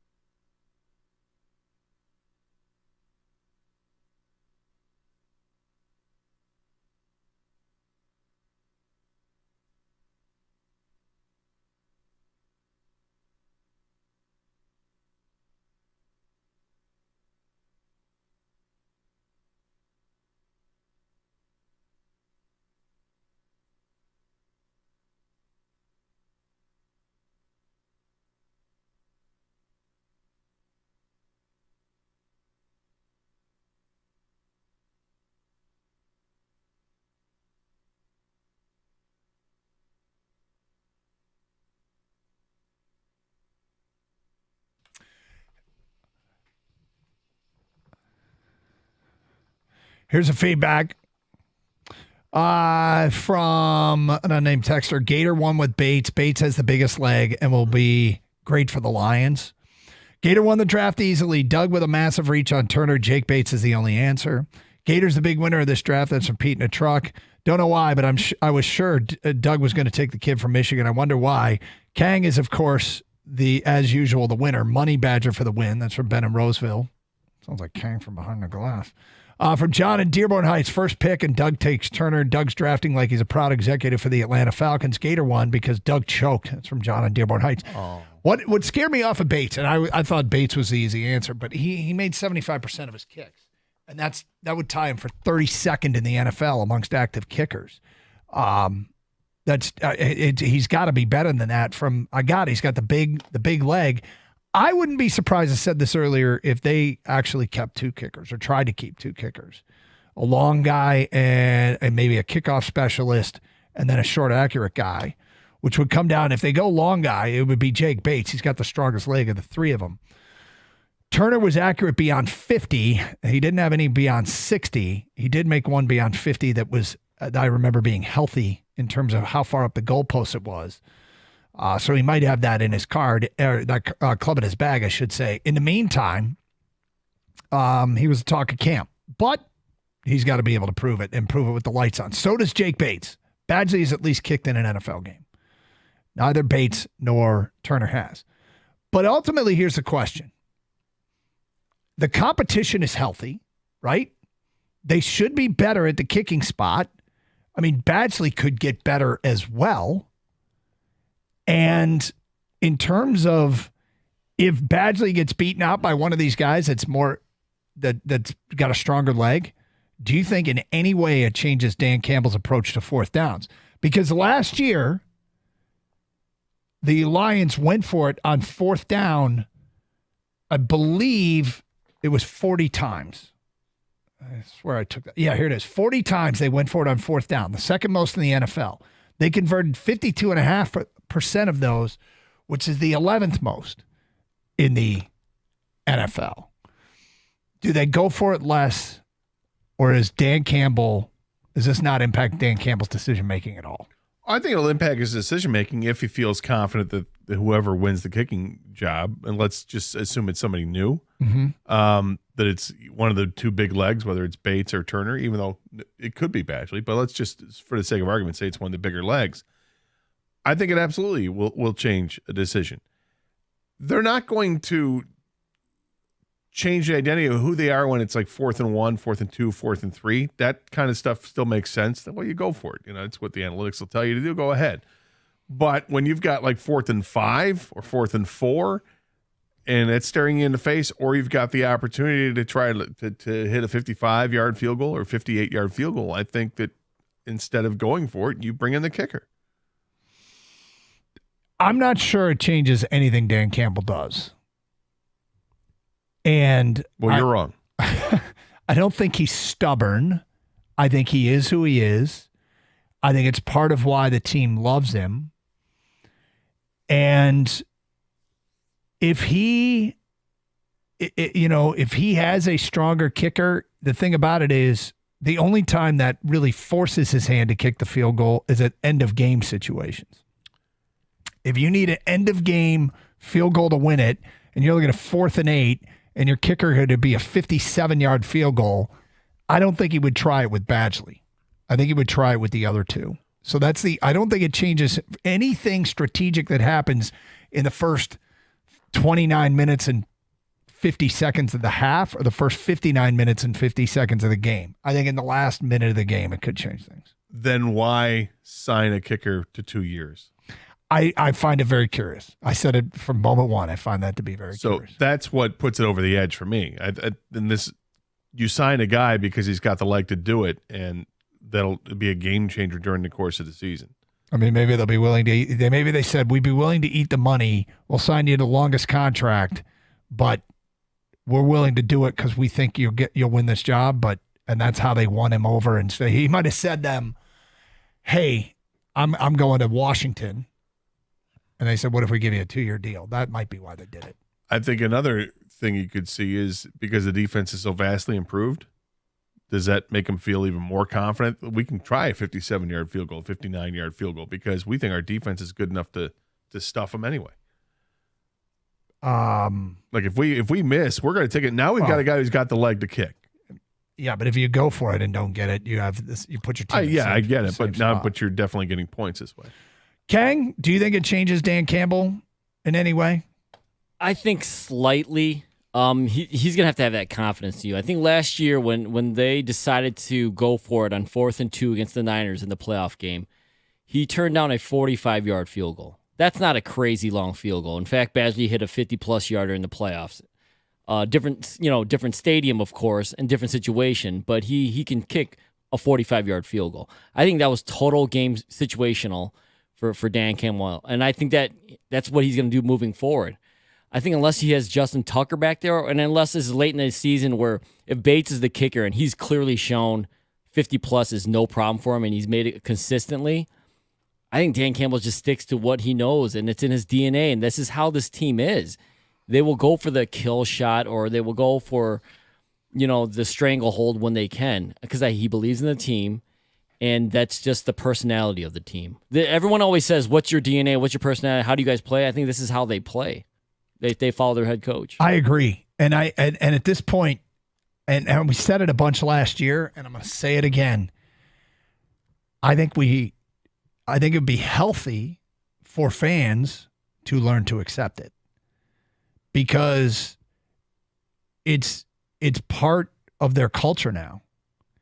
And it's working so much better than anybody else's culture there's ever been in Detroit, that having a head coach that consistently tells his offense, I believe that you're going to convert this, and we've got a plan, and we think we're going to get it. And consistently telling your defense, I believe in you getting. Now, he's not sending a message to the kicker that I believe in you. He's saying, I believe in my guys. We're going to get this done. And it feels like since he has taken over, and since Brad Holmes has taken over, it's been a complete 180 on this team's culture. So I don't want Dan Campbell to change to appease the critics. I don't want Dan Campbell to change what his gut's telling him to do, because I think what his gut is telling him to do has worked so well so far that I hope he keeps it up. Yeah, I don't want him to change who he is, but if you've got personnel that proves that they can do things that you couldn't do before, then that might alter your thinking of what you would do. Now, he's got to prove it, though. That's the thing. Don't just think that Jake Bates, because he made a bunch of 60-yard field goals with the Michigan Panthers, that all of a sudden that's going to translate to the NFL. I mean, it's a whole different ballgame when you got packed stadiums and all the pressure. It's a totally different kind of pressure. And he's got to make the team still. I know they signed him to a 2-year deal, but you got to beat out 2 other guys for that job. And those 2 guys are pretty good kickers themselves. Ultimately, you're going to go with the guy who's the most accurate. And to your point, if he only made 75% of the kicks, that's not good enough. That's bottom of the NFL. You got to be better than that. And I know you got a big leg, but you have to be better than that. And Jake Bates is young enough that he could get better. Sure, 100%. And I mean, because he hasn't been place kicking for all that long. He was a soccer player. So now that, like I said before, he's got a full training camp to go with. He's got this full off season where he knows going into training camp that this is my job. I just signed a contract. I'm going to be out to high school kicking all day long. Kang, anything else on this? No, in a perfect world, you want a kicker. He can make the short field goals, the intermediate field goals, and the long field goals. You want Jason Hansen? Sure. You want, the best kicker there ever was, right? But what if it comes out of camp and you have a guy who's good with the shorter field goals and you have another guy who's good with the longer field goals? What way do you guys lean for this team? Like I said, do they try and keep them both? Brad Holmes said he might try and roster 3 kickers, which is pretty amazing. I don't know how you can do that. It would be practice squad. You'd have to get guys onto the practice squad. I'd probably keep the short kicker based on the head coach's personality. Gator? I'd go with the most accurate kicker of the bunch. Okay, but no. well, accurate from short, or the guy with the stronger leg but not as accurate? Accurate from short. Okay. Yep. What about you? Okay. Yeah, I would, because then the longer stuff, I mean, he just continues to go for it. You're right. Yeah. I mean, this is just what we've been Got living to the with. NFC Championship game, and so did the shorter kicks. Because I think you'd be more frustrated as a fan if a guy misses like these 38-yarders, and those are supposed to be points. 100%. And you can kind of live with that. All right, he missed a 54-yarder. That's not a guarantee. You want the stuff that's a layup. That's a layup. Yeah. All right, 248-539-9797. The report that's out there on what Aaron Rodgers was doing instead of being in Jets camp is quite frankly amazing if true. We will get to that today at 103. You're on Carson Anderson on 97.1 The Ticket.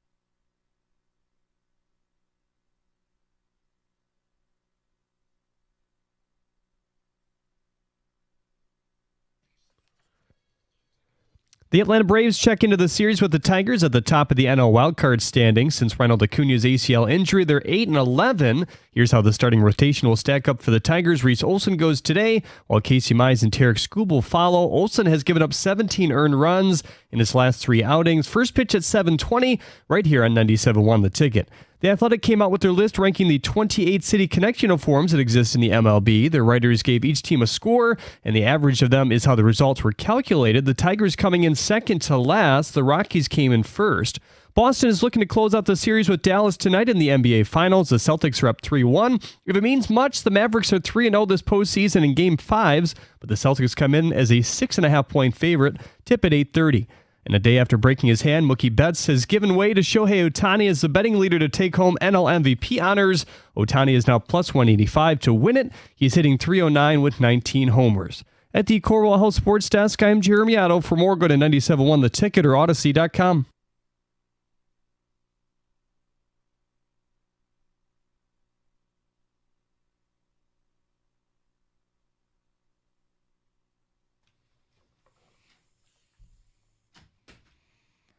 These things are tiny.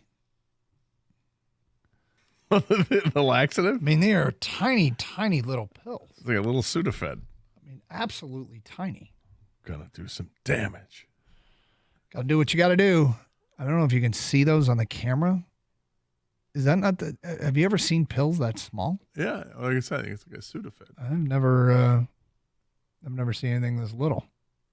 But it's time, Gator. No, it's time. Don't do it. I'm doing it. These teeny tiny little powerful pills. Wow. Oh man. And we're off. Wow. It's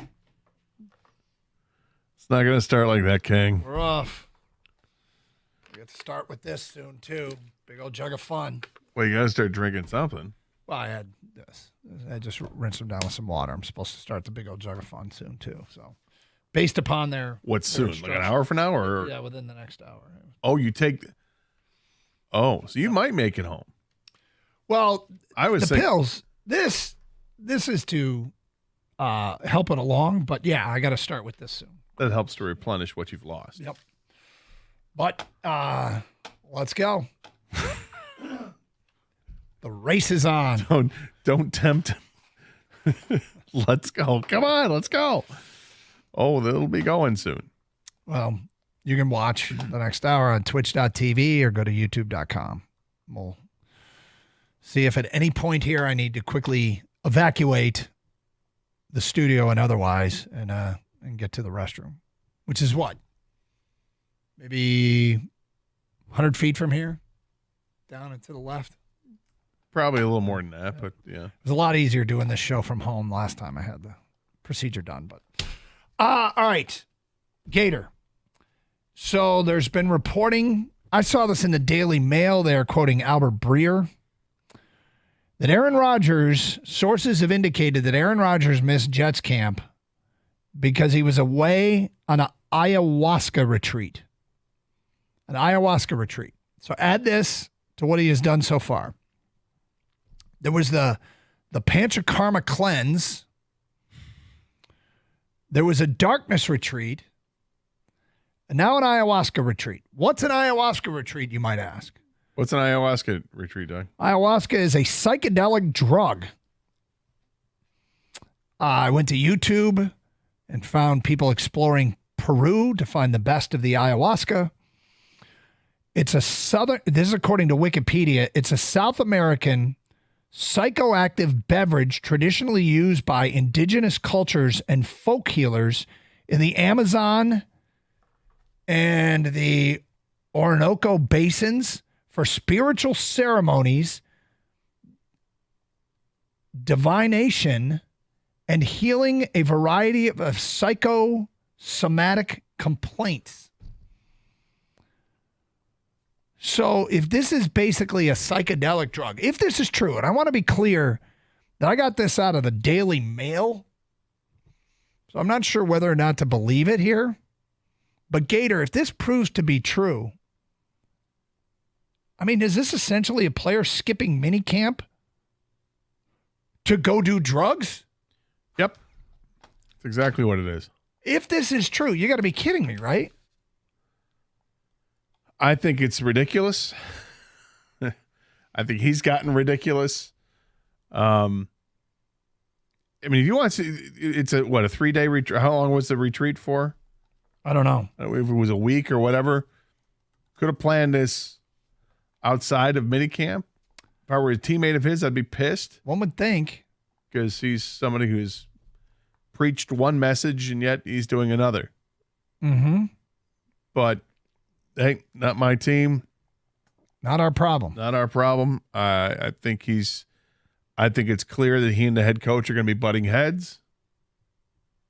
And we'll see if there's any sort of division within the locker room. Maybe he wins it back. You get to a training camp. Look, he was part of Hard Knocks last year. It was awfully interesting watching the interactions he had with his team, with the coaches. And it seemed like everybody loved him. And, it was one of those things where I'm going, damn it, I want to hate him. And yet I started to like him again. And then the regular season happened. He got hurt early, and then he starts appearing on McAfee all the time, and then weirdness crept in late in the year, and this stuff's going on. So I'm back to I can't stand him anymore. he's all about him. I'm so glad he's not a Lion, and more importantly, I'm glad that we don't have players like that on this team. Yeah, look, we've talked about minimal nonsense that the Lions have had. Aaron Rodgers was never going to end up in Detroit. I think that's pretty clear. And they can't see him coming to Detroit when he became a free agent. It just wasn't going to work. But I'm so thankful that this is not our problem. I'm so thankful that this is not something that we are dealing with. Because what's he going to come back and say if it's true? And by the way, his fine got doubled every day. It ended up being close to $200,000. Is his sell on this going to be, hey, I'm going to be better because of this retreat? Is that what he's selling to the fans and to the organization, is because I went and did this, I'm going to be better? I don't know. I mean, he's doing it. He'll tell everybody he's doing it because it makes him a better person, a better player. I don't know if he's going to say better player anymore, because now he's all about him. He's still all about him, right? I just need to do this. I need to be a better person, and this is going to allow me to get in touch with my inner Fern or whatever it is he's doing. I don't know. Inner Fern. Yeah. Kang, your thoughts on this? In a serious note, though, like when you joked saying, hey, he just took time off. He skipped minicamp to do drugs. What's on the ban list? Like, are these drugs legal, illegal? I mean, because I know it doesn't have to be performance-enhancing drugs. The league does have a drug policy. He's out of the country for it, right? I don't know where he is. Is that what it said in the report? Out of the country? He didn't say where he was, but he's. I know it's popular in South America, at least from what I've read. I know it's popular. I read today it was popular in South America. You can do drugs in any other country, I think, according to the drug policy for the NFL. I don't know. Either way, that's one thing. Two is the Jets definitely didn't sign up for this. Not that I care about the Jets. I'm just saying when they got him, they were thinking, all right, we got this 4 or 5-time MVP. Yeah, he's getting a little weird lately, but whatever. We'll deal with it because he's that good on the football field. But I think he's gone so far off the grid of where they thought he was, that I think Salah and the rest of them were like, this sucks. Like we need him here to get some chemistry with his receivers, with his teammates. He's the guy who said last year, if it's not about winning, he needs to get out of his locker room. He's not following any of this stuff. No, he's not. Nope. Well, he'll defend it, I'm sure, and say, but this is because this is going to make me a better player, and that means that we're going to win. All right. So way to go, AR. The Panchakarma cleanse that he did. I mean, reading about this is rooted in traditional healing practice from India. Should you be reading about this right now? I'm up to the challenge. Took the laxatives. Are you sure you want to? I'm up to the challenge. Okay, go ahead. Read away. It's a healing practice from India called Ayurvedic medicine, which promotes health and well-being by balancing the elements of energy with lifestyle, diet, and meditation. It's intended to lubricate and cleanse the digestive system and should be done only with a trained practitioner. The exact process of the Panchakarma can vary since different people are very likely to have different needs based upon their unique energy balance. How's your energy balance? Have you gotten it checked lately? A little off. The basic recommendation for the cleanse includes drinking 2 ounces of warm ghee in the morning and herbal laxatives at night. Practitioners eat mainly a mixture of rice, mung beans, and a vegetable known as kachari, cooked with more ghee and seasoning like ginger, turmeric, and coriander. So he's done all that. Then he did the darkness retreat. And now, I mean, I think it's probably crass to say he's on a binge, but he's doing according to this report, if true, it's a psychedelic. And you're right. Is this on the banned list? I mean, look, I know there's therapy involved with some of these with these drugs for people that have depression and for other things. I know there's a lot of good that can come out of this stuff. I'm not going to, kind of throw it off there. But you ask a great question. Mm-hmm. Is this legal in the States? Is it legal to, I mean, if he did it in the States, would he be in trouble? Or is this a retreat he's taken that's in South America? I don't know. Where, hey, what happens in South America apparently stays there. I don't know. 248-539-9797. I imagine it's flushed out of your system quickly, so it's not like it's, we're going to drug test Aaron in August, and what's this? Well, guys, I told you I was getting high as a kite. This was the only time, too, by the way, that he could have done this because, like you said, everybody in the offseason does something different, maybe, right? To get their body and their mind ready for the season. Do it not during the mandatory minicamp. Right. I think that's the issue. Yeah. They couldn't excuse this.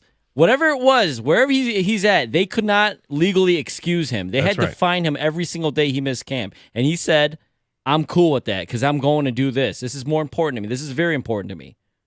It's Carson Anderson, 97-1, the ticket. I'll swing for the fences this MLB season with FanDuel, America's #1 sportsbook. Because with Dinger Tuesdays, you can turn dingers into dollars all season long. Just bet your favorite player to rip a moonshot, and FanDuel will give you $5 in bonus bets for every homer hit during that game. Yep, home runs just got even better. Just visit FanDuel.com/Doug to get in on all the action on Dinger Tuesdays. That's FanDuel.com/Doug. FanDuel is the official sports betting partner of Major League Baseball. Must be 21 or older and present in Michigan. Bonus issued as non-withdrawable bonus bets that expire 7 days after receipt. Maximum bonus is $25 per game. Restrictions do apply. See terms at sportsbook.fanduel.com. Gambling problems? Call 1-800-GAMBLER.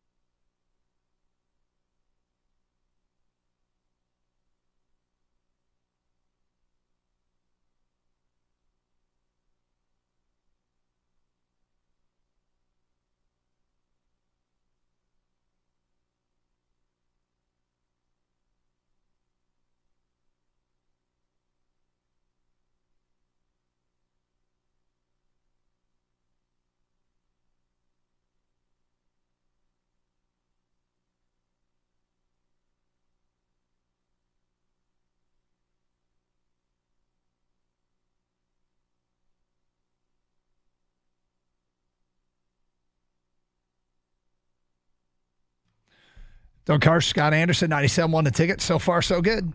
Feeling good. Looking good, Lewis. Feeling good, Winthorpe. On a Monday afternoon, as I prepare for tomorrow's colonoscopy. No issues yet. Well, it's only 16 minutes into it. It's only 16 minutes in, but feeling good. So we shall see. We shall see how it goes down. Have you? I know this is something that you like. Have you watched any of the U.S. swim trials in Lucas Oil Stadium? So I saw some of it last night, very little of it. I wanted to. It was on the TV as my parents were getting ready to leave the house last night. My brother had already left. I'm sure he would have loved to have seen it because he was a great swimmer. But I watched like 2 minutes of it and loving it. The fact that they have a pool inside of Lucas Oil Stadium, right? A massive, massive pool for the time trials. I think it's amazing. It's pretty cool, and it makes you wonder about Ford Field, being able to host an event like this. I've only seen like highlights and all that. You and your brother being decorated high school swimmers. That's right. Yeah. Well, at least I won a state championship. Yes, you did. He did not. Oh, is that right? Well, as the team, his team, I think, finished second, which would have been my team as well, my freshman year. Right. My sophomore year, he was in college. That's when we won our first state championship. Now, he was a 3-time All-American and a state record holder, but that he doesn't have the championship. He doesn't have the belt. That's right. And what was your accomplishment? I was on the team. Role player? I was inspiration. Yep. Okay, so but I know you like the swimming, and I think this country really likes the swimming for those 2 weeks. They do during for the 2 Olympics. weeks. During the Olympics, yeah, I think we really get into it because we're really good at it. But here we go with a new way of presenting it in an NFL stadium. I think it's awesome. Yep. So I wonder if people out there, it appealed to them at all. They were taking it in. Gator, you watch all those pool shows on HGTV. Oh yeah, right? Yeah. Have you ever been to anywhere like a Lucas pool? Lagoons? That whole thing. Anything like just a cool pool, like that's quite the spectacle. Like or the spectacle. There you go. Skeptical. I'm thinking of Rodgers. Yeah. Inside a football stadium, I've been to an infinity pool over in Singapore. You know that famous one by the marinas? Yeah, that's crazy. It's looks so awesome. high off the ground. It's nuts. There's stuff you can do with pools that I'd be thrilled to get in there and check it out. You get the pools that have Infinity Edge is one thing, but like I've seen movies where they're filmed on a set of like a hotel or a condo complex, or there's a pool at the top, and not only is it Infinity Edge, but it's also all glass on the one side, so you can see, and you're 80 flights up or whatever, and you're looking out onto the skyline. It's like amazing. I would love to swim in that. The most amazing one I think I saw, which of course it's fiction, but it was great, was in the movie Passengers. You see that one with Chris Pratt and Jennifer Lawrence? I did see that movie. I hated that movie. So the only two people out in the ship in space, whatever, because they wake up before they're supposed to, and they have the on-ship pool in the middle of space. It's awesome. The scene's awesome. Just to think about being in that type of situation, which you will never be in that type of situation. No, nor will probably anybody. No. It's science fiction, but it looked like that would be a pretty sweet thing to experience. Ken, why'd you hate that movie? I'm not going to give anything away, but a lot of people did not like that movie, Doug. Okay. It's something happens where it just kind of ruins the whole movie. You saw it, Gator, right? Yeah. I talked to Tony about it too, Ortiz, as soon as it came out. He said same thing, and we started reading reviews, and people all felt the same way about this movie, Doug. Maybe if you with your time off, you can Maybe look I up should, yeah. Passengers and tell me. There's some ethical questions. Yes, exactly.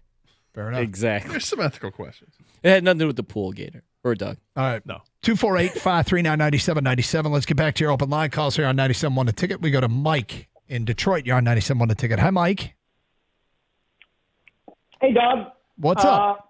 I just wanted to call. I was in the radio, or driving on, listening to you on the radio. I had a colonoscopy done in February, my second one. I'm in my mid-50s, and that's an important thing to have done, as you know. Mm-hmm.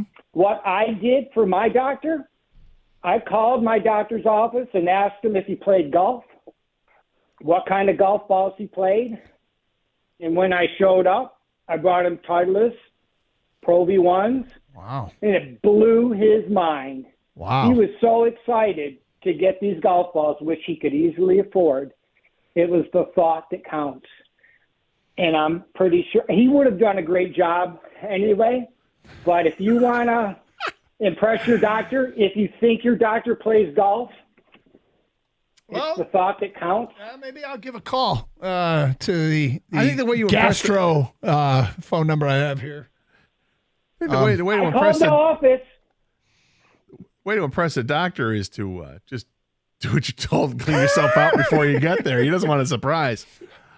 Well, no, here's the thing. He was blown away before they put me under, and they spent 10 minutes with me afterwards. And all he was like, so awesome, thank you. I couldn't believe it. I was not expecting this. And I'm like, I get tipped out in my job, Okay.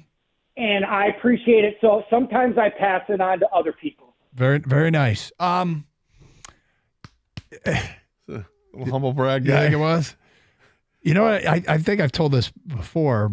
When I got wheeled into the room last time, and it didn't really make a damn bit of difference to me, but there were like 4 people in there before I went to sleep.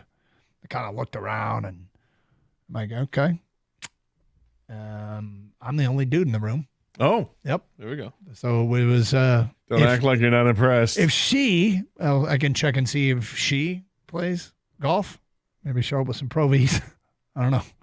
248-539-9797. Let's go to Matt in Canton. You're next. Hi, Matt. Hey, guys. How are you? What's You up? guys were talking about Lucas Oil Stadium with pool. Yep. And I think it's super cool. I've been watching it. I love the Olympics. But I was, the Olympics are coming up in 28 in Los Angeles. If this is something they could set up at SoFi, or if not SoFi, maybe at the Forum or Staples Center.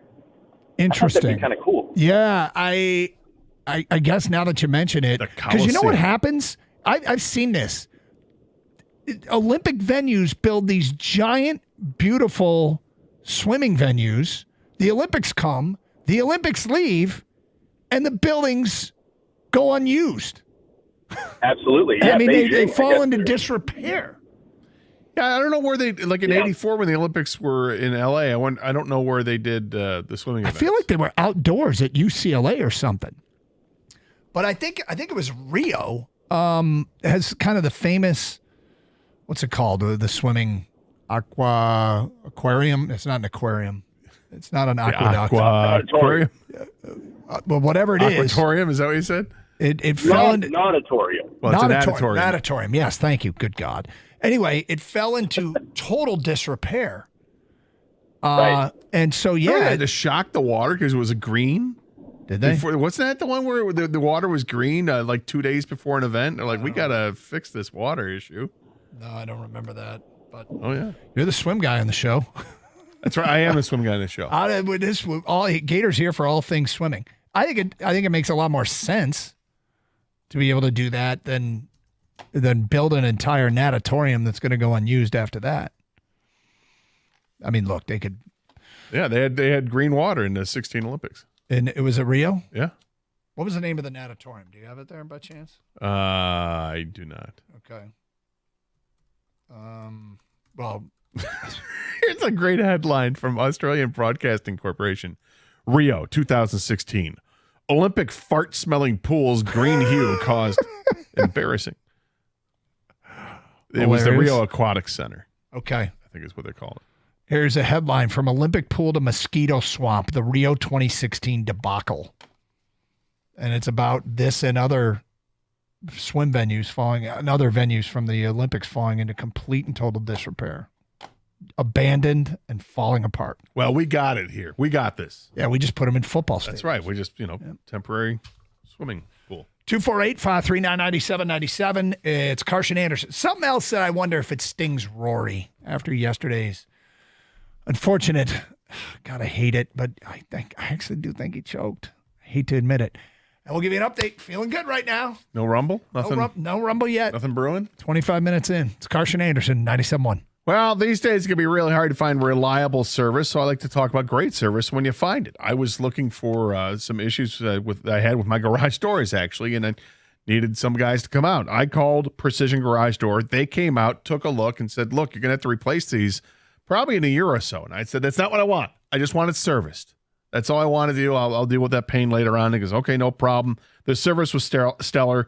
Daryl and his whole team were easy to work with. I'm glad I called Precision.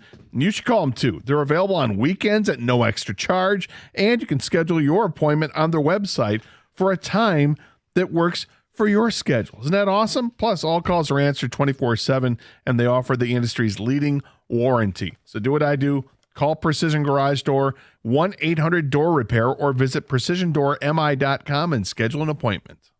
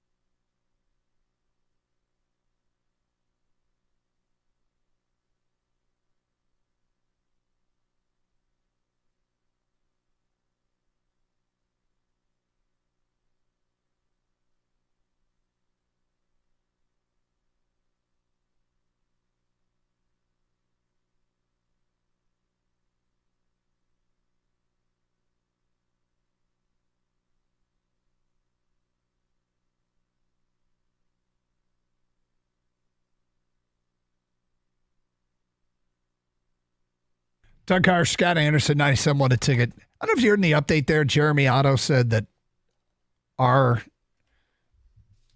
City Connect uniforms rank amongst the worst in Major League Baseball. I think they're second from the bottom. Well, they must be great uniforms all throughout because I love them. Do you love them? Yeah. Yeah, I don't. Except for the hat. The hat. The jersey, is I lame. really like the jersey. I'm never a fan of like dark colored pants in baseball, which is weird because I think they look great when a football team goes on the road. They have the white tops with like black pants. I think it looks awesome in football. In baseball, to me, it just gives me that softball vibe. It just doesn't.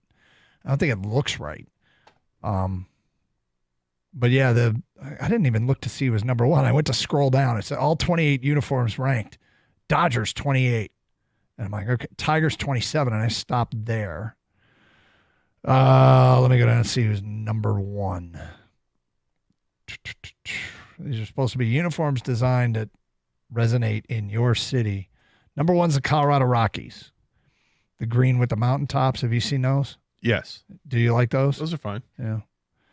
Miami is 2. Those look sweet. Atlanta, I did like the Braves ones. They're 3. Washington 4. Padres 5. I hate the Padre ones. Okay. Well, this just goes to show the beauty's in the eye of the beholder. Because I think those Padre ones are awful. They look like Miami Vice uniforms. Well, I would agree with that. They do not. I think it looks more like, a Floridian thing than a California thing. Yep. Okay. So yesterday, U.S. Open, Bryson DeChambeau he won it in epic fashion. He saved par on 18 after hitting his tee shot underneath a tree. He had to punch it out from under this tree, rolled across the fairway, and ended up in a bunker. So he's lying to. He needs to par the hole to win the U.S. Open. He's lying to. And I think they said he was like still 50 yards away. I can't imagine it was that far, but I thought I read that it was 50 yards away. He hits this bunker shot within a few feet and then rolls in the par putt and wins the U.S. Open. The door was left open because Rory McIlroy, who I'm a fan of, missed a 2.5 foot putt on 16 after making 496 3-foot or less putts in a row. That's a pretty good percentage. He then saved par on 17 after his tee shot went in a greenside bunker, and that was great. But then on 18, he'd hit 3-wood in round 3 on 18. He talked about prior to the tournament playing boring golf, but on 18, on the final round, he chose to hit driver. He also hit into those thickets of the native grass and ended up bogeying by missing it was roughly, a 4-foot putt on 18? Yeah. Maybe a little bit less than that.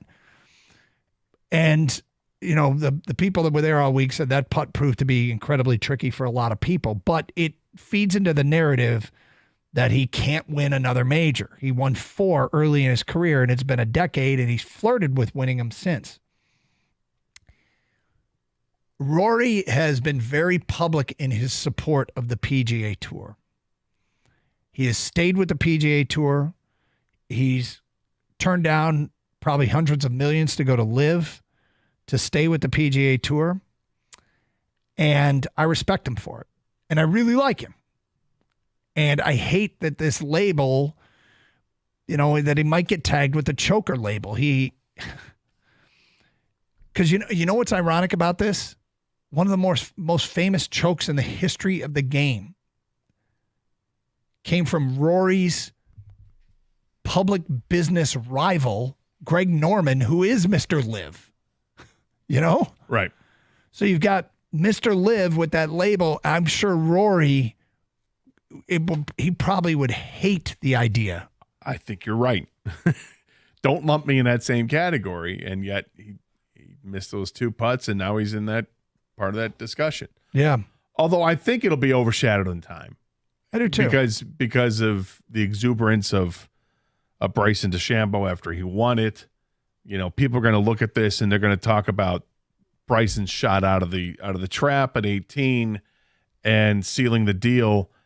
And this was the turning point in his career because people started to like him again. Mm-hmm. We'll see if he's still really socially awkward, or is he a guy who is really honest and about, trying to be a better person off the course or whatever and not be so weird. Well, I mean, I know exactly what you mean. Yeah, he's just an odd sort, I guess. And and we knew that. And there was a period, I think, where people were intrigued by him. And then he got into the battle with Brooks Koepka, and things got weird, really weird, really fast. And then he goes to live, and he's like persona non grata. And now he's starting to dig himself out of that. Yeah. Yeah. And the stuff he did, he had great interactions with the crowd and all that. And Rory. Well, the game's more interesting with Bryson DeChambeau in it. There's no question. Yep. So, look, the Rory thing, I mean, he had Netflix following him. Now, they follow a number of golfers, and certainly, I don't know how deep they were. If this was a Rory week, if it is, that episode next year on the inside, behind the scenes documentary that Netflix does for a number of sports, this one in golf is called Full Swing. There's a video of him because, Bryson made that putt, and Rory was like, I'm out. Skipped all the media sessions, which he's done. He's got a reputation for being very good with the media and answering all the questions. But he was like, not this time. And he walked straight to his car. Apparently, I saw the video. I haven't heard it, but they said he spun his tires getting out of there. Oh. And he was wheels up 51 minutes after the tournament was over. Like, he got out of Dodge. I think it's safe to say this one hurt him to lose the way that he did. Mm-hmm. Can't be happy with that. And I get it. Look, there could be other things involved too that we have no idea about. Something personal we don't know. That's true. And I think he is dealing with some personal issues right now with his marriage. And beyond that, it's you just look at the golf side of it. It's not the way you want to finish second in the tournament. So the problem I have, I think the term choke gets thrown out way too much, and I think it's used inappropriately. But nobody, I guess, everybody can have their own definition. I just think it's when something is easy, you succumb to the pressure because of the moment, and that's where the 3-foot putt, 496 in a row, makes me think that this checks the box of what I would call a choke. But the thing that why I hate this storyline, I feel like golf does it more than anybody else. Look at this great athlete and competitor, and look what they can't do.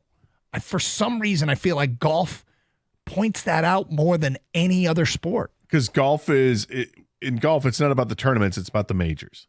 That's all the golf historians care about. They don't care that you've won 15 tournaments in the last 3 years. Did you win a major? No? Oh, well, you suck. Ricky Fowler, that's nice. You won the Rocket Mortgage Classic last year. What else have you done? Well, you haven't won a major? You know what I mean? And it's cruel. It's like you can still be a great golfer and not have won a major. But that's what they're measured against. Yep. And, Tiger Woods is the one that put the number on it because he kept saying, I'm chasing Jack. Yep. And I want to get to that magic total. And now everybody else is throwing numbers on it. Hey, there's another one that Scotty Scheffler won another major. Okay, he's got 3 under his belt or whatever the case is. And, Koepka's got 4. And can they eventually, I just enjoy the game because I love the game. And I do pay attention to the majors more, but I don't think it's the be-all, end-all when you start looking back at somebody's career. I don't think it should be. Well, suffice it to say, I'm sick for Rory, and I think Rory is sick for Rory. I think this one hurt. This one hurt. Yeah, and for me, I think back to Alan Trammell being the manager of the Tigers, and I felt terrible for him because he was thrown in an awful situation. Here's a terrible team. Mm-hmm. We're not really going to give you a whole lot to work with. They go out and they sign Pudge Rodriguez, and it seems pretty clear that Pudge was kind of difficult at first, right? When he was with the Tigers and with Tram, that they weren't seeing eye to eye. There was a trip to Toronto where there was some weird stuff that went on, and then Tram was fired, and I thought, wow, that's too bad. We never really got to see Alan Trammell work with a team, Yep. And then fortunately the Tigers had stepped up and they hired Dave Dombrowski, and then they put more talent in there, and then hired Jim Leland, and obviously they get to the World Series in 2006, which was just a couple short years after Tram, Yep. 248-539-9797. It's Carson Anderson. We got open lines. There are new college basketball odds out to win next year's national championship. Michigan and Michigan State. not particularly highly thought of, although who knows who's going to be on the roster. I suspect that we kind of know at this point, but Michigan State is 50-1. Michigan State is 50-1. Michigan is 66-1. Those numbers just updated and coming across our desk right now. For what it is worth, long time to go. The national champion, the favorite is not UConn. UConn's 9-1. The favorite is Alabama at 8-1. Just means more. Does it? Well, and now that everybody can pay everybody, we'll see how much you're going to see some SEC teams perhaps really start to flourish. It's Carson Anderson, 97.1, The Ticket. For years, I've been telling you about the Connecticut water softener we have installed in our home by CGC Water. It has so many benefits. Call 855-339-4242 or visit cgcwater.com and save $1,000 or more when you bundle a Connecticut Premier Softener and the Connecticut K5 drinking water system. Remember this, if you're not filtering your water, you are the filter. Don't be the filter. Save 10% off a Navien tankless water heater when you let CGC Water Treatment and Plumbing take care of your plumbing needs. CGC Water, your authorized independent Connecticut dealer, 855-339-4242.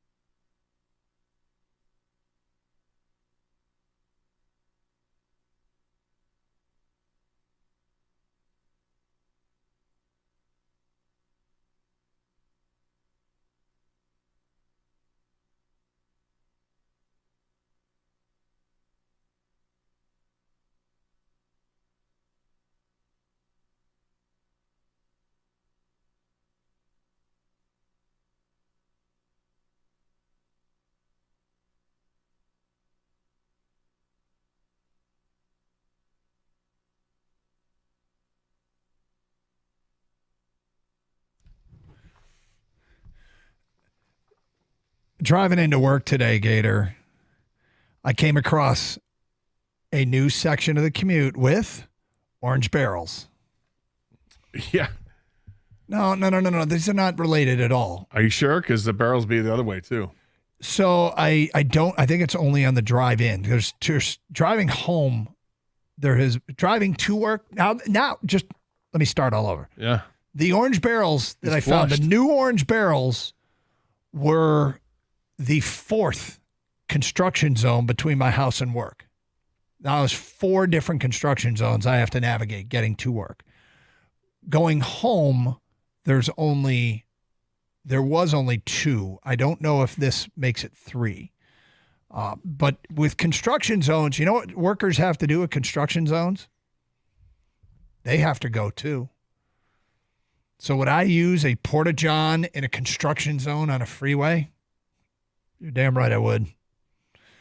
And we're having fun with it. We're joking about it, but in all seriousness, guys, don't be afraid to schedule your colonoscopy. No, please, God, don't be afraid of that. Yeah. I mean, the prep work is, I say it's funny to go through it. The procedure itself is, I mean, it's the easiest procedure ever. It's just a big nap. Yeah. You're knocked out for it anyway. I mean, it's the uncomfortable stuff is thinking about it. Well, there's nothing to think about. It's fine. And the uncomfortable stuff is also waiting for the results and waiting for the consultation afterwards. Yeah, but I mean, when I was woken up last time, like, oh, here's the story. They tell you right away, and yeah, then wife will take me home, and I'll eat a big meal, and hopefully be all good to go after that. So we'll see. But any rumblings yet? No, and we are 48 minutes in, so all good. I started the prep work with a lot of water, big old jug of fun, and now the laxatives. When do you start drinking a big old jug of fun? I've already had a little bit. Okay. So, but we'll be nothing as sounds as safe as that sound was. Nothing will be safe for the next 2 hours. Mm-hmm. Suffice it to say, I'm taking a bit of a risk on the drive home. Apparently the show, I'm all fine. I'm glad. Drive home could be sketchy. Yeah, I'm glad you made it. I only still got 8 minutes. So, hey, real quick on the Tigers. Yes. We talked a little bit about how this team is at least starting to define themselves as a seller. Good news is if you're a seller, it is a seller's market. There are more and more teams in the wild card hunt than it feels like in previous years. Certainly the new formats led to that. But I was looking at the NL wild card standings. I'm going to see the updated. The NL wild card standings. The Braves hold the top spot, who the Tigers play tonight. They're 4 games in. Then there's the Cardinals. They're half a game in. You've got, here you go. Padres and Nationals are tied for the 3rd wild card spot in the NL. Diamondbacks, half game back. Giants, half game back. Reds, 1 game back. Pirates, 1 game back. Cubs, game and a half back. Mets, game and a half back. And the Mets record is 33-37. They're a game and a half back. The Tigers are 34-37 in the American League. They're 5.5 back. Here's what's crazy. 2 games separate the Cardinals, who are in the field, and the Mets, who are a game and a half out. And that's in between them are there's 1, 2, 3, 4, 5, 6, 7, 8, 9 teams in the chase for these 2 spots, assuming Atlanta's going to get 1. But this goes back to why the defining yourself as a seller is important, because that's a lot of potential buyers and fewer potential sellers. By simple supply and demand, we got a text here. I didn't get a chance to get to it. Somebody saying we were crazy thinking they could get a top 100 prospect for Jack Flaherty. Supply and demand. As it stands right now, I mean, things could change a lot in the next month and a week. But as it stands right now, given that simple supply and demand, sellers can score big. Yeah, there's going to be a couple other really good starting pitchers that could be available on the trade market. Our guy's really good if they wanted to move him. Yep. In Jack Flaherty.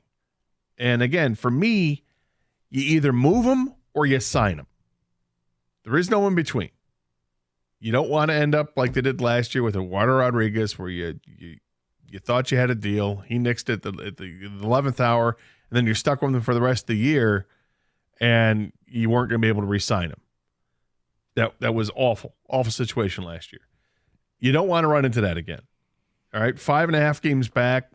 Is it defined at this point that they're out? I mean, I don't think they have the makeup to get in there offensively. It's hard to picture. Yeah, so I also don't mind if you're going to re-sign Jack Flaherty, if that's the move you're going to make. But if you're not, if Jack Flaherty's camp lets you know that he is not going to re-sign, that he is going to 100% test the free agent waters, as perhaps he should, because he could really cash in, and maybe his last big paycheck, he could really cash in. If you know that, then you've got to move him. You've got to trade him. And there will be plenty of teams that are clamoring for him. I wish Baltimore needed pitching, because they have a plethora They're loaded. of talent that is too good for the minors and being blocked at the major league level by other younger players too. So I wish that they could find some way. I don't know if you can, just load up and trade several. Hey, you want, here's Mark Canha and Gio Urshela along with Jack Flaherty. Can we have this guy? Yep. But it's not likely to go that route. But other teams will have there'll be some prospects we'll be talking about the next 6 weeks that'll be worth going for. Or guys that are major league players right now. So what was good over the weekend was Cole Keith had a 3-hit game. Riley Green had a 3-hit game. Well, the team had one good game. Yeah, they had one good game. But Cole Keith had 2 good games. He had 2 of their 5 hits on Friday night. True. He had a 4-hit game, Green had a 4-hit game, and Perez had a 4-hit game. Green hit 2 home runs, and Keith hit 1, but they poured it all into one game. Well, and the problem I have with that one game is that Justin Verlander scratched right before the start, and then you're up against it if you're Houston. Yep. Okay, let's throw whoever in there, and then if you get to that first pitcher, which they did, then it's Katie bar the door, because then you got to really expend your bullpen. Well, we have Mike and Rico in studio. Different Mike. Hey, It's Stoney. Doug, how you doing? I'm doing good. Good. By the way, I once was driving my daughter to Carmel, Indiana. Yep. And I had to go really bad. Okay. And thankfully, there was a porta-john at some house that they were doing construction in, and I went in. Right? You just went and used it? Absolutely. That's what it's there for. I'm just praying it wasn't locked. Well, I might have an emergency situation on the drive home. We are almost a full hour in to the digesting of the laxative for the colonoscopy prep, and I'm doing good. Is this your first colonoscopy? No, second. So, did you know you were going to do it on the air today? Well, the last time we did it on the air, it was pretty funny, so we decided to do it again. But I was further through the prep, and he was also at home when he was doing the show. Oh yeah. Oh, I remember that. Based upon the time of when the colonoscopy is scheduled for tomorrow, I had to start at a certain time today.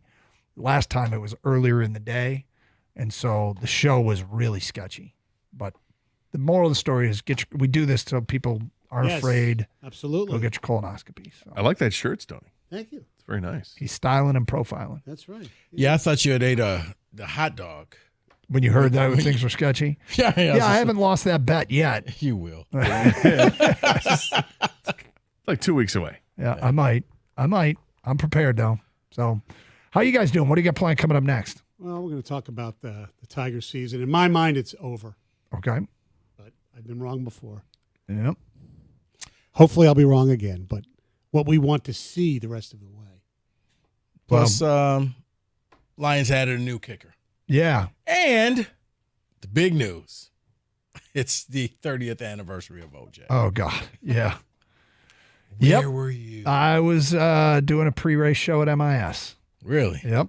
And I was grateful that I could stop talking about NASCAR because I didn't know as much as I should. You're talking about a different car. Let's watch a slower car. Yes. I was at the Moose Preserve I love watching the NBA playoffs and hanging out with my friends, and then that happens. We're like, what? Yeah. I was at home watching the NBA finals, and Marv was doing it was Marv or Costas. I forget who was doing the game, but I think it was no, it was Bob Costas. Yeah, because OJ was calling him. Yeah.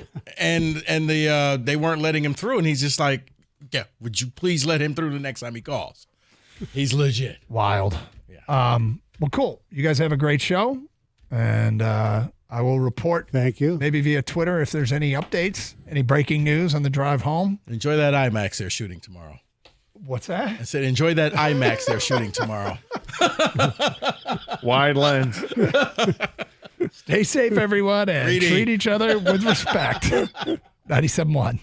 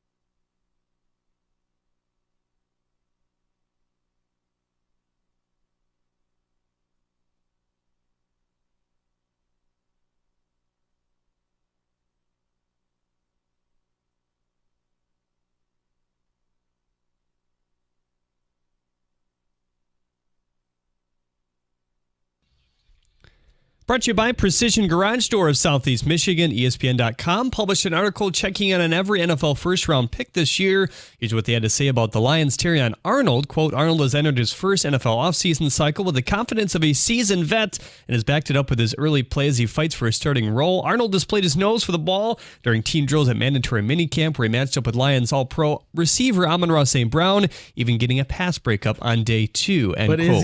is he in the best shape of his life? Of course. Because that's the only thing that matters. Of course he is. Okay. The Tigers face the Braves tonight in the first of 3. You can hear it right here on 97.1 The Ticket. Reese Olson takes them out in his hometown. First pitch at 7:20. Are you hoping to catch USC and Michigan on the gridiron in Ann Arbor for the first time since 1958? Tickets on various sites will cost you a ton, at least $250 each. And after appearing on the Hard Knocks debut, John Harbaugh and the Ravens will be featured again this year as it features a look at the entire AFC North throughout the season. At the Corwell Health Sports Desk, I'm Jeremy Otto. For more, go to 97.1 The Ticket or Odyssey.com.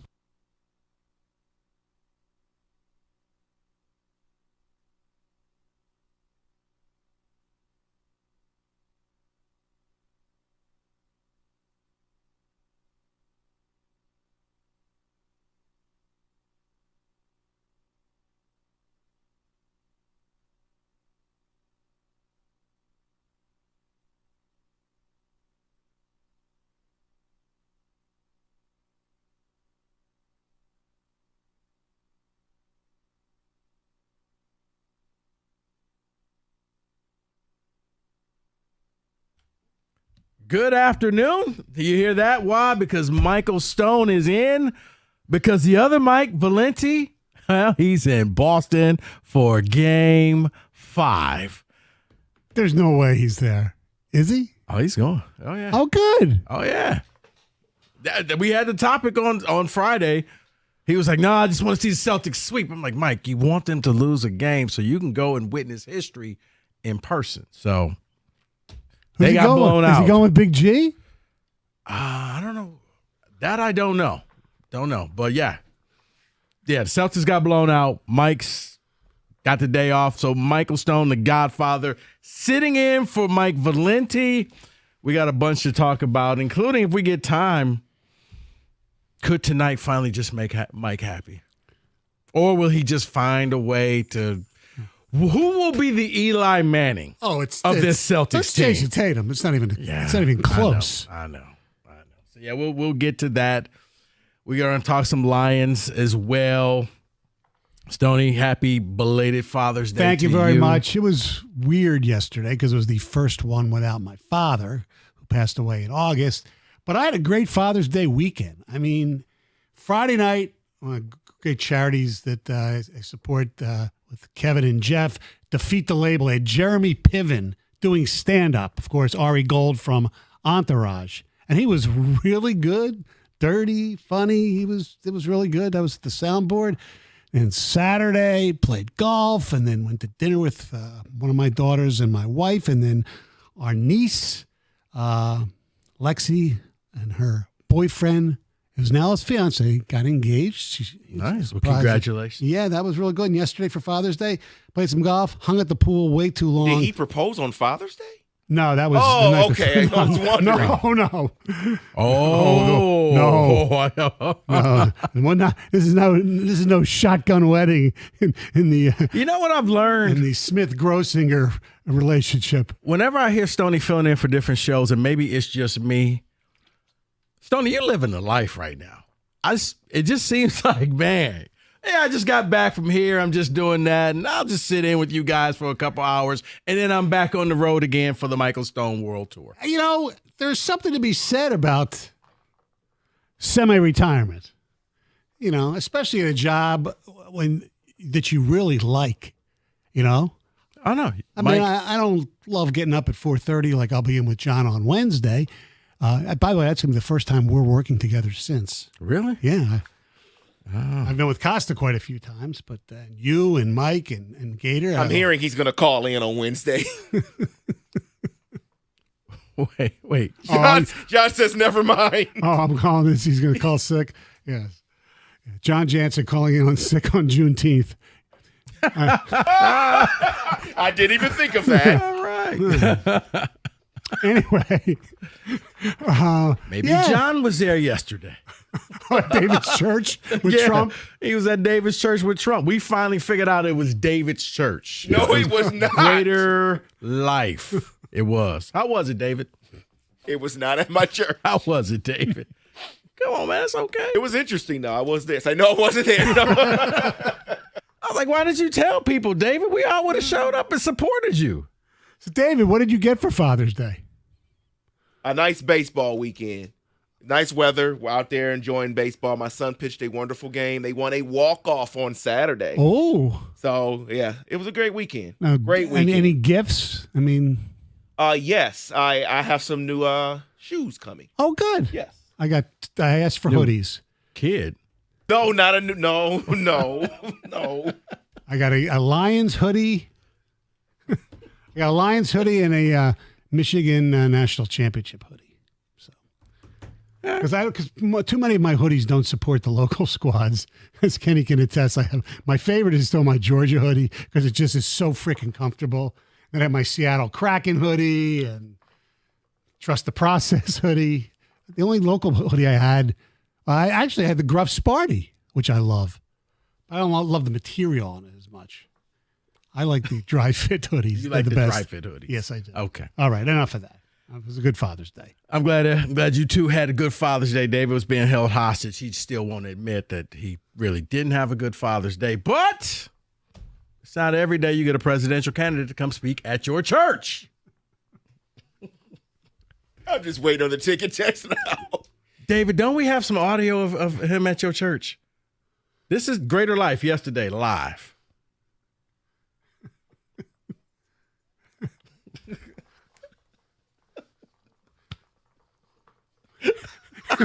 And you know how he always pumps his fists? He's probably doing it like that. All right. I have no comment. No. No political comment whatsoever. I'm just laughing because, I know. It was at David's church and David didn't tell anybody. That's right. So, Oh. I mean, Greater Life, shout out. I don't know why you went on a private one-on-one. Right? Yes.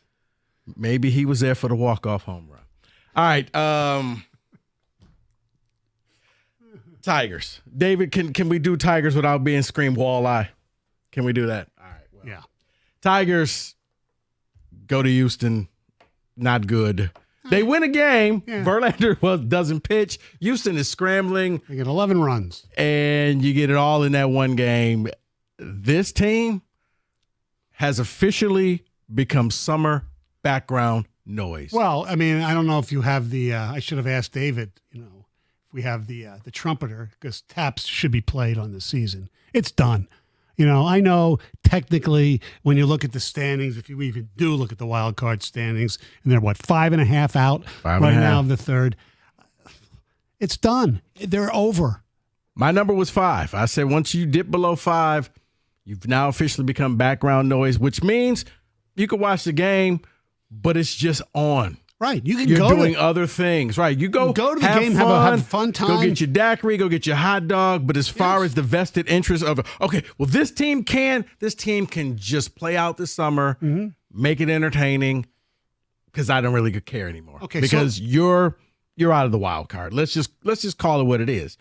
You're not that good. Just go and every 3 days have an 11-run game and be entertaining.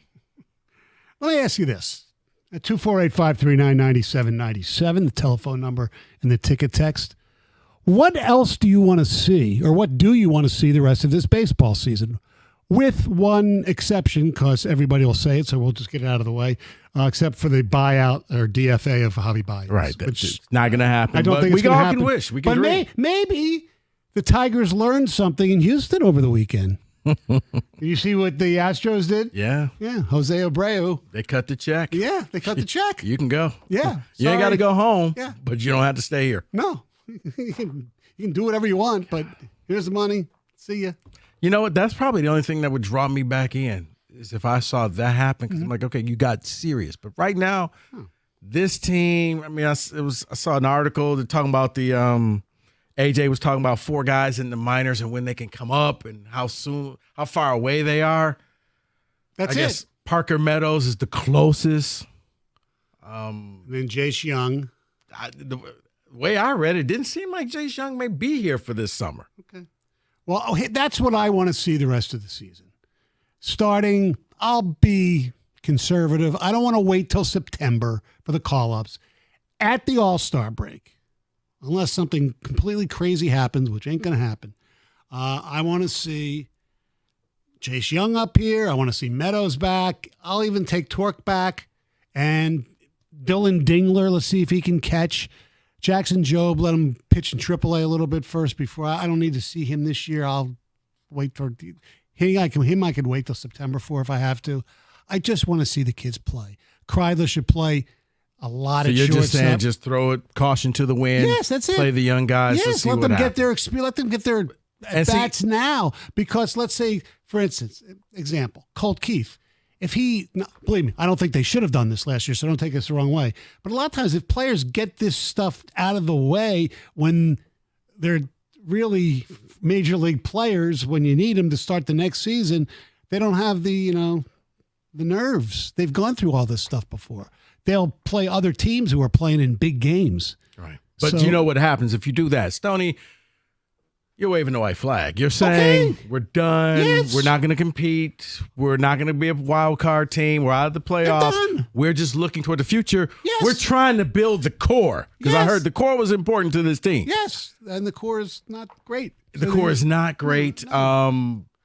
Which will then lead to other conversations if that's the case. If you're waving the white flag, what do you trade do Flaherty, with your pitching staff? Yeah, right. But right now, I'd say for me, 5 games out of the wild card spot was my number. They are now 5.5. They've officially become background noise, and I don't really see this thing turning around. No.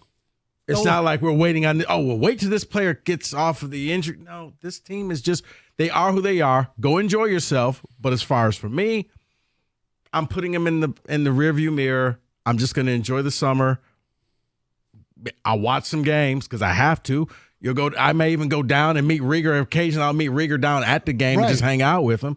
But other than that, my expectations for this team has gone out the window. Yes. I thought maybe they could be a wild card team. I do not think that anymore.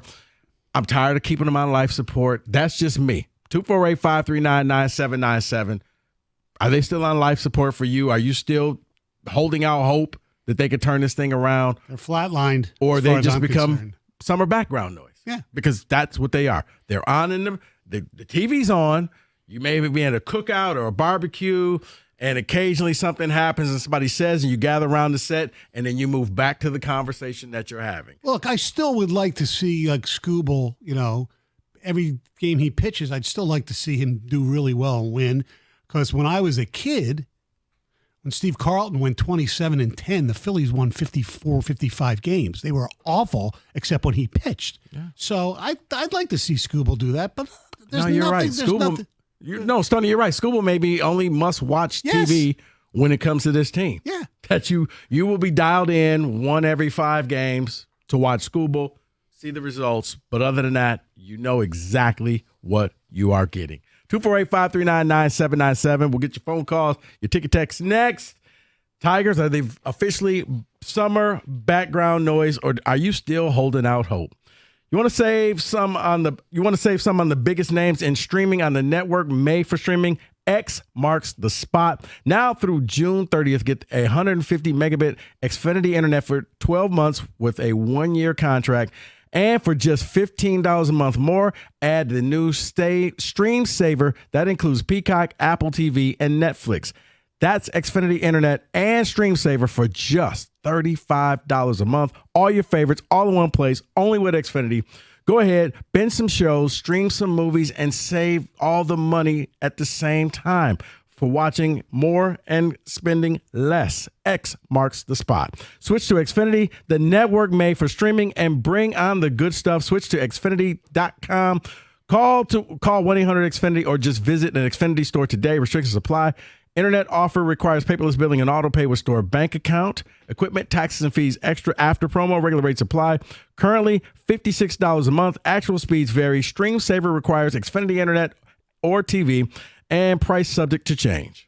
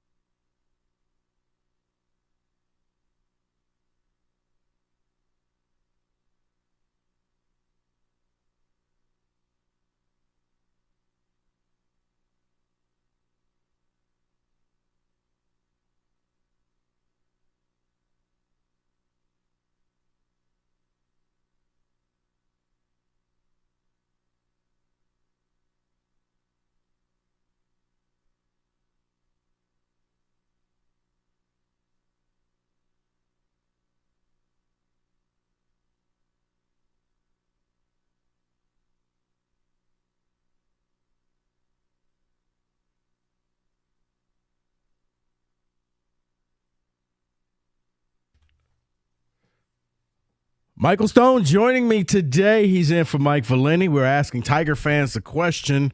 They are now 5.5 games out of the wild card spot.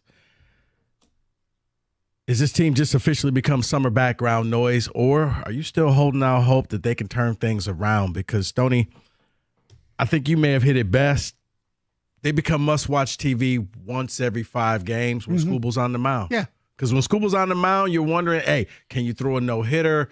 Can you just go out there and dominate? That is the only time you turn on the Tigers and you feel confident this game's going to end in a win for the Tigers. Look, he's obviously, he had 4 runs the other night and had 1 bad inning, and he's not going to win every game. Like I mentioned the great, seasons.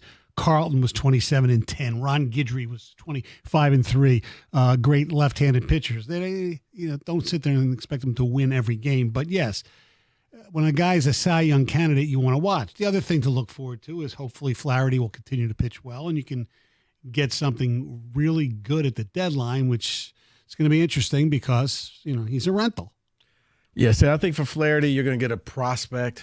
I don't think you're going to get an everyday player. You're going to get hopefully not even a top prospect, but I would say maybe a second-tier prospect. They better get at least a top 7 to 8 prospect on every team any team that he goes to, because you're right. That's what I'm saying. So I'm saying you're probably looking at like 5, 6, 7. Yes. That prospect. You're not getting 1 through 4. I don't think so. But if you do, that'd be great. But you're not gonna get an everyday player, because the team that wants Jack Flaherty does not want, or is not going to give up somebody, because they need somebody, right now as well. So they know he's just a rental player. They're going to have to re-sign him. 248-539-9797.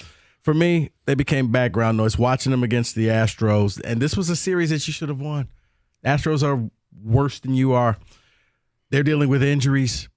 You're not. You're just dealing with players down and AAA, and this was a series you were supposed to take. And the only game that you won was because Justin Verlander got scratched. Because I do believe if he pitches, you got swept. Yeah.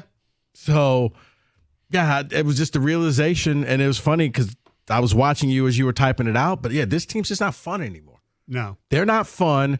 And I think once you just give up the ghost and realize this team is just their background noise, they're good for the summer. We'll see what happens. You can still go down to a ball game, hang out with friends or your significant other, enjoy a hot dog, beer, whatever. But as far as sitting there and saying, okay, well, if we can win this and we can win this, and if they can hit that winning streak, then maybe we can. I'm giving up on that. My number, I said before, if you could stay within 5, north of 5, out of the wild card, we could talk. You're dipping down. I don't see how this thing is going to change.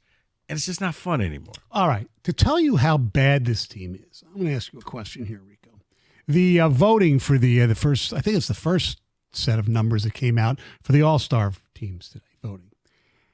So we have the top 10 in every position except outfielders, where you have top 20. So you're talking position players plus DH, top 10, and top 20 of outfielders. How many Tigers do you think got enough votes to be top 10 in first, second, short, third, DH, catcher, and top 20 for outfielders? How many Tigers? 1. You're too high.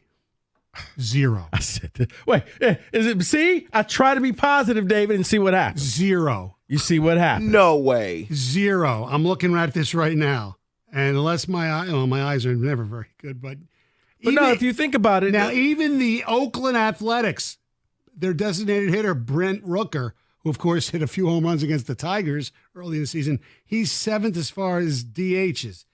Outfielders, Riley Green's not even listed in the top 20. See, that was the only one that I thought, Riley Green. Right. Other than that, Stoney, let's be real. When you look at this team, I've often said, here's the deal. Yeah. If the Tigers just said, take anybody off of out of the starting lineup, you can have them, we'll pay the salary, but the condition is they have to start for you immediately. You're taking no one. No one on this team would start on any playoff team at all. Even the Angels, because I'm sure Trout probably still gets some votes. But But I mean, in baseball, you have to remember it is a popularity contest. Yes, right. Because I thought that for a second you were going to say Javi Baez was on there, and I was just going to, at that point, Mike, No. it was just going to be you doing the show to 6 o'clock. Carlos Correa, by the way, was 10th. Shortstop. It's amazing. Every single team in the American League has at least one person in the top 10 at the positions, top 20 for outfielders, except one. Thank God and for that team Scooble. is the Detroit Tigers. Thank God for Scooble. He'll be our lone representative. Yes, and deservedly so. It's not going to be. You know what? Like, here's my side note, Michael, and you've watched baseball longer than I. I've never agreed with that you have to have a representative from every team. no, I think you do for baseball. It's good. I don't because when you're a it's little charity. Yeah, but I grew up watching Lou Whitaker ground out in the 7th inning. Yay! But when I was a kid, when it was even before the game started. When you're 8, 9 years old, and they say representing the Philadelphia Phillies, Wayne Twitchell, who had like one good half of a season.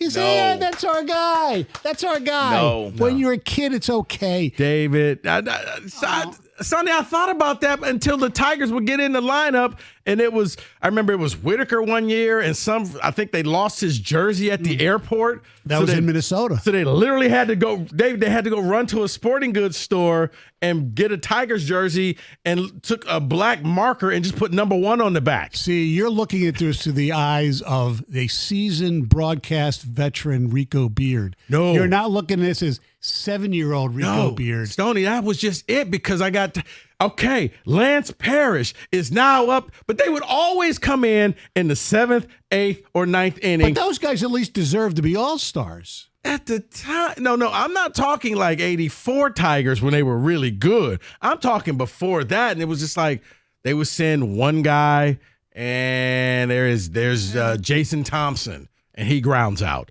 Okay, there's Steve Kemp, and he strikes out. Well, baseball now, because everybody, I would not advocate it for basketball or hockey or football. Baseball, it's just, it's the summer. And the rosters are like 30 guys. Yeah, I so was you very might as well excited do to it. see Travis Fryman in 1996. I was No, okay. thank you. No, you didn't care about what he did at the plate. You cared about that he tipped his hat on the sideline. He got introduced because one of your guys was in there. Absolutely.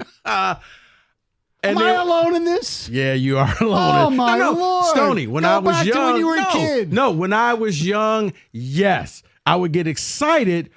But then when they got into the game, it was like so disappointing. Like, because I would end up staying up late because I want to see the Tiger get in and bat and nothing. Excited to see Mike Henneman in 1989. Go ahead. They have some classics. They do. I'm looking through this Did now. Damian Easley make it one year, maybe? Damian Easley, 1998. Brad Ausmus, 1999. Ranks right up there with the Brandon Inge home run contest. Yes, that was worse. Yay, Inge! Yay! No, Inge! But hey, he's from Detroit. just act like you pull something. I just think if they're going to have the All-Star game, you got to think of it. I think the kids like to see at least have one player introduced, see that Old English D. Yeah, Stoney, I don't know if we may be a dying breed. I don't know if kids even watch the All-Star game anymore. Well, that's a good point, too. Like for us, yeah. I mean, All-Star game was must watch. Well, but a lot of that is because, and not to sound old and fuddy-duddy, is because interleague play didn't exist. Right. The only time you ever got to see, the only time as a kid I ever got to see like Al Kaline play was if the Tigers were on the NBC Game of the Week on that Saturday, on a Saturday, the All-Star game, or in '68 when they went to the World Series and won it. That's it. I never got to see Al Kaline play. True. 2-4-8-5. And people from around here never got to see Willie Mays play.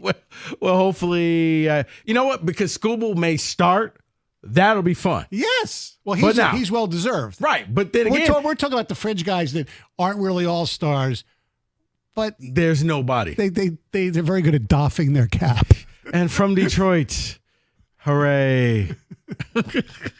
Go sit at the end of the bench, son. We'll get you in. Yeah, you're one of those guys. Either we'll get you in if we're up a lot or we're down a lot. Zach McKinstry, hooray! Well, what are you talking about, man? No, but he's not one of those guys because he sucks. At least usually they have somebody who's having a decent year. I mean, come on. You're the kid. Yeah, you were David, excited to see Robert Fick in 2002. David, your sons, they'll be telling their grandkids about Mark Canha. when Greg Soto was introduced as an all-star. No, right?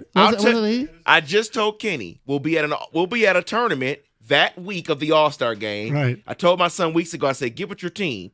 They want to get together. We'll go to a restaurant, watch the game together. He got with me a week later, says they don't want to watch the game. So they don't care about the All-Star game. Okay. At least they're playing baseball. I'll give him that. Riley Green's the only one that I would like to see don the cap, and I don't think he's even going to make it. He'll be an 248-539-9797. We'll get back. Tigers, are you still hanging in there? Are you still invested? No. Or if you opted out like Stoney and I, your phone calls, your ticket text next, 97.1.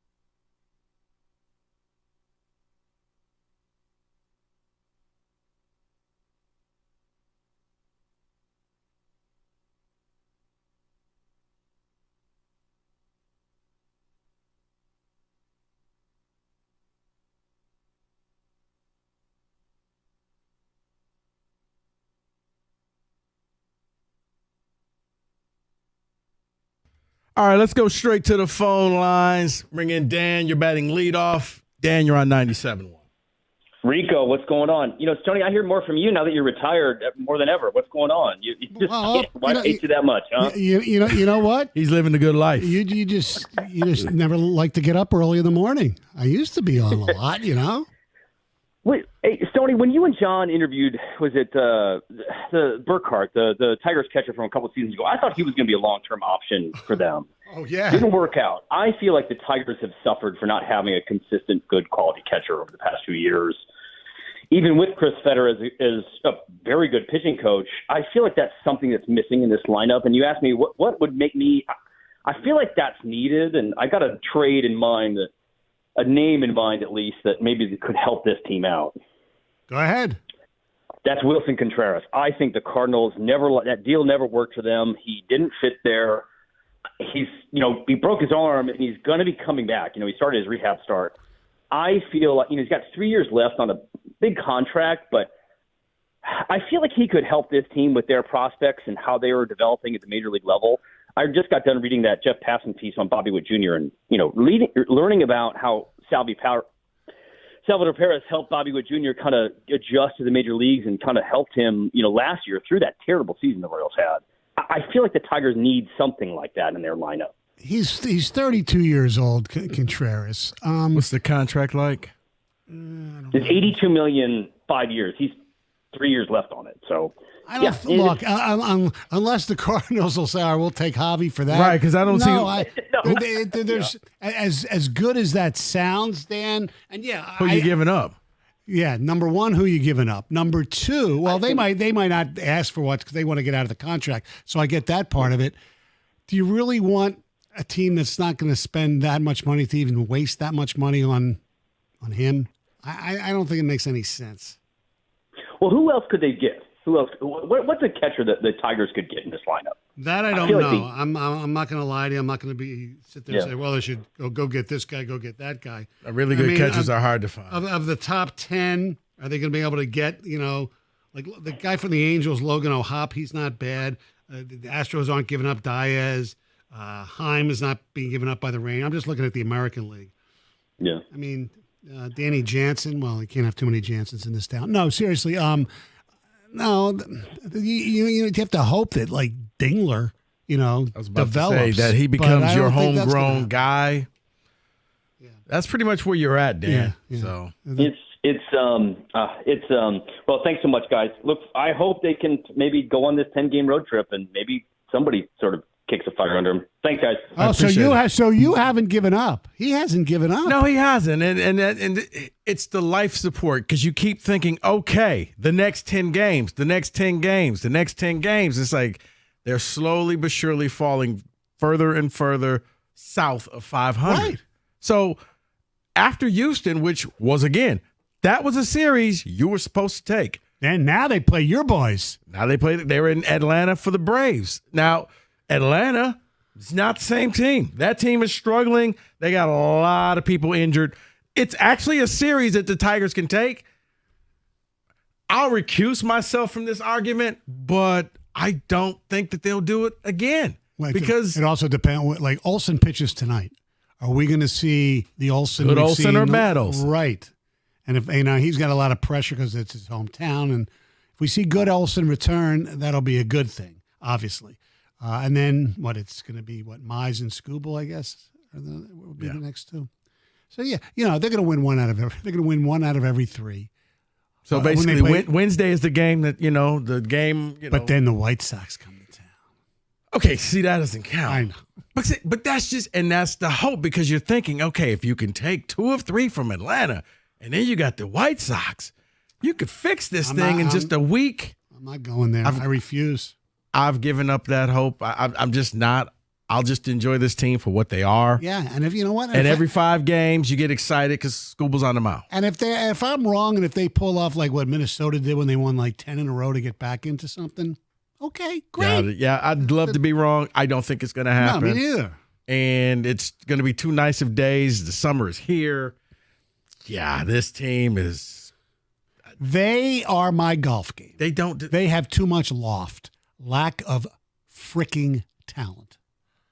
Okay. And that's the bottom line. They're just not good. And I just don't think they deserve my attention anymore. No. Guys, you can't win series where you're supposed to win. You don't have a core. There's really one player that's really worth watching. Sell me on why I should be caring, because I don't. Yeah.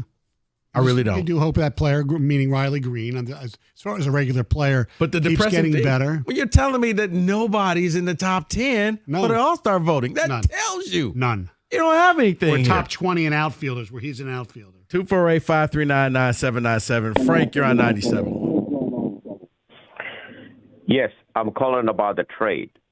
Okay. Okay.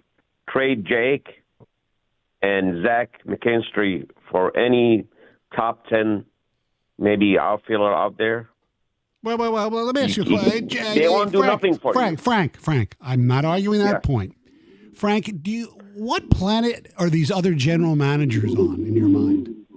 Why would you got to get rid of these two guys? They're not doing anything for you. I agree, but you're talking just about the Tigers.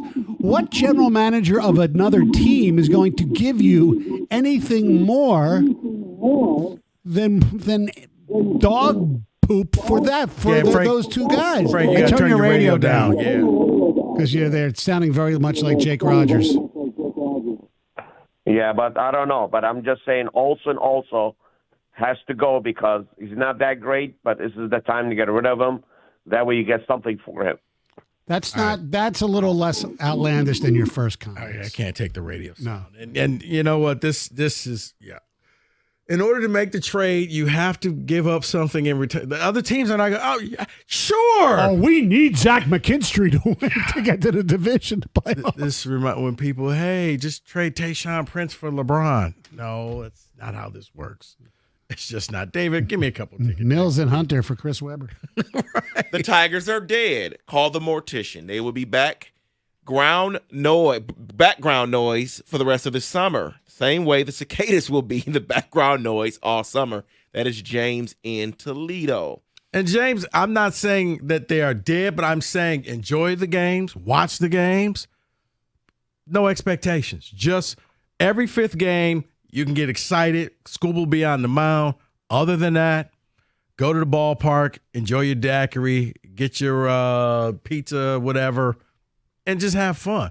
But yeah, background noise, just on in the back, doing whatever. They're not must-watch TV. Only once every 5 games are they must-watch TV. Go ahead, Dave. Till the Tigers give Green and Skubal extensions, I won't recommit supporting them with my money or time. Sadly, the trade deadline will not likely yield anything to change my mind, but I'll listen because it's free. And it's Dan Dickerson, damn it, you should listen.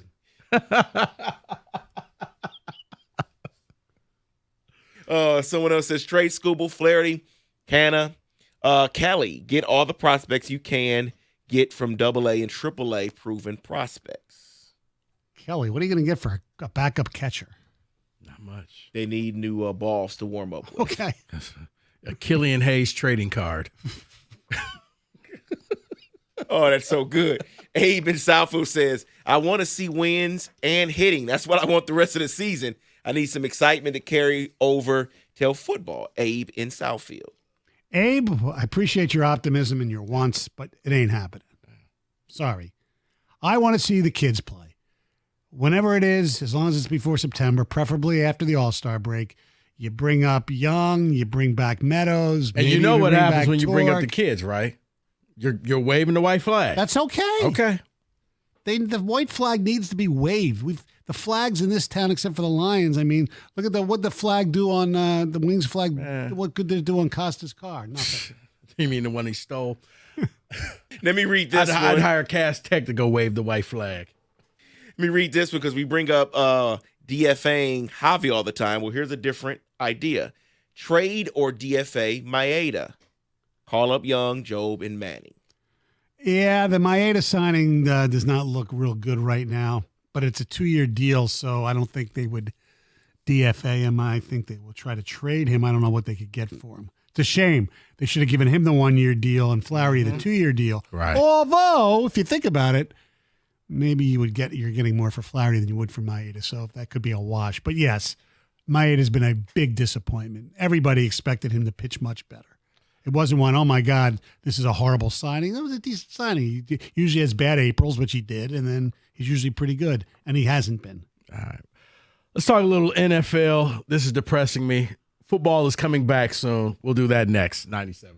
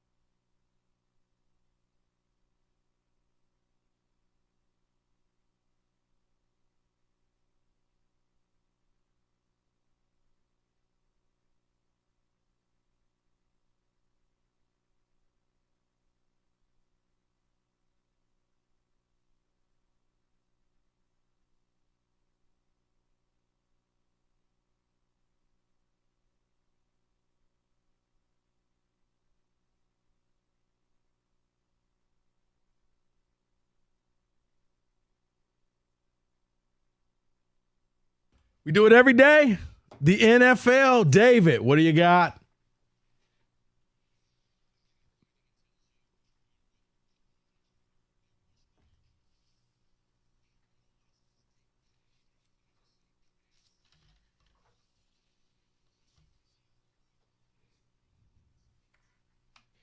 I'm going to start with a little wide receiver news. Two wide receivers, by the way, T. Higgins and Brandon Ayuk. I'll start with Brandon Ayuk. Of course you are. I want to play this for you. This was on his TikTok.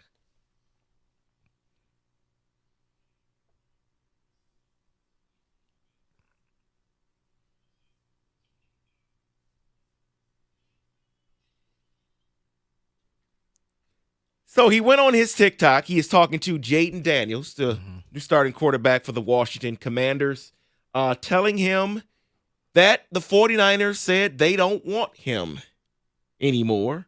Background here is the 49ers apparently had multiple teams interested in trading for Brandon Ayuk before the draft, including the Jags, but they never received an offer that blew them away. And now you get this video. This is what we do nowadays. You got to go to social media. You got to show everybody, oh, I'm this. I've been disrespected. I'm not going to follow you anymore. I'm not going to do this. And it's not how it's done, but I guess it is how it's done now. David, I honestly just want this thing to be over. At first, I was like, okay, re-sign him, but I think he saw his value when they went out and with their first pick took a wide receiver and said, hey, why? In all fairness, I've said this for the longest. Wide receivers are the most replaceable position. I know people like to think, oh, but this guy is special until he's not, until somebody new comes in. There are only a handful of guys that I think are untouchable. And even when you have that one receiver, doesn't mean you're going to win a Super Bowl. No. So if he comes back, fine. But at this point, I think he's just burning so many bridges and just whining and complaining. As a Niners fan, and nothing to do with contracts or anything like that, would you rather have him or Debo? I still would rather have Debo. Okay, that's what I figured. I would too, because he's more versatile. I'm glad you said that, Rico. It is the distraction, which brings me to the other wide receiver. Maybe this was the way to do it. T. Higgins. Yes, he skipped OTAs. He skipped mandatory minicamp. But on Saturday, it was announced that he was going to sign his tender, sign his franchise tag tender. And, of course, now by signing the tender, he's expected to be at training camp. It sounds like to me they're just all in one more year, and he knows it, and he's going to be a free agent. Don't be a distraction. I can sit out all off season. Right. David, hold on. And if I have a really good season, my free agent value will go up. You're going to pay for this. You're going to pay for this. It's the whole, I'm going to gamble on myself. Yes, just be an adult, sign the deal, go make the money. But sitting there, because here's what happens. How do you back that down when you end up signing that contract for 1 year and then all your teammates are like, yeah, I kind of saw what you said and did. Oh, I was just joking. Okay. Or you can just be an adult. So that's the smart way to do it. Say nothing. You know why? You never have to apologize for silence. Well, speaking of silence, someone is being silenced in the NFL. You may have seen a report that the Carolina Panthers are trying to get public dollars for a new stadium.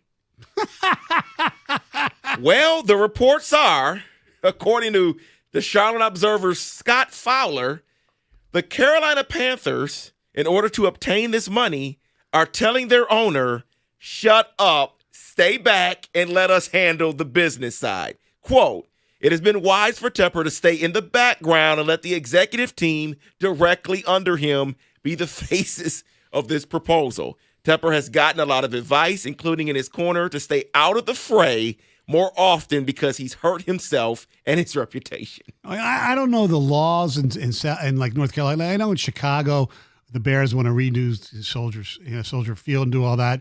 If the city council there, the councilman, they want it, it doesn't go to a vote like it did in Kansas City and what they lost. I have no idea what it's like in North Carolina, but aren't we at the point now where we know that spending public dollars for these facilities for football, for sports teams, it's just not worth it to the taxpayer. Are we wise enough to know that now? Yeah, when you have cities who are like, okay, you can go. You can leave because we're not doing it. Right. San Diego told the Chargers, love you.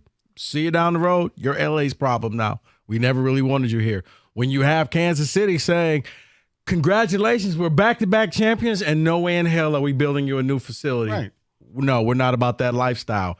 Because it's a grift. It's a con. Yes. You're helping billionaires out, and they're out there, help me, I'm poor. You're not. No. You can fund this thing yourself. Right. Because you're not going to give the fans a break on tickets, on parking, on food, nothing. Correct. So they've finally gotten to the point where fans see, I get nothing out of this, and I'm giving you everything. Right. Not going to happen. So, yeah. If I was, and you're a bad team. Right, I was going to say, especially that. You're a bad team. So what? Are you serious right now? No, you don't. Yeah, why would they ever give him money? They don't even like him in Carolina right now. If Kansas City got shot down and they're a dynasty or a dynasty in the making, you're about to replace your quarterback again. No, you get nothing. Here's a day-old bagel. Well, we now know what the in-season division will be. It was announced today that the in-season division for Hard Knocks will be the AFC North. So you'll see Baltimore, Cincinnati, the Browns, and the Steelers in the in-season. That will start December 3rd. Oh, so it aired December 3rd. So right, and because it's in season, it's pretty much current.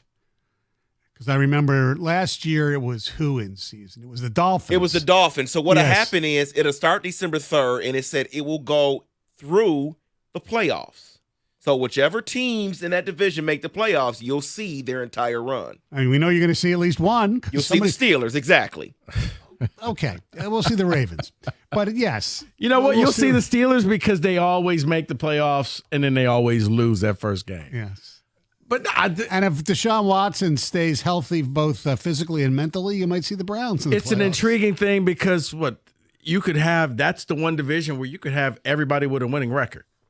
I mean, yes. They're all good teams. And all joking aside, you can pick any of those teams and say, okay, yeah, I can see how they could win the division. There's so many storylines, too. Can Tomlin continue his playoff streak? Yeah. Deshaun Watson with the Browns. Can Lamar Jackson get over the hump in the playoffs, make the Super Bowl? Yeah, and I could see that. I mean, and I think in their world, they're hoping for a Cincinnati-Kansas City game, and Cincinnati takes out Kansas City because Joe Burrow seems to be the only person that could take out Mahomes and the Chiefs. I like it. I mean, I'm not a big Hard Knocks fan. It's intriguing that you're going to do the whole division. I'll give it a watch. I mean, you know they're not going to do a deep dive on Deshaun Watson. Well, no. You know that, right? Look, a lot of the really good stuff that you really want to see never gets aired because it's too. In fact, they're the not going to NFL show owns this. Yes, exactly. They've had like the Dolphins one. I thought was pretty cool. I watched it because my daughter worked on it. Also, the Cardinals one the year before was awful. Yes, thank you, Marissa Stone. I had to. I'm sorry. That's okay. Hopefully, she'll be back doing it. Working for your Steelers maybe this year, David. I don't know. Don't do that to her. Anyway, yes. And sometimes I remember the first year was Indianapolis. Yes, they went on season. That complete Carson Wentz collapse where they lost the game in Jacksonville to make the playoffs. That's when you realized that Carson Wentz was a real putz. Exactly. As a teammate. Exactly. That was good to see. And there's three of them now. I mean, there's the off-season one, which starts in a few weeks with the Giants. But, I mean, don't do people understand really that get one. into this hard? I mean, I don't know. It's not as much. I think that's why they kind of spread the love now. It was okay when it was the Lions, but I was like, okay, because it's always they find the one guy who, at least maybe the end season to be a little different because they're on the team rather than a bunch of guys like, let's hope he can make the team. Like, you already know. The Lions one was different because they focused so much on Campbell and they like the Deuce Staley, Aaron Glenn, back and forth that those guys had. There was some interesting things.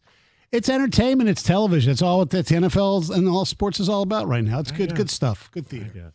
And that is in football today.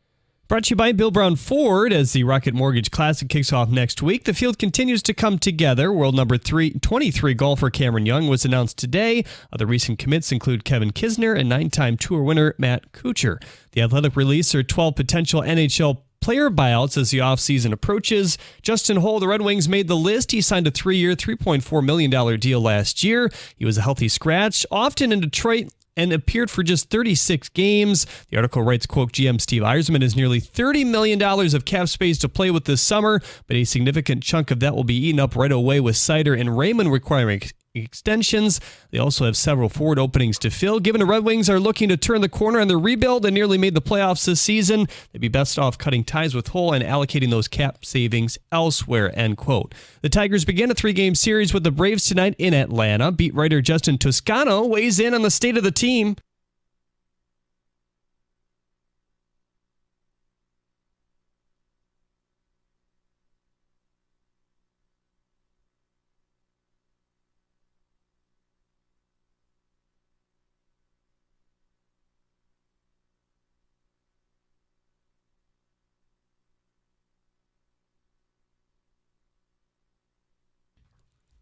Thanks for that cut. It makes me feel great. Appreciate it. You're the game right here on 97.1 The Ticket at 7:20. At least they're a playoff team. At the Coral Health Sports Desk, I'm Jeremy Otto. For more, go to 97.1 The Ticket or Odyssey.com.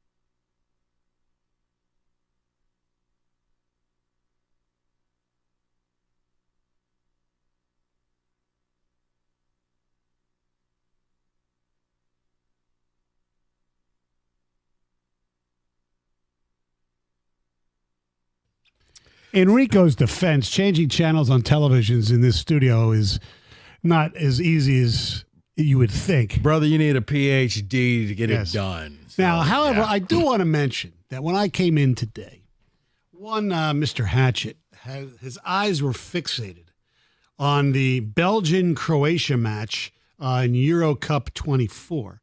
That Croatia won. It went to extra time. Well, they always go to extra time, but it wasn't like it was overtime, right? It was in extra time, and they won 1-0. Did the Croatians. Now, France is battling Austria right now. I changed the channel just so we could have that on for you, David. And Is that who put this on? I'm yes. like, who's changing the channels? I saw David had his phone out. I'm like, what are we doing? Well, I can change channel. I can't figure out how to put one. We have two, for those of you scoring at home, we have two big TVs, but I can't figure out right now how to change one I'll show and you. not the other. I know there's different whatever. Anyway, so we have the Euro Cup on right now. And I was stunned that David was watching this. I figured, well, why not? It's the middle of the afternoon. You can bet on it. Brother, how you think Greater Life gets a new roof? That's true. So who do you like in this one? France, Austria. Now I was stunned, maybe because I don't follow it as closely as I'm not even going to say should, that France was not favored against Austria. I mean, France is one of the best players in the world, Mbappe. Yeah, I was shocked. Did you read that wrong? I thought he wasn't playing, and then he led the team out on the field. But yeah, they're not favored. I don't know. Kenny, what just happened here? What just We were talking gambling. I don't know. You started talking soccer. I tuned out. I'm sorry. What just happened? Where are we at? Yeah. This is what happens when you have a baseball team below 500. Yes. This is what you end up doing. You have to pick obscure sports to watch. Right. Because Stoney's right. David was all in. He was locked in when I walked over there to meet with him before the show. He was just focused on this I soccer said, David, game. what do you want to lunch? He said, I don't know, quarter kick. It's like when you and Evan put down a bet, and it's like, why are you two watching minor league baseball? No, spring training baseball. And Kenny and Evan were locked in. Come on. Like, Dude, it's spring training baseball. So The guy's wearing number 96 at bat. What are you doing? we'll keep you up to date on this exciting Austria-France. It's not a friendly. It's a big one. Euro Cup 24. All right. Speaking of Europe, one of Europe's great golfers, Rory McIlroy, as you know, one of the greatest chokes in the history of golf and maybe even of all sports yesterday, losing to Bryson DeChambeau. Now, I wouldn't say it's the greatest choke I've ever seen, but it was right up there because he did technically, DeChambeau had a decent-sized lead going into the final round, and actually Rory had a better round score-wise than DeChambeau, but at the end, I mean, he made two obvious that we all know about the physical errors of missing two putts within 4.5 feet. In fact, one of them was like 2.5 feet. He makes one of them and going to a playoff. He was ridiculous, and I blame some of this on his caddy as well. On the par 3, he chose a 7-iron instead of an 8-iron, which would have probably kept it on the putting surface, so he ended up bogeying that hole. And then on 18, Rory, who has had a great job most of the week and just hitting the ball great off the tee, he yanked it left, and that led to him having to make a really good shot to put himself in position to par the last hole, which he did not do. So that was an unbelievable choke. Still, to me, the greatest golf choke of all time was, I got to get the year right, but it was Jan van der Velde of France at the British Open. He just literally melted down. Where he had a 3-stroke lead going into the last hole. I mean, that's the biggest one that I can ever remember. And he decided to use a driver, and then he went into the water and tried to. He just went like, what was that movie? It felt like, was it Tin Cup? Where you were just like, okay, you know what? Just walk off. It was crazy. And there's been others in golf. Scott Hoke for choke. He missed a putt that was probably 1 foot to win the Masters one year, and he missed that. I know we're not, a lot of people aren't golf heads, so to speak. But Rory McIlroy was somebody that I think even in this country, even though there are a lot of people, not a lot, but there are people at Pinehurst yesterday, chanting USA, rooting for DeChambeau. I think Rory's a pretty likable guy. And I think he had the decade-long stretch of not winning a major. I think most people, golf fans, kind of wanted him to win. Nothing against DeChambeau. There are some people who hold the fact that he wanted to live against him, whatever. Rory is likable. He put himself in a position to stand up for the PGA Tour, probably a mistake, but he's still been really, really good, but he's gone 10 years without a major, and he thought, all right, he comes from behind to win, and he didn't. And what pissed me off about Rory was within 10 minutes of DeChambeau winning, because as you know, McIlroy finished first, he didn't talk to the media.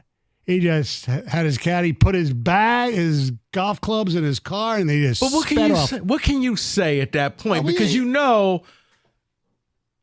of the worst moments in my life just happened on live TV. Yes, I blew it. What do you want me to say? Well, I quit? No, I mean, but I get Stoney. It's part of the job, though. Is it though? Yes, part of the job. To sit there and answer a bunch of stupid questions. Well, what did it feel like as you saw the lead slipping away and you were choking? I loved it. I was just thinking about all that. It's part of the job that you made $2 million for finishing second. You can have 10 minutes of your life to answer some questions. Did you think that putt was going to break a certain way? Did you, whatever? What about your club selection on the par 3? Those are legitimate questions. I get what you're saying, but I understand why you have the cooling off because I'm just not in the mood right now. Okay, so he could have waited a little longer, but nobody told him. So this is what I asked my caddy. Okay, what's the bigger fine? Me not showing up or me just telling him how I actually feel? I don't even know if there's going to be a fine, but still, it was a bad look, and it just... Did it get any worse, though? No, well, yeah, it probably couldn't. right. I get that. Did it really get any worse? Did you really need... Guys, go back and watch it. Just, things, blew it. And here's the other thing that come out of this. DeChambeau, I remember when he was here and he won the Rocket Mortgage, he lifted himself up, he bulked up, and he hit the ball harder than anybody, and he has strange clubs, the way he would do it. he was not exactly the most likable guy. I kind of, me and John interviewed him once, and we went out to the DGC. He was okay, but he was kind of, I don't know, douchey, so to speak, if I could use that word. But he has really upped his popularity. He was just, even while he was having troubles, he was high-fiving with the fans. He was signing. There was some kid who had special needs. This is during the tournament, and he signed something. And he, all of a sudden now, and he acted, the same type of way at PGA, which is a tough loss for him. And now he's like one of the most likable guys in golf. The unfortunate thing, because he's in LIV, we'll only get to really see him 4 times a year because I don't care what anybody says, most people ain't watching LIV. So he'll play in the majors, and that'll be it, and, whatever. So 248-539-9797. Was yesterday the biggest choke job in sports? And if not, what was? Or even in golf, if you want to limit it to that. No. We could do all sports because I got a couple, but I got one to me that is still watching it was just like, it still haunted this man for decades that he screwed up this badly. I'll tell you who that is next. Oh, you like that, don't you, Dave? Yes, I'd like it. 97.1.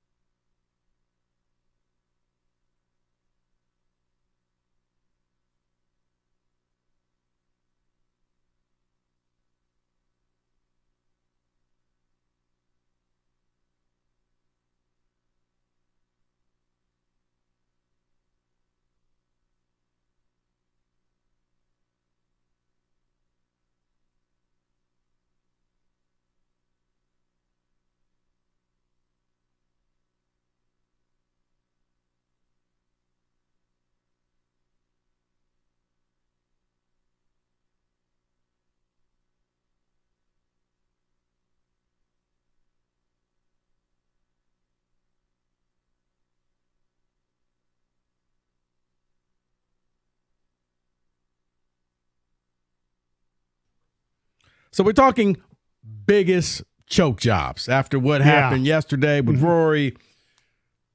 Who is that person, that guy, woman, team that you saw and you're just like, wow, this is not just bad, historically bad?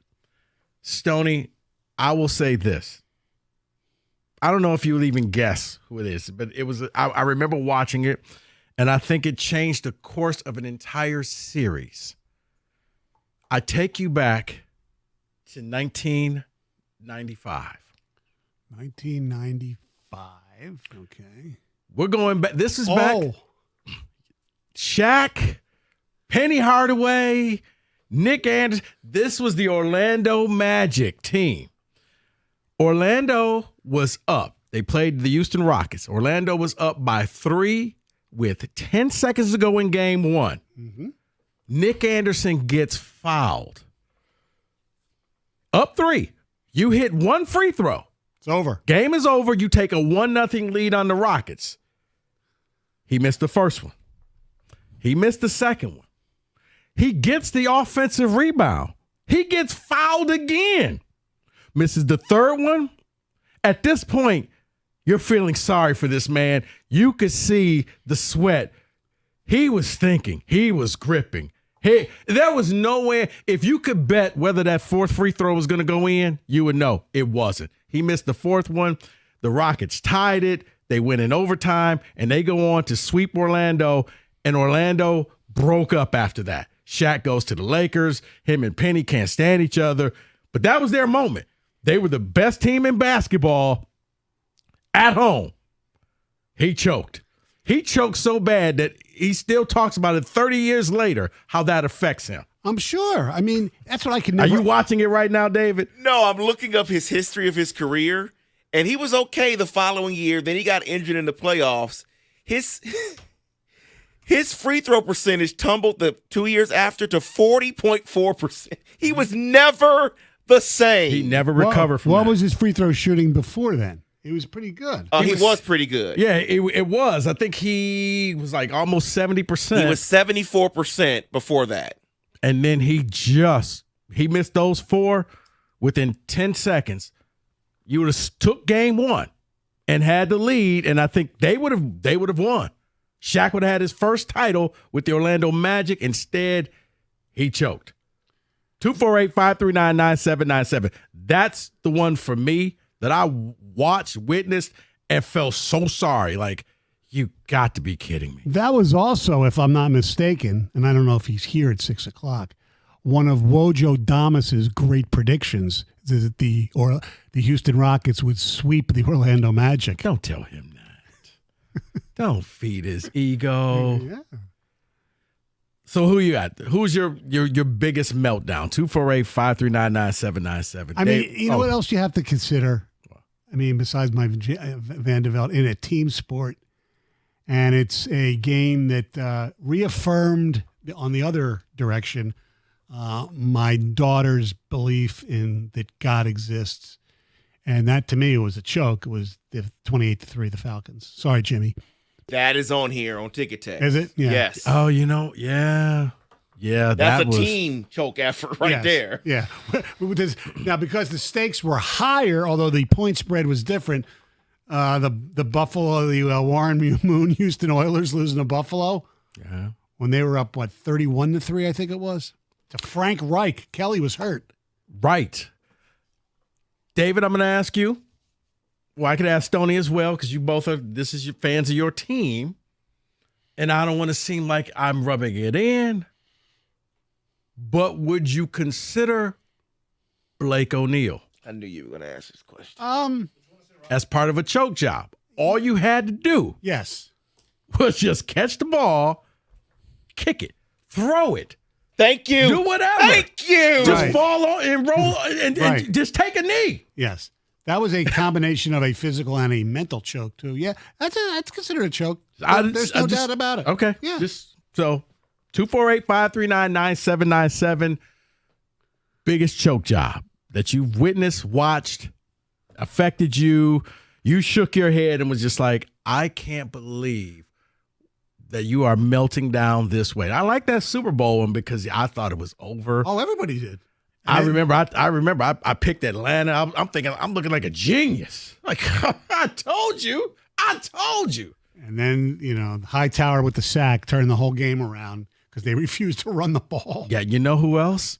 Kyle Shanahan, the play caller, choked. Well, he does that every year. Yeah. I'm getting used to that. No, but you really, Pete Carroll, Super Bowl. Yeah.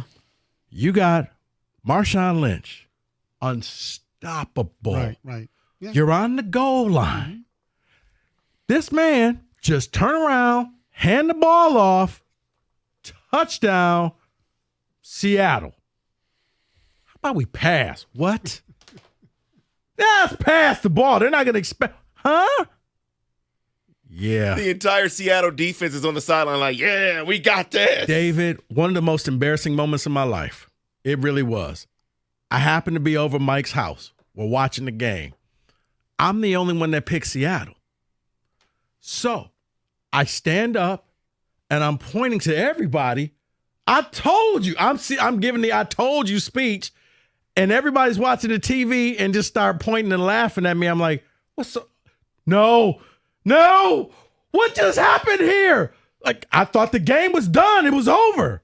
Yeah, that was probably, I learned then, never celebrate until the clock hits zero. Well, talk about, especially if you were rooting for Seattle, the emotions, because you looked like you were dead, and then Lockett makes that, was Lockett or Curse? I think it was Lockett. Yeah. Makes that great catch, and then they showed, in the NFL film, you see Brady on the sideline like this. Yeah. And it's like. It was over. Yeah. It was supposed to be over. So 248-539-9797.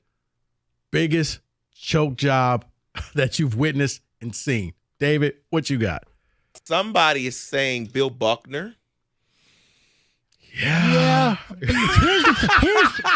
I love you all together. Here's the thing about the Bill Buckner play.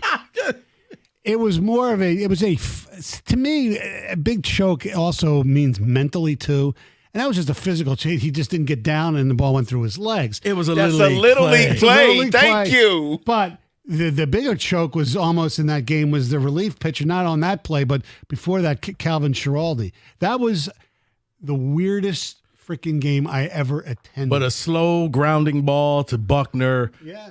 And it just went right between his legs. It was like he had to move to the left or right. It was right there. Like, it's something that an 11-year-old just put the glove down, get it, touch first, ball game. Didn't Leon Durham of the Cubs have something very similar? Like, maybe it was in '84 against the Padres in that series, or sometime where he screwed up too. The Buckner thing, obviously, it's weird. It's like I was at that game. I had credentials. Oh, yeah, because the Cubs were up on the Padres. Yes. Yeah. Okay. Yes. Okay. So I was at the game, and standing in the bowels behind the watching the game on the television, and it had happened, and you see the baseball executives run into the Red Sox locker room, take all the cellophane and all that stuff from the lockers because they were prepared for the champagne. Mm-hmm. And then, so it sets up a Game 7. And Oil Can Boyd is supposed to pitch the next night, Game 7. And I've never seen anything like this in my life. I'm in the locker room, and he's just walking, pacing, with a cigarette in his mouth. He's freaking out. He has to pitch Game 7. Turns out it rains on Sunday. Bruce Hurst pitches Sunday. And the Red Sox, people don't remember, they had a big lead in that game, too, and they choked that one away, too. That's back when they were cursed. Yes. They were. Yeah. They were like the Cubs. Yeah. Like, we forget about it now, but the Red Sox always found a way and then they come back and beat the Yankees. They were down 3 games. 3-0, Bucky Dent. Yeah. As your Boston people call him, Bucky effing Dent. Right. They do, David. Seriously. They put it in every movie. They will never say just Bucky Dent. Right. They always throw the other word in there. And every once in a while, it's also Aaron frickin' Boone, too, because he did it, too. He did it as well. 248-539-9797. Biggest choke job in sports. We'll get all your phone calls next. 97.1. You guys heard me talk about specs at LTU. Why? Because classes are going to be starting up in the fall. So what you need to do is you need to visit the website, register, get your name on the roster, and get your career started in radio, TV, or graphics design. Specs at LTU can help you get that goal. But you got to start. You got to be curious. You got to visit the website, ltu.edu/specs, and you're going to learn more about the broadcast media arts, digital media arts, and graphics communications program taught through Specs at LTU right there on the campus of Lawrence Tech in the city of Southfield. You're going to be taught by people like myself who actually work in the business. It means we're not going to waste your time. You're going to learn from day one everything it takes to make it in the business. So you need to go to the website, ltu.edu/specs. And just remember, with the hands-on approach and expert faculty, you're going to learn the practical skills you need to succeed in today's media industry. I can't stress this enough.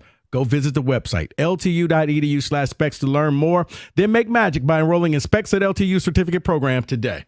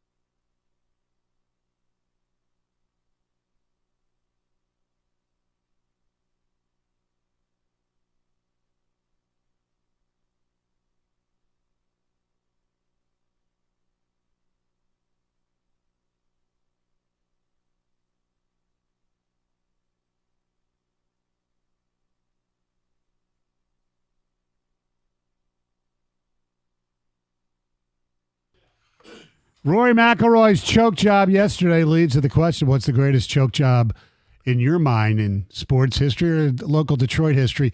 We haven't had really any in hot. Kenny, did you ever hear about the miracle on Manchester? Yes, I have heard of it. Yes. It took place in 1982. I wanted to look up the miracle on Manchester. Manchester is where the LA Forum is, where the Kings and Lakers used to play. They were playing Edmonton. Back then, it was a best-of-5 series. And Edmonton, it was Game 3. Edmonton led 5-0 going into the third period. And it was 5-2 with 14 minutes left to play. The Kings scored 3 goals, tied it, and then won it in overtime. It was incredible. And I was looking back on that series. Do you realize the Kings won the first game of that series 10-8? Jesus. Kenny, you got a choke job before we get to the callers? Mine is more like series related because this one happened fairly recently. I think it was the 2019 Tampa Bay Lightning. They were like on a record pace. I think they tied the wins record or something, and they got swept in the first round by Columbus. Yeah. You know what's weird? My definition of choking is like if you have a lead and you let it go away. So they never had to lead, but I understand that when you get swept by the 8th seed. I think they were tied with the wins record that year. They were President's Trophy. They were perfect. You could call it a choke. There's no doubt. No, you can. All right, let's get to the phone calls. Bob, you're on 97.1. Thanks for taking my call. Just a couple of quick comments. The biggest choke that I've seen happen probably about 30 years ago. This was a women's tennis match in Wimbledon at the finals. The late Yana Novotná. Yes. She had 3 match points or 2 match points. I think the opponent was Conchita Martinez. She had match points for the finals for the championship. I think it was she Steffi. was up 5-1. I think it was Steffi She Graf. lost. Oh, was it Steffi Graf? I think so. And I'm thinking it was Conchita Martinez, but I think I may be wrong. I could be wrong on that. But I know that Novotná, she lost 12 consecutive games. She lost, I believe it was 11 consecutive games. It was 5-1, so she would have had to. She lost 7-5 in the second set, and then lost 6-zip in the final set, 6-love. So that was the time when she collapsed when she was receiving her runner-up plaque, her trophy, and she kind of broke down in the royalty's arms there. And another thing about golf, about Rory McIlroy. Yeah. Let's keep a couple things in mind. Number one, it was a grueling out there, 90-plus degrees, difficult course conditions, hilly terrains. It was a mental type of thing, and that's going to happen. I don't blame McIlroy for not wanting to address the media. What can he say? And I've been a member of the media. Okay. I've been a member of the media in the past, and I know that media members it's a freedom of the press, but media members certainly have the capability of asking some really stupid questions. You're right, Bob, and I would agree with you to a certain extent. I wouldn't expect him to be interviewed walking off the green or right there, even right after he lost. But after 10, 15, 20 minutes, you cool down, whatever, then you have a responsibility to answer questions. And if they ask a stupid question, you can say, I'm not going to answer that. That's a ridiculous question. But then you come off looking like a jerk. I agree with Bob. But at this point, it was historic. There's nothing that I can add to this that will explain away what you just saw. It was one of the worst moments of my life. What do you want me to say? Unless you just own it from the beginning. Yes. And just say, guys, I had a complete meltdown. And then, he's not meant. Or you just say nothing. You write your own story because you've already written it already. So just say whatever you got to say. Whatever. I lost. I'm going home. That's fine. I may have done exactly what he did. Like, I don't even want to do this. Like, because you're angry, all you're going to do is say some stuff that you're going to regret. So it's better off. You don't have to apologize. You don't have to come out with a statement on social media. I didn't mean to offend this person or these people or this city or whatever. Silence. Nobody ever apologizes for silence. Dwayne, you're on 97.1. Hey, what's going on? Can you hear me? Oh, yes. Loud and clear. Oh, God, thank you. Yeah, let me tell you something. First of all, I love the show, and your Father's Day thing has got to be one of the funniest things that I've listened to in a long time, man. And I feel the same exact way. I just want to be left alone. Yeah, Dwayne, But real my, quick, when I was driving yeah. in on Friday, I'm like, you know what? I bet you real dads just want the day off. Just don't bother me. Oh. I don't want to eat where you want to eat. I don't want to see God. you. Go away. I Come back in know, 24 man. hours. I mean, and don't get me wrong, I love my little 5-year-old. I got one kid, but I'm just like, man, I just want my 2 problem generators to just leave me alone for a day. Well, you know what, Dwayne, that's what I said. I said, my family said, what do you want to do for Father's Day? I said, I want to play golf. I want to sit at the pool. I'd love you guys to come to the pool if you want. Fine. And then, you'll make me something for dinner. And that's it. That's all I want. So what you got, Dwayne? All right, so I got this. I'm a diehard Lions fan, and Stoney, I'm originally from New Jersey. I live in Florida right now, but this one is right up your alley. The choke job that I watched, it still bothers me to this day. The '95 wild card loss, the Lions against the Philadelphia Eagles. Yeah. Wait, that was the Lomas guarantee game, right? Yes. Yeah. That was Brett Perryman. I think Perryman guaranteed. No, the win. it was Lomas. It was Lomas. That was Lomas? Yeah. That was Lomas. Okay, my bad.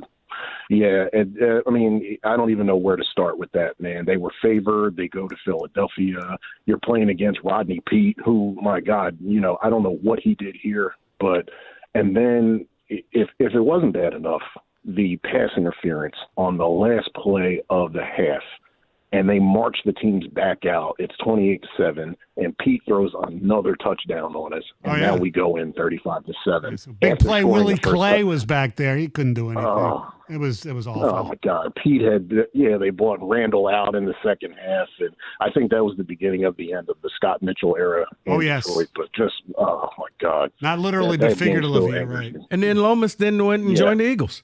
No, if I believe. No. He went to the Cardinals and the Giants, and then Tampa. And he won a Super Bowl with Tampa, I think. Right? I just know he left. It was like he guaranteed, and I'm sorry, I'm leaving. I know, man. No, I mean, the Buffalo thing I saw, and I was like, wow, that's pretty bad. But, I mean, to me, as a Lions fan, to see that when I thought that was a pretty good team, and to have that happen, that was a big choke job. I appreciate the call. So, yeah, I just don't think those are chokes when you never had control. Okay. In my opinion, that's all.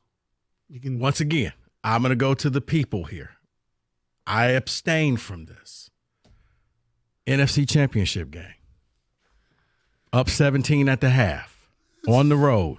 It's a little bit of a choke. Yeah, it's a choke job. Yeah. I'm going to say yes because Kenny won't look at me right now. He's been breathing heavy in here. Kenny won't look at me right now. Yeah. He put his head in his hand. Kenny, you don't have to say anything. You can pull a Rory. You don't have to say anything. And we got football coming up next. 97 won the ticket.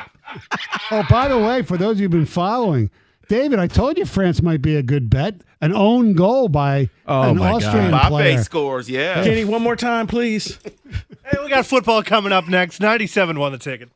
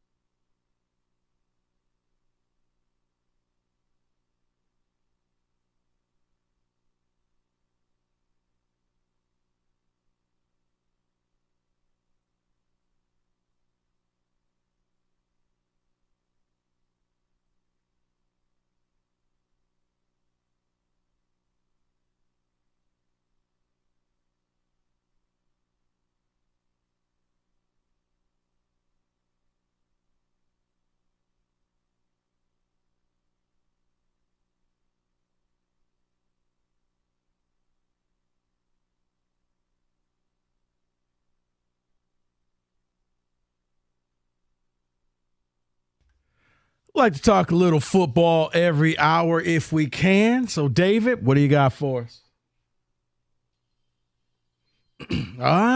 College. That's right. It is college football. So what we're going to do is we're going to go through some of the best games or the notable games of the year. This is via Circa Sports. So we have lines for the games of the year. So we'll go through them. I'm going to give you the matchup. You tell me who you think the favorite will be and what the line is. Because we're, I think, like 75 days. Something like that. Or unless it's week 0, which is the dumbest thing. Doesn't it's really week count. 1. Right. Yeah. So, I don't know. That's strange. So, let's start with a week 2 matchup between Texas and Michigan. Who's the favorite and by how many? Texas and Michigan here in Ann Arbor. Yes. Noon kickoff, big noon. So Joel and Gus will be there clad in their maize and blue. Stoney, I'll let you go first. I believe there's so much love for Texas, and at this point, without seeing who the quarterback is at Michigan in their first game against Fresno State, I'm going to say right now, I got to say Texas has got to be the road favorite at minus, like, I don't know, 2.5, something like that. Yeah, I'm thinking Texas, probably that number. I would say probably Texas, maybe 4. But yeah, Texas will be favored, but not by double digits because it's the big house. Yeah. And, yeah. You are closer, Rico. Texas favored by 5. Okay. So let's go to the next game. We got 15 to go through. Let's try to get through all of these, guys. Okay. All right, deep thoughts. Go ahead. Michigan, Georgia, USC. Michigan, USC, week 4. Oh, Michigan. I'm going to say Michigan by 6. Michigan favored by 6. I'm going to say Michigan by 8.5. You are closer, Stoney. Michigan by 9. Yeah. Let's go to Georgia at Bama, week 5. Ooh. I'm going to say at Bama. At Bama. Georgia, 1.5. Georgia favored by 1.5. When is that game? When in the season is that? Is that early? That's week 5. Week 5. So you're looking probably, so, October? Alabama, Milrow will have some more time. Carson. I think that's first week of October, I believe. I believe so, I'm going to say Georgia by, what did you say it was? I said 1.5. Georgia by 3. You are closer, Stoney. Is Georgia by 5. Whoa. You surprised by that one? Yeah. Kenny's not. He's 5. No, Kenny's surprised. No, by I these thought spreads. I would have guessed a push. I would have guessed like even. I wouldn't have guessed. I don't even know who you are. I'm a realist, Rico. Georgia over Mini Dicker. How about that? Let's go to week 7. We have 3 week 7 matchups. Let's start with Ohio State at Oregon. Ohio State at Oregon. Wow. Oregon favored by 2.5. I think Ohio State's going to be great this year. God, I hate saying that. I'm going to say Ohio State by 1.5. You are on the money. It is Ohio State by 1. Really? Yes. Next week 7 matchup, LSU and Ole Miss. I'm going to go first, Stoney, because I keep getting them wrong. So LSU at Ole Miss. Look, the Ole Miss lover is in Boston right now. I think Ole Miss is a fraud. So I'm going to go LSU -1. LSU -3. You on again. LSU -3. I quit. We were close. You were close, though. You weren't far. The right team. That's you all weren't that counts. far. So that's the last week 7 matchup, Texas and OU. Remember, this is a neutral site.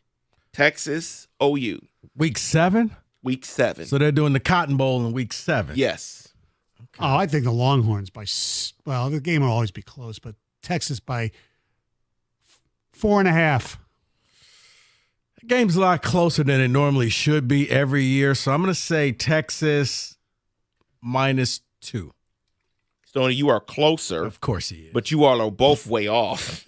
It is Texas by 8. Wow. Really? Yes. So let's move to week 8. Georgia. I'm taking Oklahoma in that game, if that's the case, because they always make it close. It is a close game. You're right. I'm going to get Kenny on this one. Week 8, Georgia at Texas.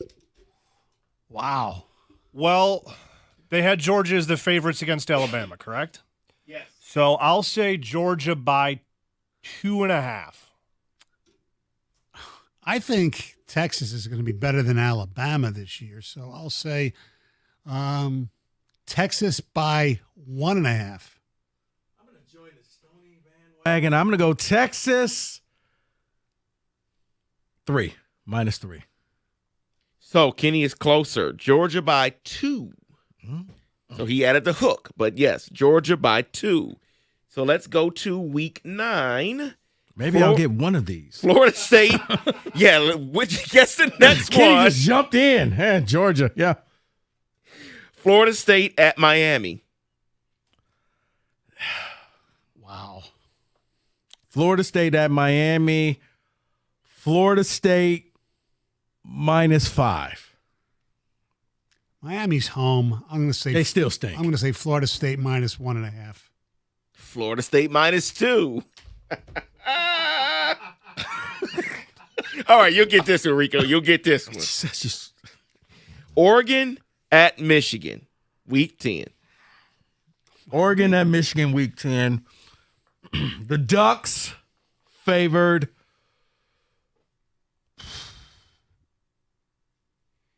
Ducks favored by 6.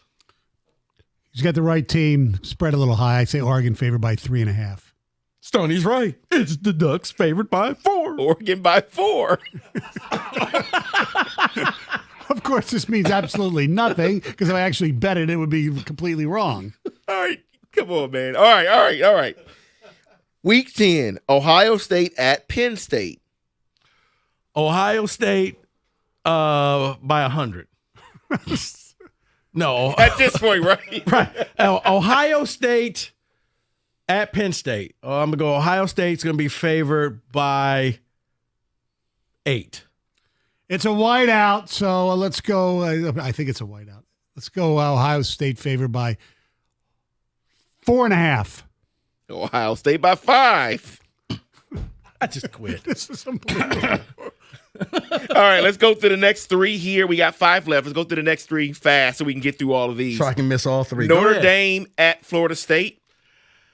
Notre Dame at Florida State. Ooh. Who's quarterback in Notre Dame? The kid from Duke? Yes.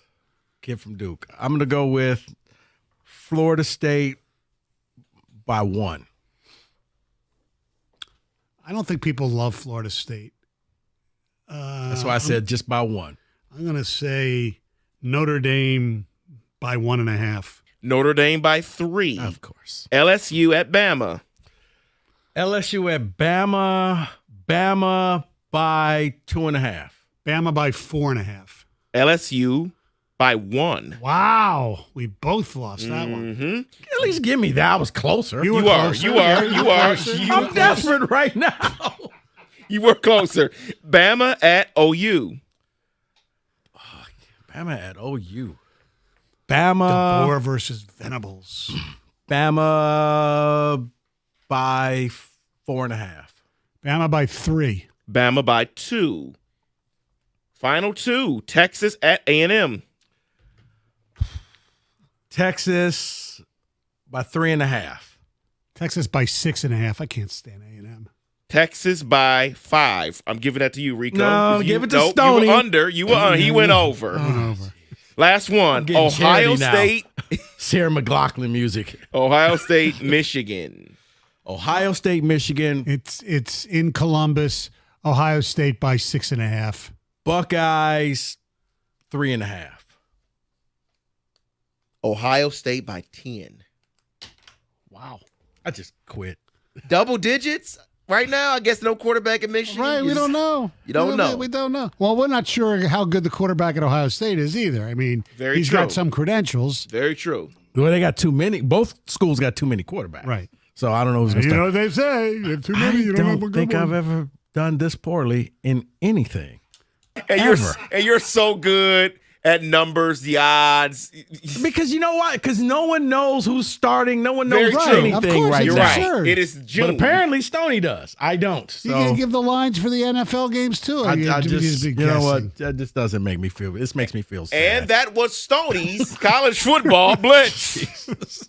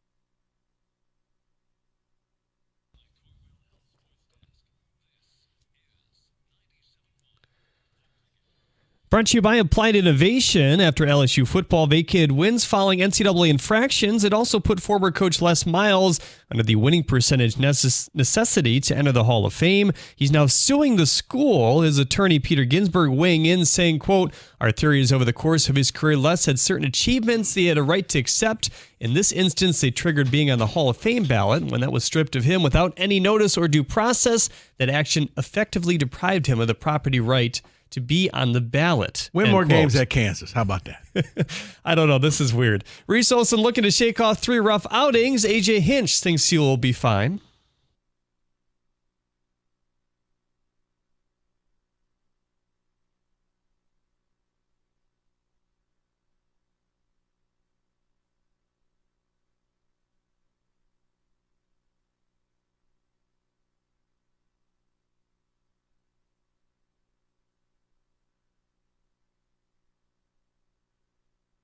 First pitch at 7:20. You can hear the game right here on 97.1 The Ticket. Orchard Lake St. Mary's product Jaden Savory is committed to Michigan State football. The tight end is a 2025 and stands 6'6". 24/7 Sports listed him as the number 16 rising senior in the state. He didn't begin playing high school football until last season, previously focusing on basketball. And finally, the Bengals officially announcing that they've re-signed wide receiver T. Higgins to a 1-year deal. At the Corwell Health Sports Desk, I'm Jeremy Otto. For more, go to 97.1 The Ticket or Odyssey.com.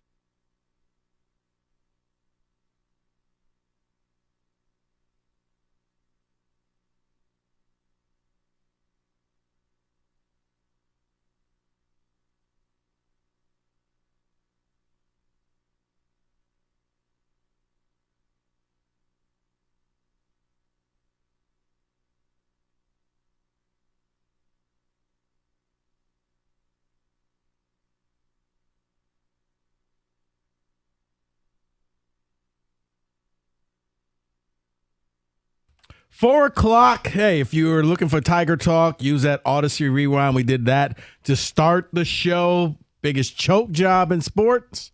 Did that as well. So use that Odyssey Rewind if you want to get that. But right now, Stoney. First of all, I have we were just talking about the odds of college football games. I don't want to talk about it. I just want to ask you one question. I don't want to talk about it. I've seen now the odds to win the NCAA basketball championship. Who do you think has the best odds? Seriously, this is just now I've become your pinata. Well, no, I have the answer, so I can't say because I would have never guessed this. I'll look worse than you. I'm going to say Duke. They are 4th at 14-1. David, I am going to go Michigan. Come on, basketball? Yeah, he's just trying to make me feel good. That's all. No, I'll go Kansas. Kansas is 3rd at 10-1. UConn 2nd at 9-1. Hold on. 8-1. If UConn's not 1, Kansas. Their best player, I believe, is coming back. If it's not UConn and not Duke, and it's not Kansas. They call Kentucky? Alabama the Crimson Tide. Oh. Sears is back, right? I think. Yeah, I believe so. Yeah. Okay. All right. By the way, Spartans 50-1, and I can't believe they actually have the audacity. I know they have a new coach, but even list Michigan. No, Michigan flipped the entire team. That's why. So actually, that's not. Well, I was being funny. They're not a favorite, but if Juwan was still there, it would be a joke. Right. But 66-1. I'm doing it. Yeah, he's flipped the whole team. So that's one where. How long does it take them to gel? It's time to bet the house now. Let's go. But he didn't even.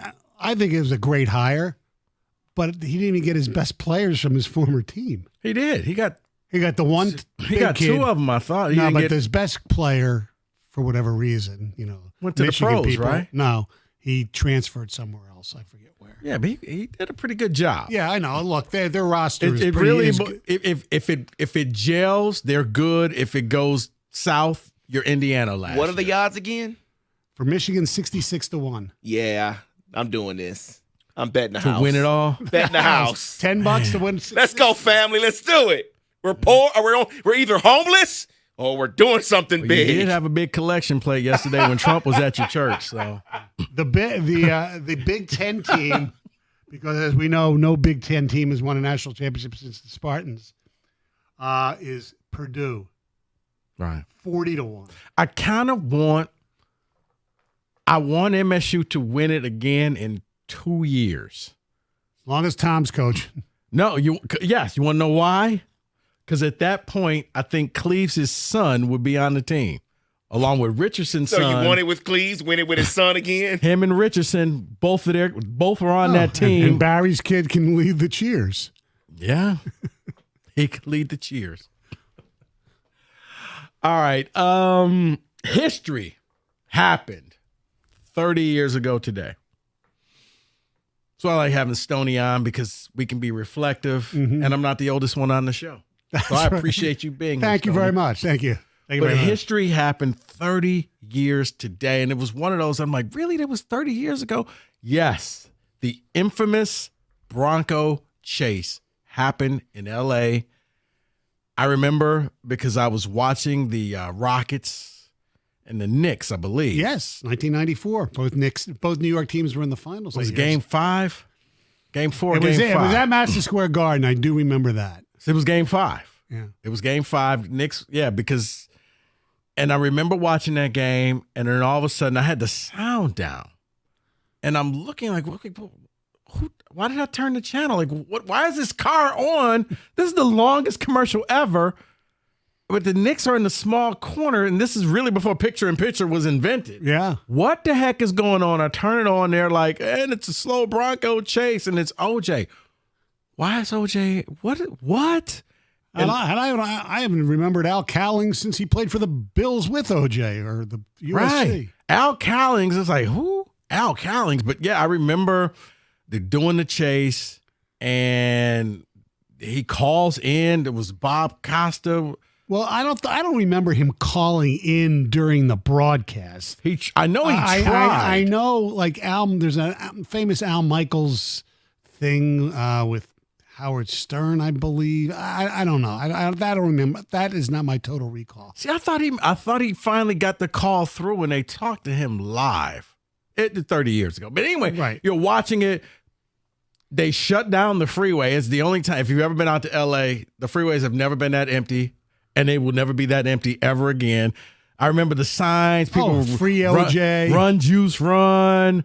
Amazing how everything changed in a few weeks. Right. Well, you know what's incredible, though, if you think about just the chase part, how they couldn't, they knew where he was. They couldn't have like a barricade because they were afraid he was going to shoot himself. Yeah. I mean, and I think it was that morbid curiosity of why America just couldn't turn away from this, because it was not a high-speed chase. Folks, he was literally driving like 35 miles an hour on the freeway. Right.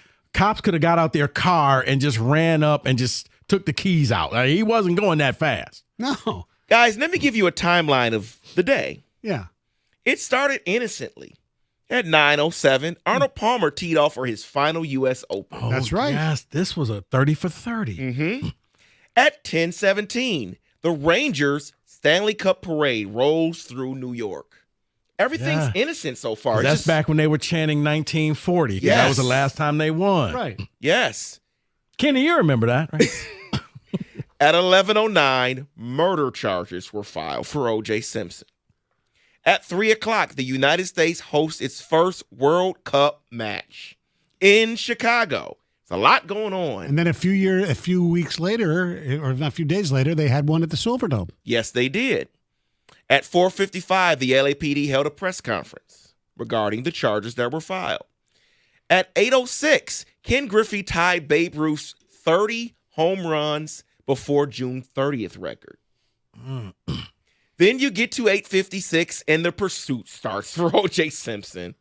At 9 o'clock, the NBA Finals Game 5 begins, Knicks versus the Rockets. And then we all know what happens after that. Yeah, I remember watching it because I'm like, okay, how does this end? Stoney, I think like you, this isn't going to end well. This is not. I mean, he was basically in the back seat holding himself hostage. Right. And then when you find out later he had a bag with a mask and all, like, okay, you didn't really think this thing through at all.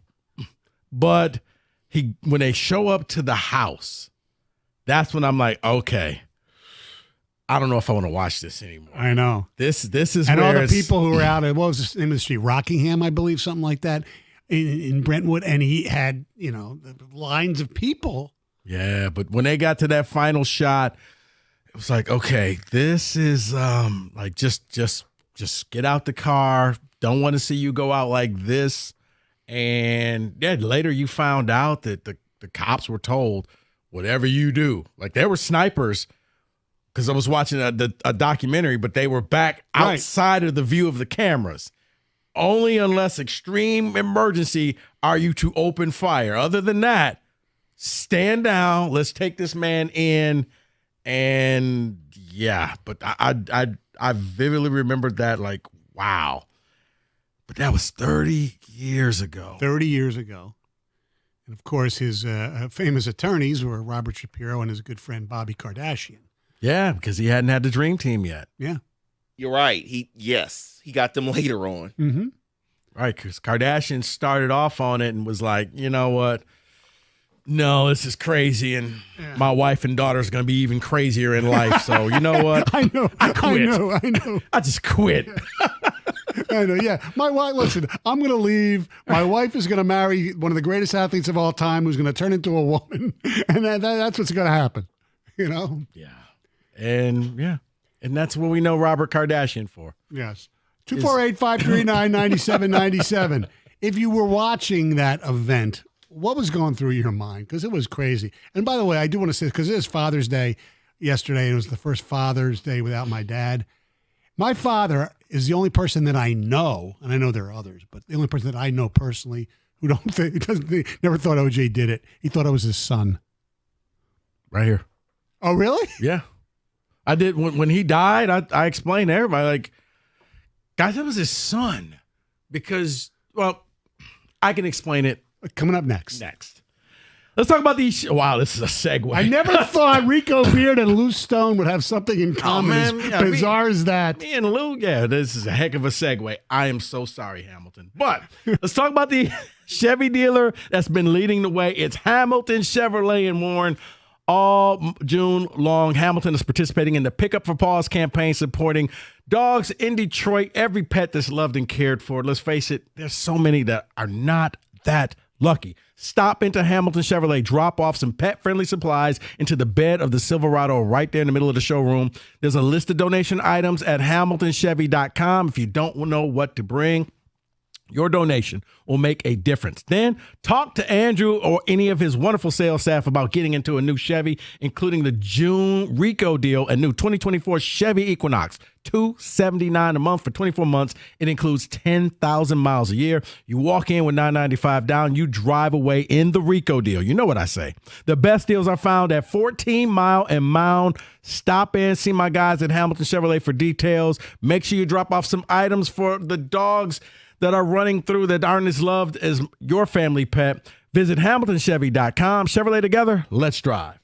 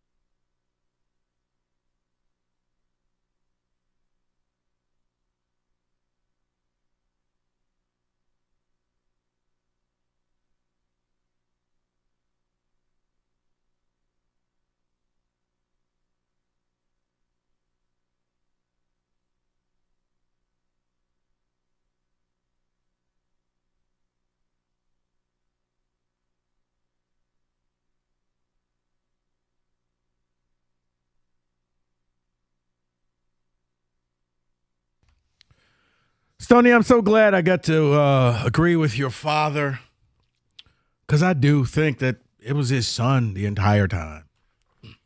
Not to go a deep dive. Right. If you look at the crime scene, way too much blood for just to be little trickles here and there. Like, he would be covered. No one saw his son. His son we found out was a sous chef, so he used knives. He was very fluent with knives. And yeah, I think that he looked like him, built like him, and OJ, basically went to the grave protecting his kid. It's like, yeah, I'm not going to let you. I know it's not me, so I'll go to court because you can't prove that it was me. Now, not to say that he was this great guy. Please don't get that twisted. No. He was not. But I do. A model citizen, I heard. Yes. Right, he was not a model citizen whatsoever. He was a bad dude. I just think that, it was his son that did it, and they never really pursued it.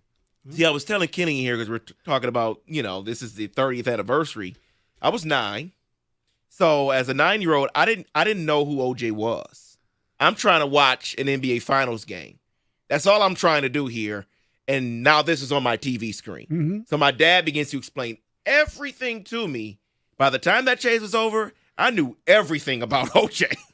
Everything. He tell you about his great games at the Silverdome. He did. It would be almost like the equivalent of like Peyton Manning doing something today. That's fair. You're right. Where some people know him for what he did on the field. Others know him for the Manning cast and the Omaha yelling and all of that.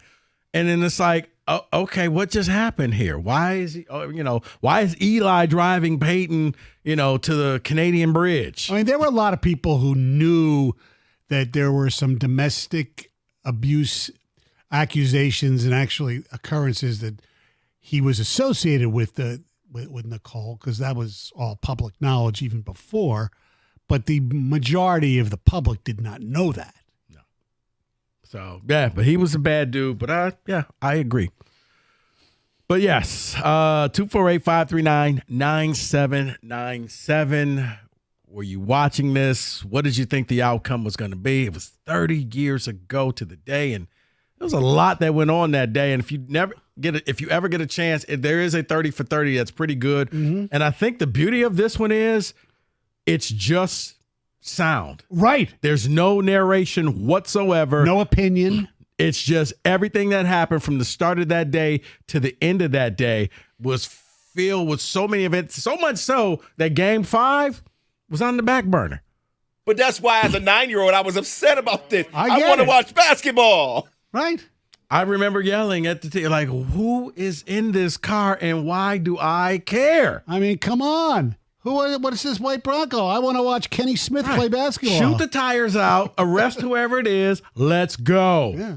No, instead, you didn't realize you were watching history in the making. David, what we got on Ticket Text? Thank you, Rico. I've been saying that for years. The DNA was familiar, but not his. That is from Logan in Pontiac. But also, describe why the DNA, it would. Someone says that day the juice was loose. I mean, they were holding signs. Run, Juice, run. We love you, OJ. People loved OJ. Right. He was one of the first athletes that, he crossed color lines for a lot of people. Yeah. I mean, the people on the overpass, let's just say, they were celebrating. Kenny, to put in perspective, there may or may not have been some Oilers fans on the freeway overpass. I see what you're saying. Right. There may or may not have been some Oilers fans on the freeway overpass saying, run, Juice, run. Yeah. Oh, that's so good. Oh, my gosh. Someone says, I remember Bob Costas going on air begging OJ to turn himself in. That is from Glenn. Yeah. Man. Because because they all worked with them. Right, because he was calling, and I think somebody at the desk somebody wasn't letting the calls go through, and he found out, like, what do you mean the calls aren't like? Let him in, because this is before cell phones were really that big. Well, they were big. I mean, no, actually, they were big. the bricks at that time. Someone's saying your theory is idiotic. OJ's blood and DNA was everywhere on the gloves, the hat, crime scene, on the car. in the house and in the sink. Stop pushing dumb theories, he says. It's not a dumb theory.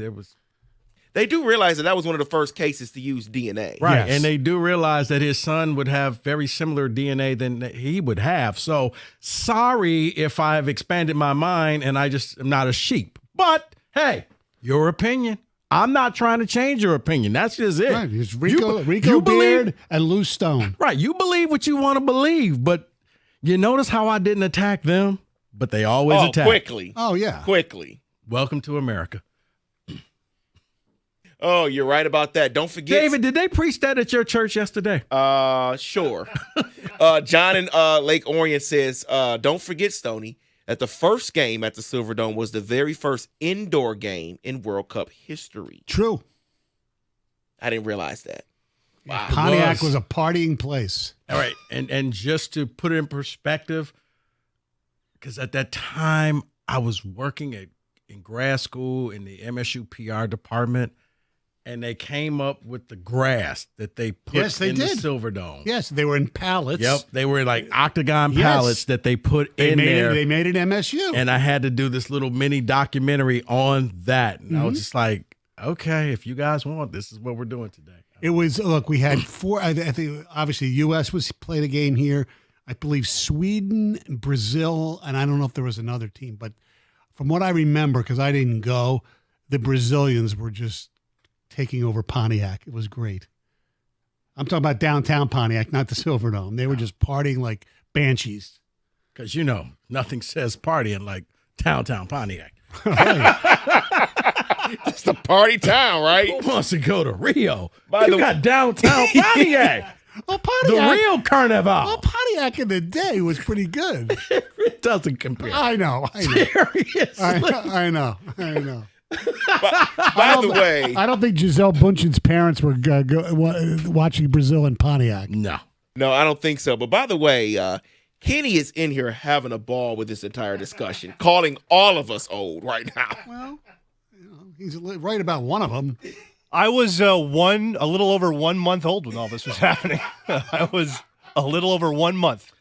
Kenny, I get it. I understand. The more you tell this story, so I look at you, Jeremy here, because he looks like he's 12. I'm sorry. Yes. I feel it's the same way when I'm in class now and I'm telling stories and, news stories and how things are covered.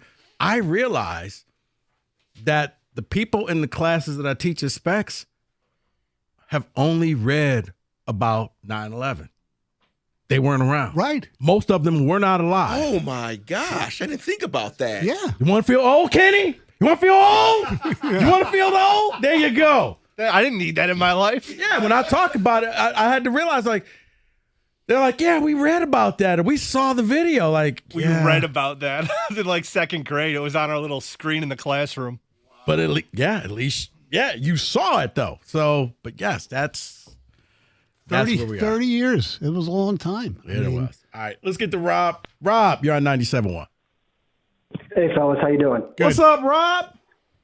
Hey, Stoney. Hey, Stoney, by the way, that Florida State-Notre Dame game is at Notre Dame. It's not in Tallahassee. I think David said, which is kind of interesting because I didn't think the number was that high. But okay, you know what, Rob? Thank you. I'm protesting that entire segment because I would have gotten that one right. Well, let's take away that.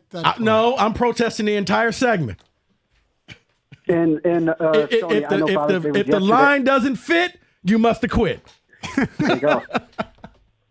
And Stoney, I know yesterday was Father's Day, and I saw your tweet about Lou. I'm excited to be taking my dad.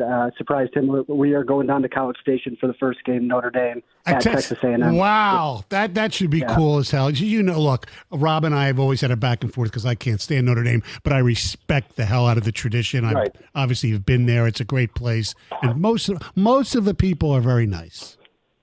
And I already told Rico that 2026 Spartans are in South Bend, so I'm hoping I get a chance to link up with Rico, at least at the tailgate for that game. And Stoney, hopefully you're there too, but we're looking forward to 2026. Let's hope that game is not canceled. About O.J. Simpson. Well, go ahead. Rico, I couldn't disagree with you more, and I rarely do. It's okay. I just think that there was way, way too much. And one of my fascinations in life, and my family makes fun of me, is the O.J. Simpson case. It's just It fascinates me. I've read a lot about it. I've studied it. Just the DNA and the motive, and with the history of the domestic violence, with all the blood evidence at the site, the Bruno Mali shoes. Well, but Rob, real quick, because we're close to the break. Yeah. But I was with like you, and then when I actually saw the photos of the crime scene, I'm like, okay, that's way too much blood to have just little droplets here and there. The DNA, with his son would share some of the same DNA. But I don't think they pursued that. So that's why I was like you until I saw the actual photos, and I'm like, whoa, this wasn't the way they described it. Like that was a rage murder, obviously. It was a very gruesome scene. The domestic violence, obviously, like it goes into that. The gloves, the very singular pair of gloves that Nicole bought. It wasn't Bloomingdale's. It was somewhere in New York, but a department store. It just matched that order. Yeah. There was just way too much evidence for it not. But the racist cop, Furman, it was hard for the prosecution to overcome that, obviously. But I just think that it was so clear that OJ was head over heels the killer. Rob, all good. You know what's amazing about that? Rob. You mentioned the prosecution that Marsha Clark and Darden hooked up and they went out for a while, romantically for a while. That's what you took from this. No, but he mentioned the prosecution. But That's what? That's weird. I just found that weird. 97.1.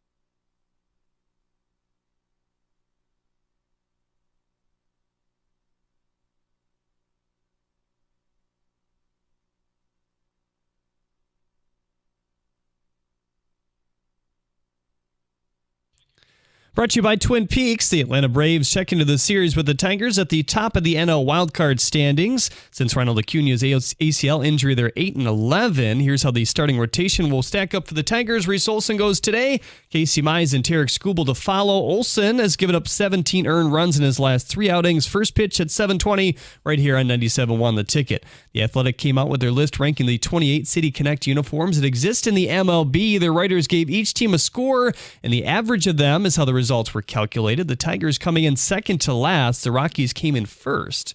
Boston is looking to close out the series with Dallas tonight in the NBA Finals. The Celtics are up 3-1. If it means much, the Mavericks are 3-0 this postseason in Game 5s, but the Celtics come in as a 6.5-point favorite, tip at 8:30. A day after breaking his hand, Mookie Betts has given way to Shohei Ohtani as the betting leader to take home NL MVP honors. Ohtani is now plus 185 to win it all. He's hitting .309 with 19 homers this season.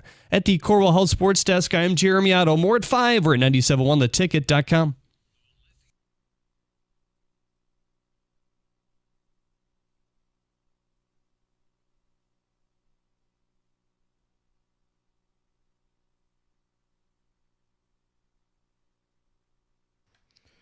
We talked Tigers earlier in the show. If you missed it, use that Odyssey Rewind. Michael Stone joining me today. Why? Because the other Michael, well, he could be witnessing some history. We've been talking about history and the OJ stuff. Celtics may win Game 5, and that means Mike will get to see and watch them. And Stoney, I can't help but think he probably still won't be happy. Like, what will how long will this happiness actually last before you get a blast that, you know what, but Tatum still sucks? Oh, no, he'll be the happiest he'll be is if they win and then, like, for some strange reason, they trade Tatum. Yeah. I mean, I'm just wondering, like, he's going to be there. Can this actually just make him happy? Like, they just go out there and they blow out the Mavs and he celebrates and he's happy. He'll be back tomorrow, folks. So where do we know where is he going to be, like, courtside with next to Portnoy? Is he at that level? He may. I don't know. He's Mike Valenti. I can see him courtside. You know what? You should watch the game because you may see him sitting there. He'll probably put on a Celtics cap right there, Bill Walton jersey. Yeah. No. There's no way he's wearing a Celtics jersey. I mean, why not? Because that's just, I know. Okay. Yeah. But he probably was sitting there with a cap on. He might be a Celtics, like a polo shirt or something like that, or a Celtics hat. There's no way Valenti's wearing a basketball jersey. They win tonight. Game. There's no way. They win tonight. What do you think he complains about? Because I still have to hear how Eli sucked, even though he won 2 Super Bowls. He complain about, I don't know, the flight home or something. I don't know. If your team wins a championship, you can't complain about anything. Come on, Stoney. Yeah, you'll complain about Tatum missing a few jumpers in the third, fourth quarter or something. Yeah. Yeah. Well, he'll complain. The fans weren't mean enough to Kyrie. Kyrie had a good game, but they lost. There it is. Maybe Tatum or Brown are too nice to Kyrie at the end of the game. Yes. That's what happened. That's what Maybe. he complained about. Maybe. Okay. No, I just wonder, like, yeah, what's going to be his, like, he just can't sit there and say, my team's won, I'm happy, way to go, come back with, a Celtics championship cap. Like, I just wonder what is going to be the thing that he's like, and this team, oh my God, did you see the free throw they missed? Mike, they won by 18 points. I'm hoping they win. Why did they have to play Porzingis? I don't know, because he got hurt again. You know what? I already got it. He'll be upset. Why couldn't they sweep? Why did they have to win in 5? So he could be there. I tried to mention that on Friday. He just said, go ahead and sweep. I'm like, Mike, well, no, I understand that, but after the fact. You'll be up 3-1. History is on your side. So this is the first time he's had a chance to be in the stadium where one of his teams has won a championship, correct? Because I know he went to Lambeau for the when NFC the Giants beat the championship. Packers. I don't think – did he go to the Super Bowl in Indy? No. No, I don't think he went to the Super Bowl is not for the average person. Right, I understand Like, that. the NBA Finals is probably one of the final few things that you could actually go to. Right. I don't think he was in attendance at any of the Yankees World Series. So yeah, that's what I told The him. Like, closest would be Michigan State at the Rose Bowl. yeah. Right. So I'm like, you get to watch this in person. So Yeah. hopefully they win. They get this thing over with. I don't want them to lose because then I have to hear, oh yeah, Celtics suck. I knew it. Blah blah blah. Yeah. We're gonna lose in 7. And every game, it's just like, Here's Mike, the thing. calm down. Here's the thing with the Celtics and me, okay? And it maybe makes me not a good person, or I don't know, whatever term you want to use. Look, I grew up hating the Boston Celtics. I mean, Wilt versus Russell, Bird versus, Doc. I mean, the Celtics, were the Sixers' Achilles for eras, different eras, and then I move here and become a Piston fan and have to deal with that crap. And Isaiah, Bird stole the ball, and then Dantley and Vinny, colliding bumping heads. and all that. Oh, yeah. And finally, they beat them, and then in 06, when the Pistons, it was 08 when the Pistons split in Boston. They come home for Game 3, and we have a choice. This is how people don't realize. If you're not old enough to remember, we had a big choice that Saturday night. You're watching Game 3 at the Palace of the Eastern Conference Finals, or Game 1 Stanley Cup Finals, Wings Penguins at the Joe, because we had two. And they were both at the same time. Anyway, good old days. So Kenny's gonna call us old. Be careful. I've always hated the Celtics.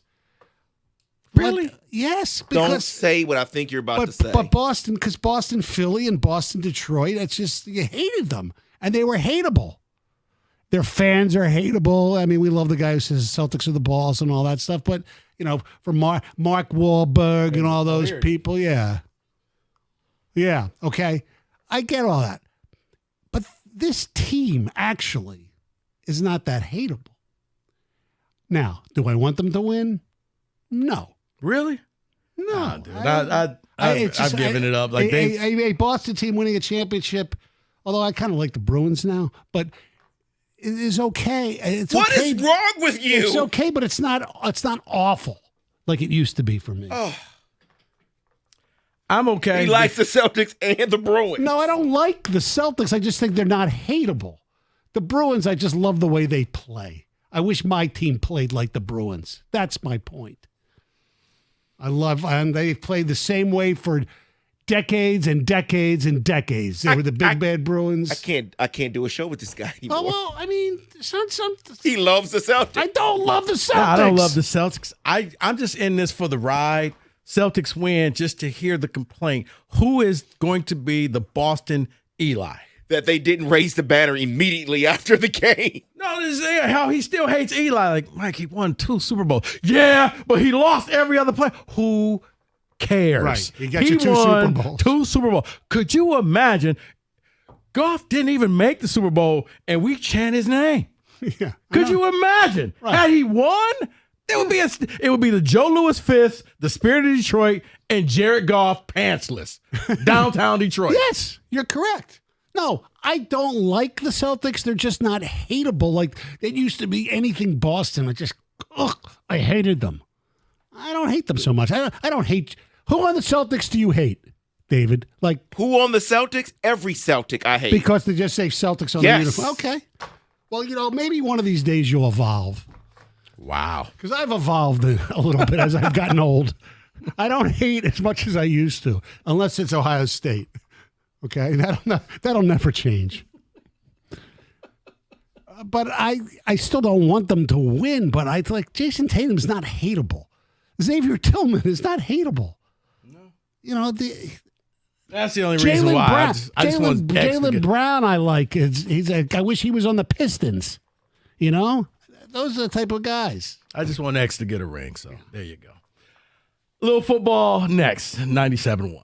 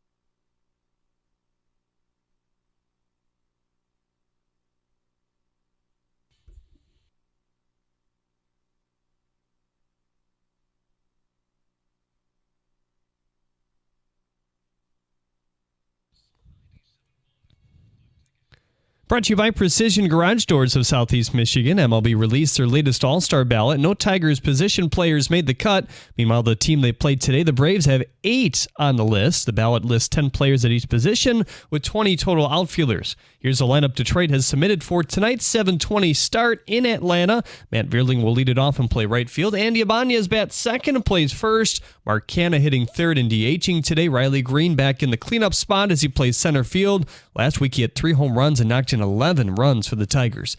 Gio Urshela follows at third base. Justin Henry Malloy will hit 6 and play left field, a rare start in left field for Malloy. Colt Keith bats 7th and plays second. Jake Rodgers hitting 8th and catching, and Ryan Kreidler rounding things out at shortstop. The righty Reese Olson makes the start as he opposes Max Fried. Fried is 6-3 with a 3.20 ERA this year.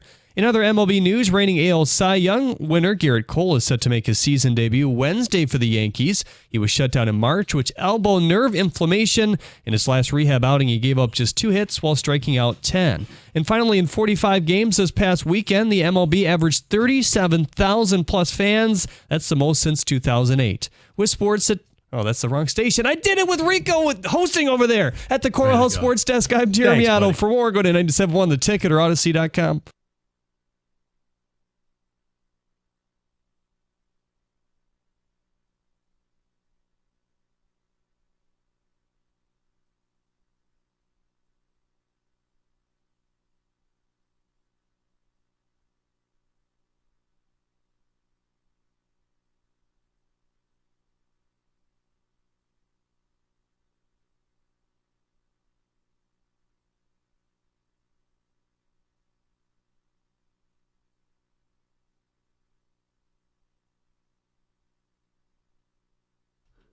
I hope Doug isn't listening right now. We have a health check on Doug yet? I think Doug knew what he was doing. He's a big boy. I know. And actually, that's where Aaron Rodgers is right now, in case you were wondering why he wasn't at New York's Jets. OTAs. Colonoscopy? No. Oh, okay. He's on another one of these wild trips where he's, doing the weird stuff, eating the tree bark. That has been confirmed? It's been hinted at. Albert it's Breer hinted at it by saying he's doing stuff that he loves to do. The ayahuasca or whatever. Yeah, this is where he's at. That's the Jets said it was personal, but it wasn't like they sent him on this. I know that. Right. So here's where he is. He's a weird dude, man. By the way, that would be his second one since March. His second trip for this type yes. of thing? Wow. That's But you see, what if I was a Jet fan, if once training camp starts and once the season, if he doesn't get hurt, he plays like Aaron Rodgers can do, nobody will give a rat's ass. But if you're a Jet fan, aren't you sitting there saying, just do it another week? If it goes south, he becomes their Javier Baez, where you sign this guy and you've regretted it from day one. He never turned out to do anything you wanted to see. Speaking of signing, though, the Lions signed a kicker. I don't know if that's good news, bad news, or whatever, but the Lions actually went out and it probably was the worst kept secret, but Jake Bates, he played for the Michigan Panthers, best known for kicking a 64-yard field goal at Ford Field during the season this year. Looks as if the Lions are going to sign him to officially, they can do it tomorrow, I believe, to a 2-year deal. So he will be in competition. I guess they now have 3 kickers competing for the job. He's known for kicking long field goals, Stoney. Mm-hmm. 64-yarder. It's something that I think the Lions have missed out, that they haven't had. It's a reason I think that Dan Campbell always goes for it. So, with this being said, now would you rather crunch time, where in the season Lions are playing, it's 4th and 4 from the 40-yard line. Would you rather just see Mr. Bates go out there, kick a 57-yard field goal, and you don't have to go for it all the time? You could just take the 3 points.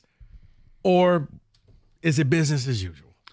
Well, obviously it depends on score and all that stuff, but it gives you more comfort in knowing that you have a guy who can kick field goals from long range. However, before you go out and start ordering your Jake Bates jerseys, here's some numbers. You're right, Rico. The 64-yard field goal. He captured, a bit of Sports America for a few weeks with all the long field goals.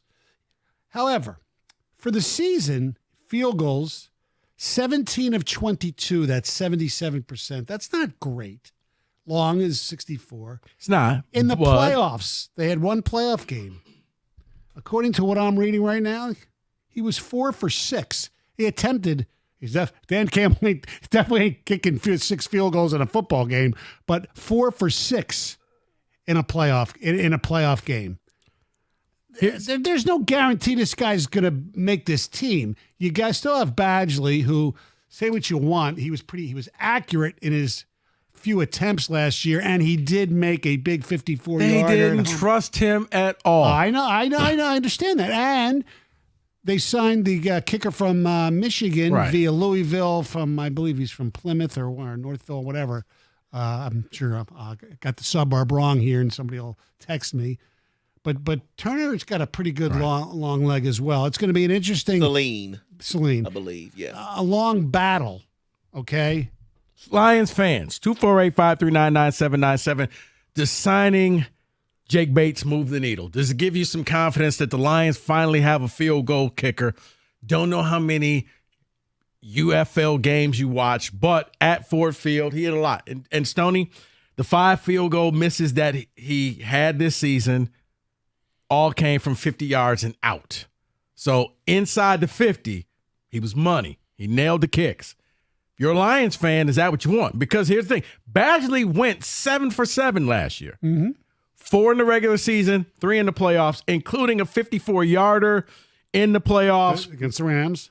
May have been one of his biggest kicks ever. But when the time was there in the NFC Championship game, we all remember him standing there on the sideline holding his helmet like, so y'all really not going to let me go in here and kick this field goal, right? Because you thought that Josh Reynolds would actually make a catch of a ball. No, I'm talking late in the game. Oh. I'm talking about the one late in the game where, in my opinion, you just kicked that field goal. That would have tied the game. I believe it would have. Yeah. But instead, they chose. I'm hoping that if you get a kicker like this, it'll be more Dan Campbell, less Dan Gamble, that you don't have to go for it. I know in this city, punting and kicking field goals, that's a dirty word. That's a 4-letter word. And it's actually, it's not. It's what smart teams do. Mm-hmm. I know. I just hope the analytics won't ruin football the way it's done baseball, where the numbers say this. You just got to be smart. Sometimes you take the points. They're there. You take the 3 points and you move on. Like he did at the end of the first half of that game. Right. It's what makes, a team like Baltimore good, because Baltimore is okay, we don't have to score a ton of times. We got a kicker that's so good. We'll allow him to kick 4 or 5 field goals today and put those points up on the board that will be the equivalent of 2 touchdowns. If you're the Lions fan, were you happy about this signing? Did this signing move the needle? Or are you just you're just like, you know what? We just go for it here. We allow Campbell to go for it anytime he wants, because I still think you got to kick field goals, man. And this guy hitting multiple 60-yard field goals, even if it's late in the game or in the end of the half, that's an asset to have. It is an asset, and it is actually, at least I think, because I've never been in, a professional kicker, the fact that he's done it at Ford Field has to help the psyche. Yeah. Because here's the beauty of it. Unlike, Adrian Martinez, the quarterback of the Birmingham Stallions, I think, who was the MVP. He was the MVP. Yeah, that doesn't translate to the NFL. No. You're a running back, you're a defensive lineman, you're a corner, you're a wide receiver. Does not translate, okay? Right. Different speed of the game. Right. I give Bates a lot of credit, because he started out being a soccer player. Yeah. And then he went to Texas State, and then transferred to Arkansas, but he did kickoffs only. Now, last year, he was in the Houston Texans training camp, and I believe he did not do very well in a couple of kicks in preseason, but obviously he worked on some stuff and he was pretty successful. Yeah. I think a for the kicker can Panthers. translate instantly because it's the one position. I don't need to know your 40 time. I don't need to know how much you can. Can you kick the field goal? And he did it in a live game at Ford Field multiple times. I think this would be an asset for the Lions. I think that now you don't have to always go for it. Sometimes you could just say, you know what, we're going to take the 3 because we have that type. We got that.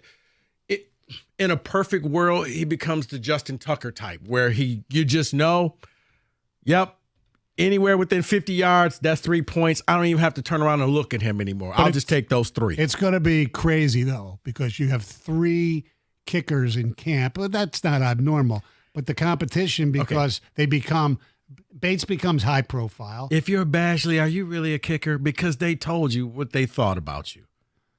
Yeah. They could have tied the game up, Stoney, and it wasn't even an option. He's standing on the sideline with his helmet like, am I still on the team? Did I get cut? No, you're not going in. You're not. We'd rather run this busted play than put you out there to kick the game-tying field goal. But in fairness, I mean, why would they? And I know nothing's guaranteed. Probably a little signing bonus. Why would you sign a guy to a 2-year contract if you don't want him? I mean, he's a kicker. I mean, seriously. What's the salary cap hit on him? I don't. $10. Yeah, Campbell just reaches in his pocket. Here you go. Take your buyout money. You're gone. Take Hobby with you. 248-539-9797. If you're a Lions fan, is this a good signing? Does this move the needle? Is this something that you want to see? Or, you know what? You want it to be business as usual, and you're not about kicking the field goal. You're not about that field goal life. We'll get your phone calls. We'll get your ticket text next. 97.1. Every shot. Sorry, David. Every shot, every goal. ESPN Bet has fans covered from the biggest moments on the road to the championship. The exclusive sportsbook of ESPN is the only place to find special offers and promotions from your favorite ESPN shows and personalities throughout the playoffs. New users can get the bet reset up to $1,000 back in bonus bets if your first bet does not win. Download ESPN Bet today. What a play. Must be 21 or over and present in Michigan. Got a gambling problem? Call 1-800-GAMBLER. Terms and conditions apply. See app for details.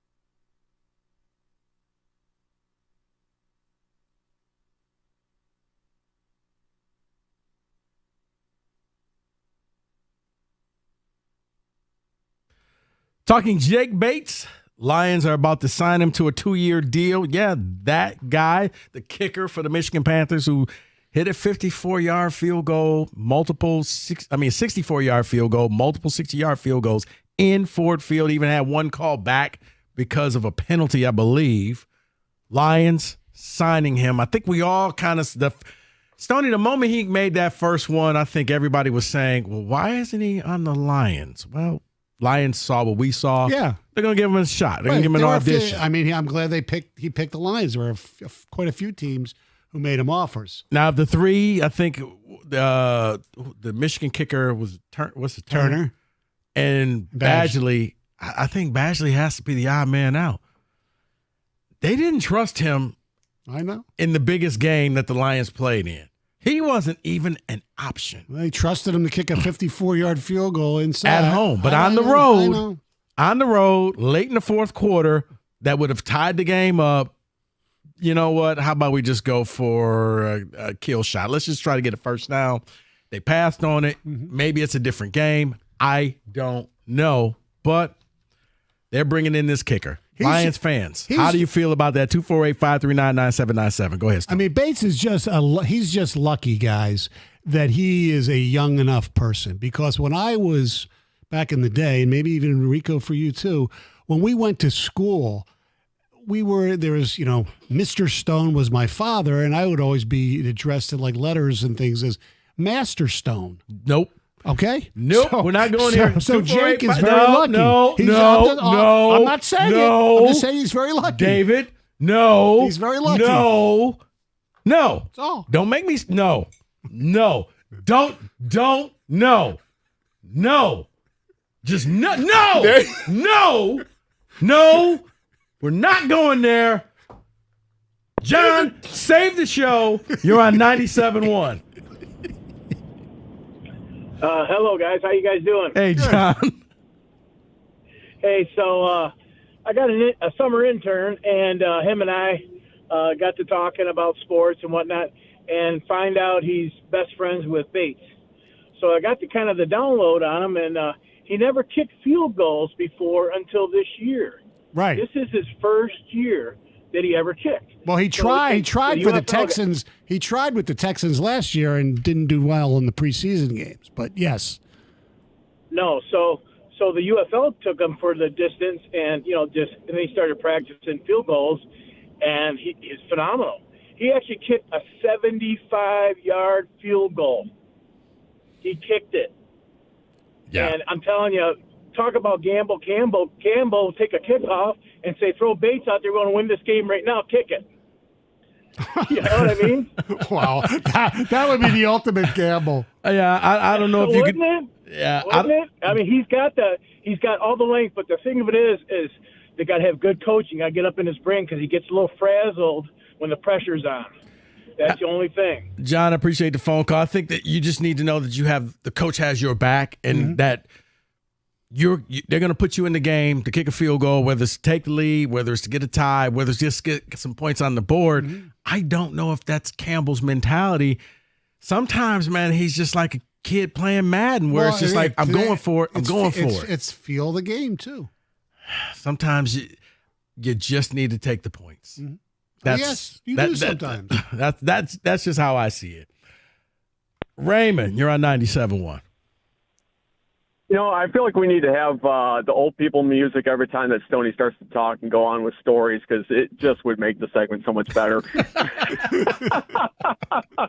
Sorry, Stoney, I love you, man. It's okay. Good to talk to you, Rico. And Rico, I know that you have like 6 degrees of everybody in this nation. I know you had a bit with that when you first joined the show. I need a picture of Valenti and Kyrie Irving next to each other at some point tonight. That would just be root for radio. No. Better yet, Kyrie dives for a ball and lands in Mike's lap. That would be amazing. Oh, that'd be perfect. Or Jason Tatum after they win and giving Mike a sip of the champagne. Or better yet, little Deuce Tatum walking past Mike saying, "Excuse me, sir."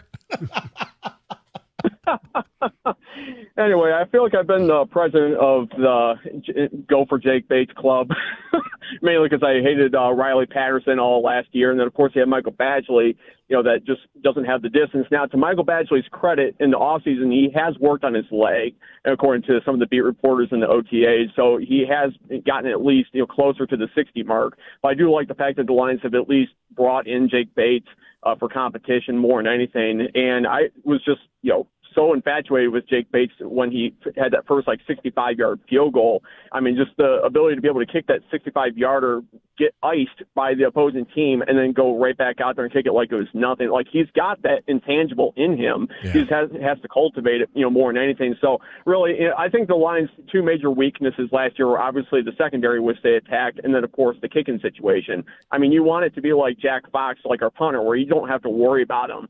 So whether Dan Campbell has it, on the 45-yard line, 35, I don't want Dan Campbell to second guess himself. If you want to go for it. If you want to send the kicker out, send the kicker out. But I just want Dan Campbell to have confidence, knowing no matter what he decides on, that it's going to be more than he's going to get the first down. Ray, I'm with you because I do wonder for Badgley, guys.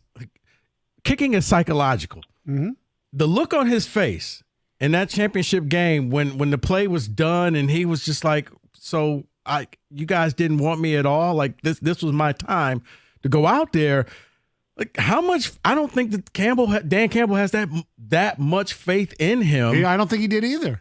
That you would think that it's a no-brainer. You're just gonna. I mean, in the Super Bowl a couple weeks later, they kicked record field goals in the Super Bowl. Both of the coaches, Shanahan and Reed, were like, "Yeah, we're kicking field goals," but Campbell, no, son. You're not going out there. I don't care if we lose this game. We're not going to lose the game because of you. We'll lose the game because somebody didn't catch a ball.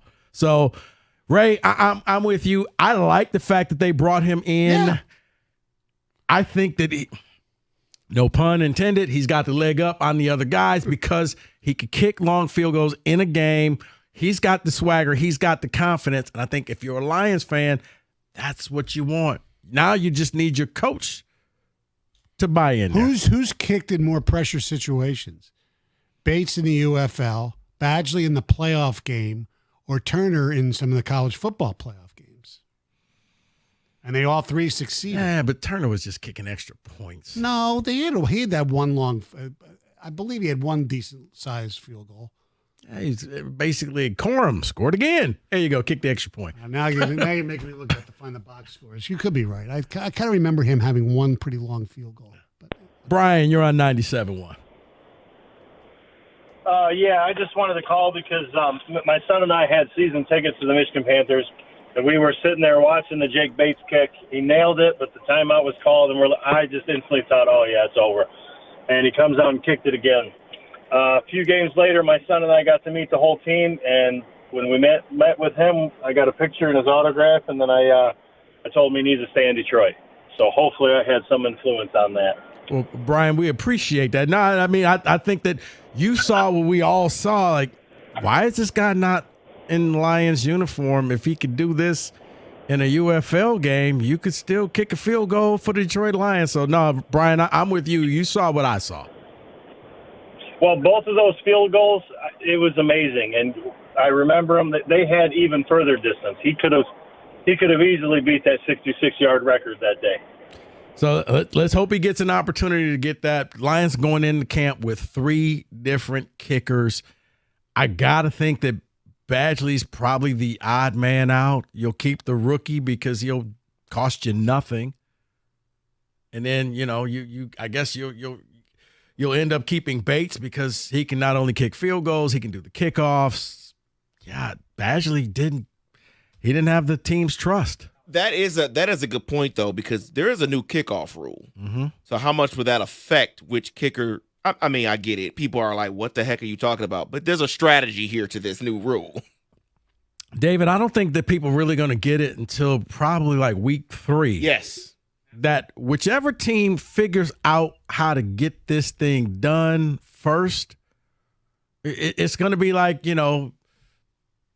motion offense, the West Coast offense, that type of thing, where you're going to have a strategic advantage because you're going to have people playing catch up to you because you're going to be doing certain things. And now it's a copycat league. Okay, we need to do this the way that the Ravens are doing this, or we need to do this the way that the Packers are doing this because they figured this out. Why aren't we thinking this way? I do think that it's going to be an advantage on those kickoffs because if you got the right person back there, you're going to see a lot more returns taken back to the house. Because once you break through the first 2 tackles, there's nobody left but a kicker. So good luck with that. Well, maybe we do need to know there 40 times now. Maybe we do need to know. Now, you know what? I don't. If my kicker has to make, you know what? Just let him score. Unless it's the final play of the game, don't blow out anything doing something stupid. Just let him score. Did you find it? No, I'm looking for. All right, you keep looking for that. Little football, more football coming up next. College style 97.1.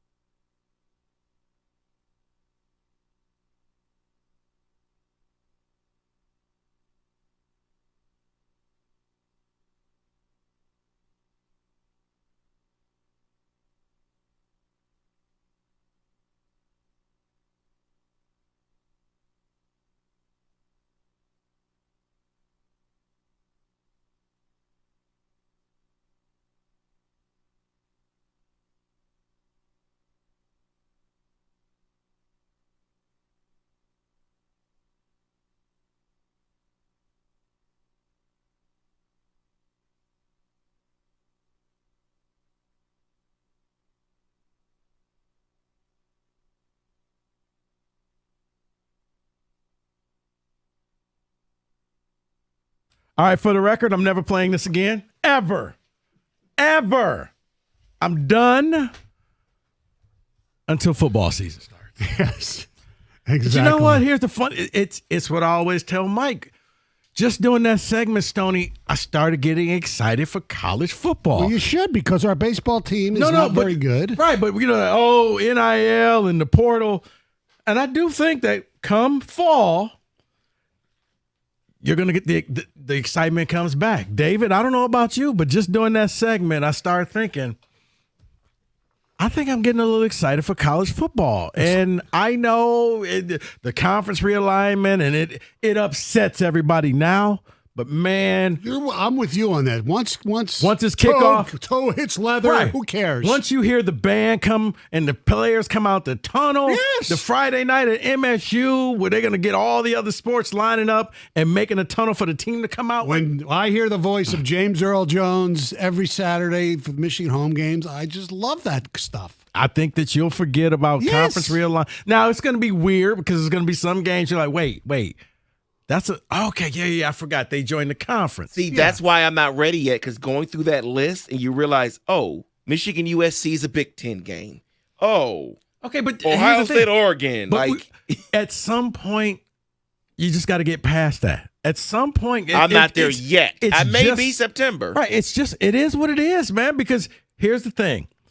For everybody crying about the portal and all of this stuff, if your team is up for one of the 12 playoff spots. Remember, everybody got their pennies in a bunch. Oh, my God, it's now 12 teams. Except for, wait a minute, if we win our last 2 games, we claim a spot, you're in. It's what we've been asking for the Tigers. Can you at least be interesting?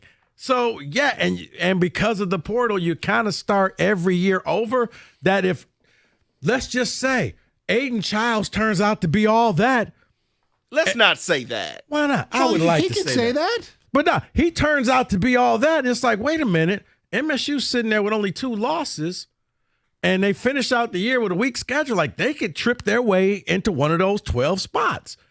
So guess what?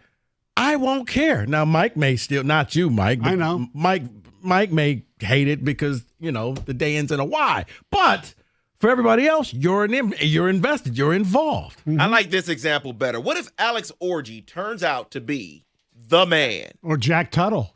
Or Davis Warren. I like Orji. If Alex Orji turns out to be the man, well then, David. What if the pride of Jeff Rieger's alma mater, Donovan Edwards, oh, that's right, gets the Heisman Trophy? You went to West Bloomfield? Oh, I did. I'm a Laker. Through and through, my friends. Yes. Well, they win 5 games total when you were there? Yeah, it's funny because I left and then they got good. And then they got really good at football. Like when I was there, I think they won, maybe they might have won 3 games the entirety of my 4 years at West Bloomfield High School. It's always funny because people are so shocked. Like whenever I see Ron Bellamy out, it's like we're really cool. Like I love Ron Bellamy. You two aren't supposed to talk. Like it was early one morning. I was coming off a red eye. He was catching a recruiting flight. And we saw each other at the airport, and the TSA guy, his mind was blown. Like, wait a minute, you two like each other? I'm like, I've known him for a long time. Right. I mean, cool people. Back then, the best WB player was what? Todd Crum, right? Yeah, that was before my team, but that was before you. That was before me. Todd Crum. And so then after you was former Michigan State wide receiver Kyle Brown, right? Yeah, his brother Pierre Brown was like just after me. Remember Pierre who went to Kyle Brown? Remember that dude? Yeah. Mm-hmm. Next thing you know, West Bloomfield was a juggernaut and went to the state title a couple times. Yes. Tony, they lost a game 3-2. Yeah, right. I remember that was the same as Michigan Ohio State. I know. Yes. And you went to that game, I believe, instead of the Michigan-Ohio State game. Correct. I went to the tailgate in Ann Arbor because I had a friend from out of town who I got tickets for, and lo and behold, I said, look, you and your son are on your own. I got to watch the Lakers try to win the title.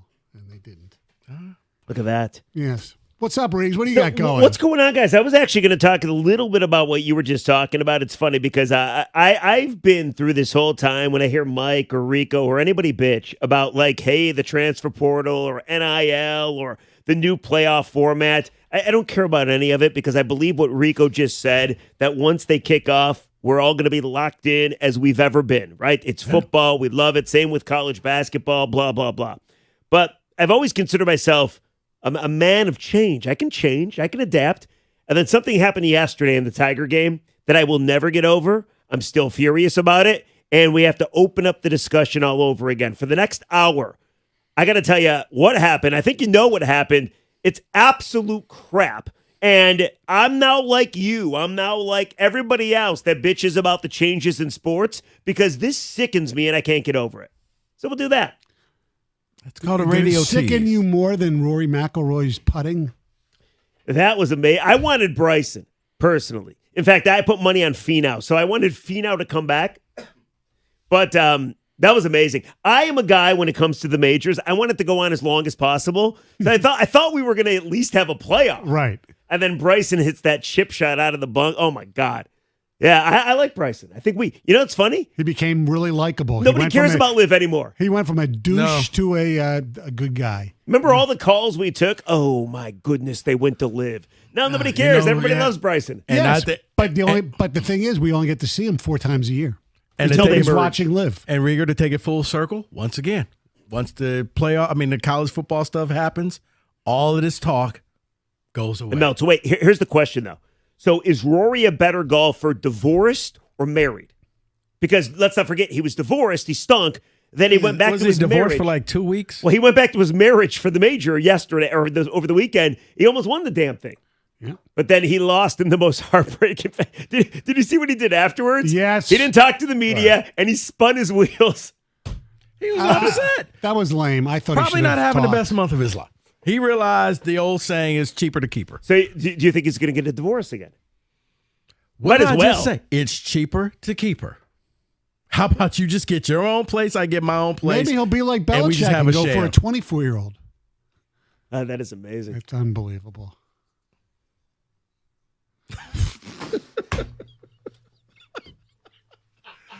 See you later, everybody. Good night.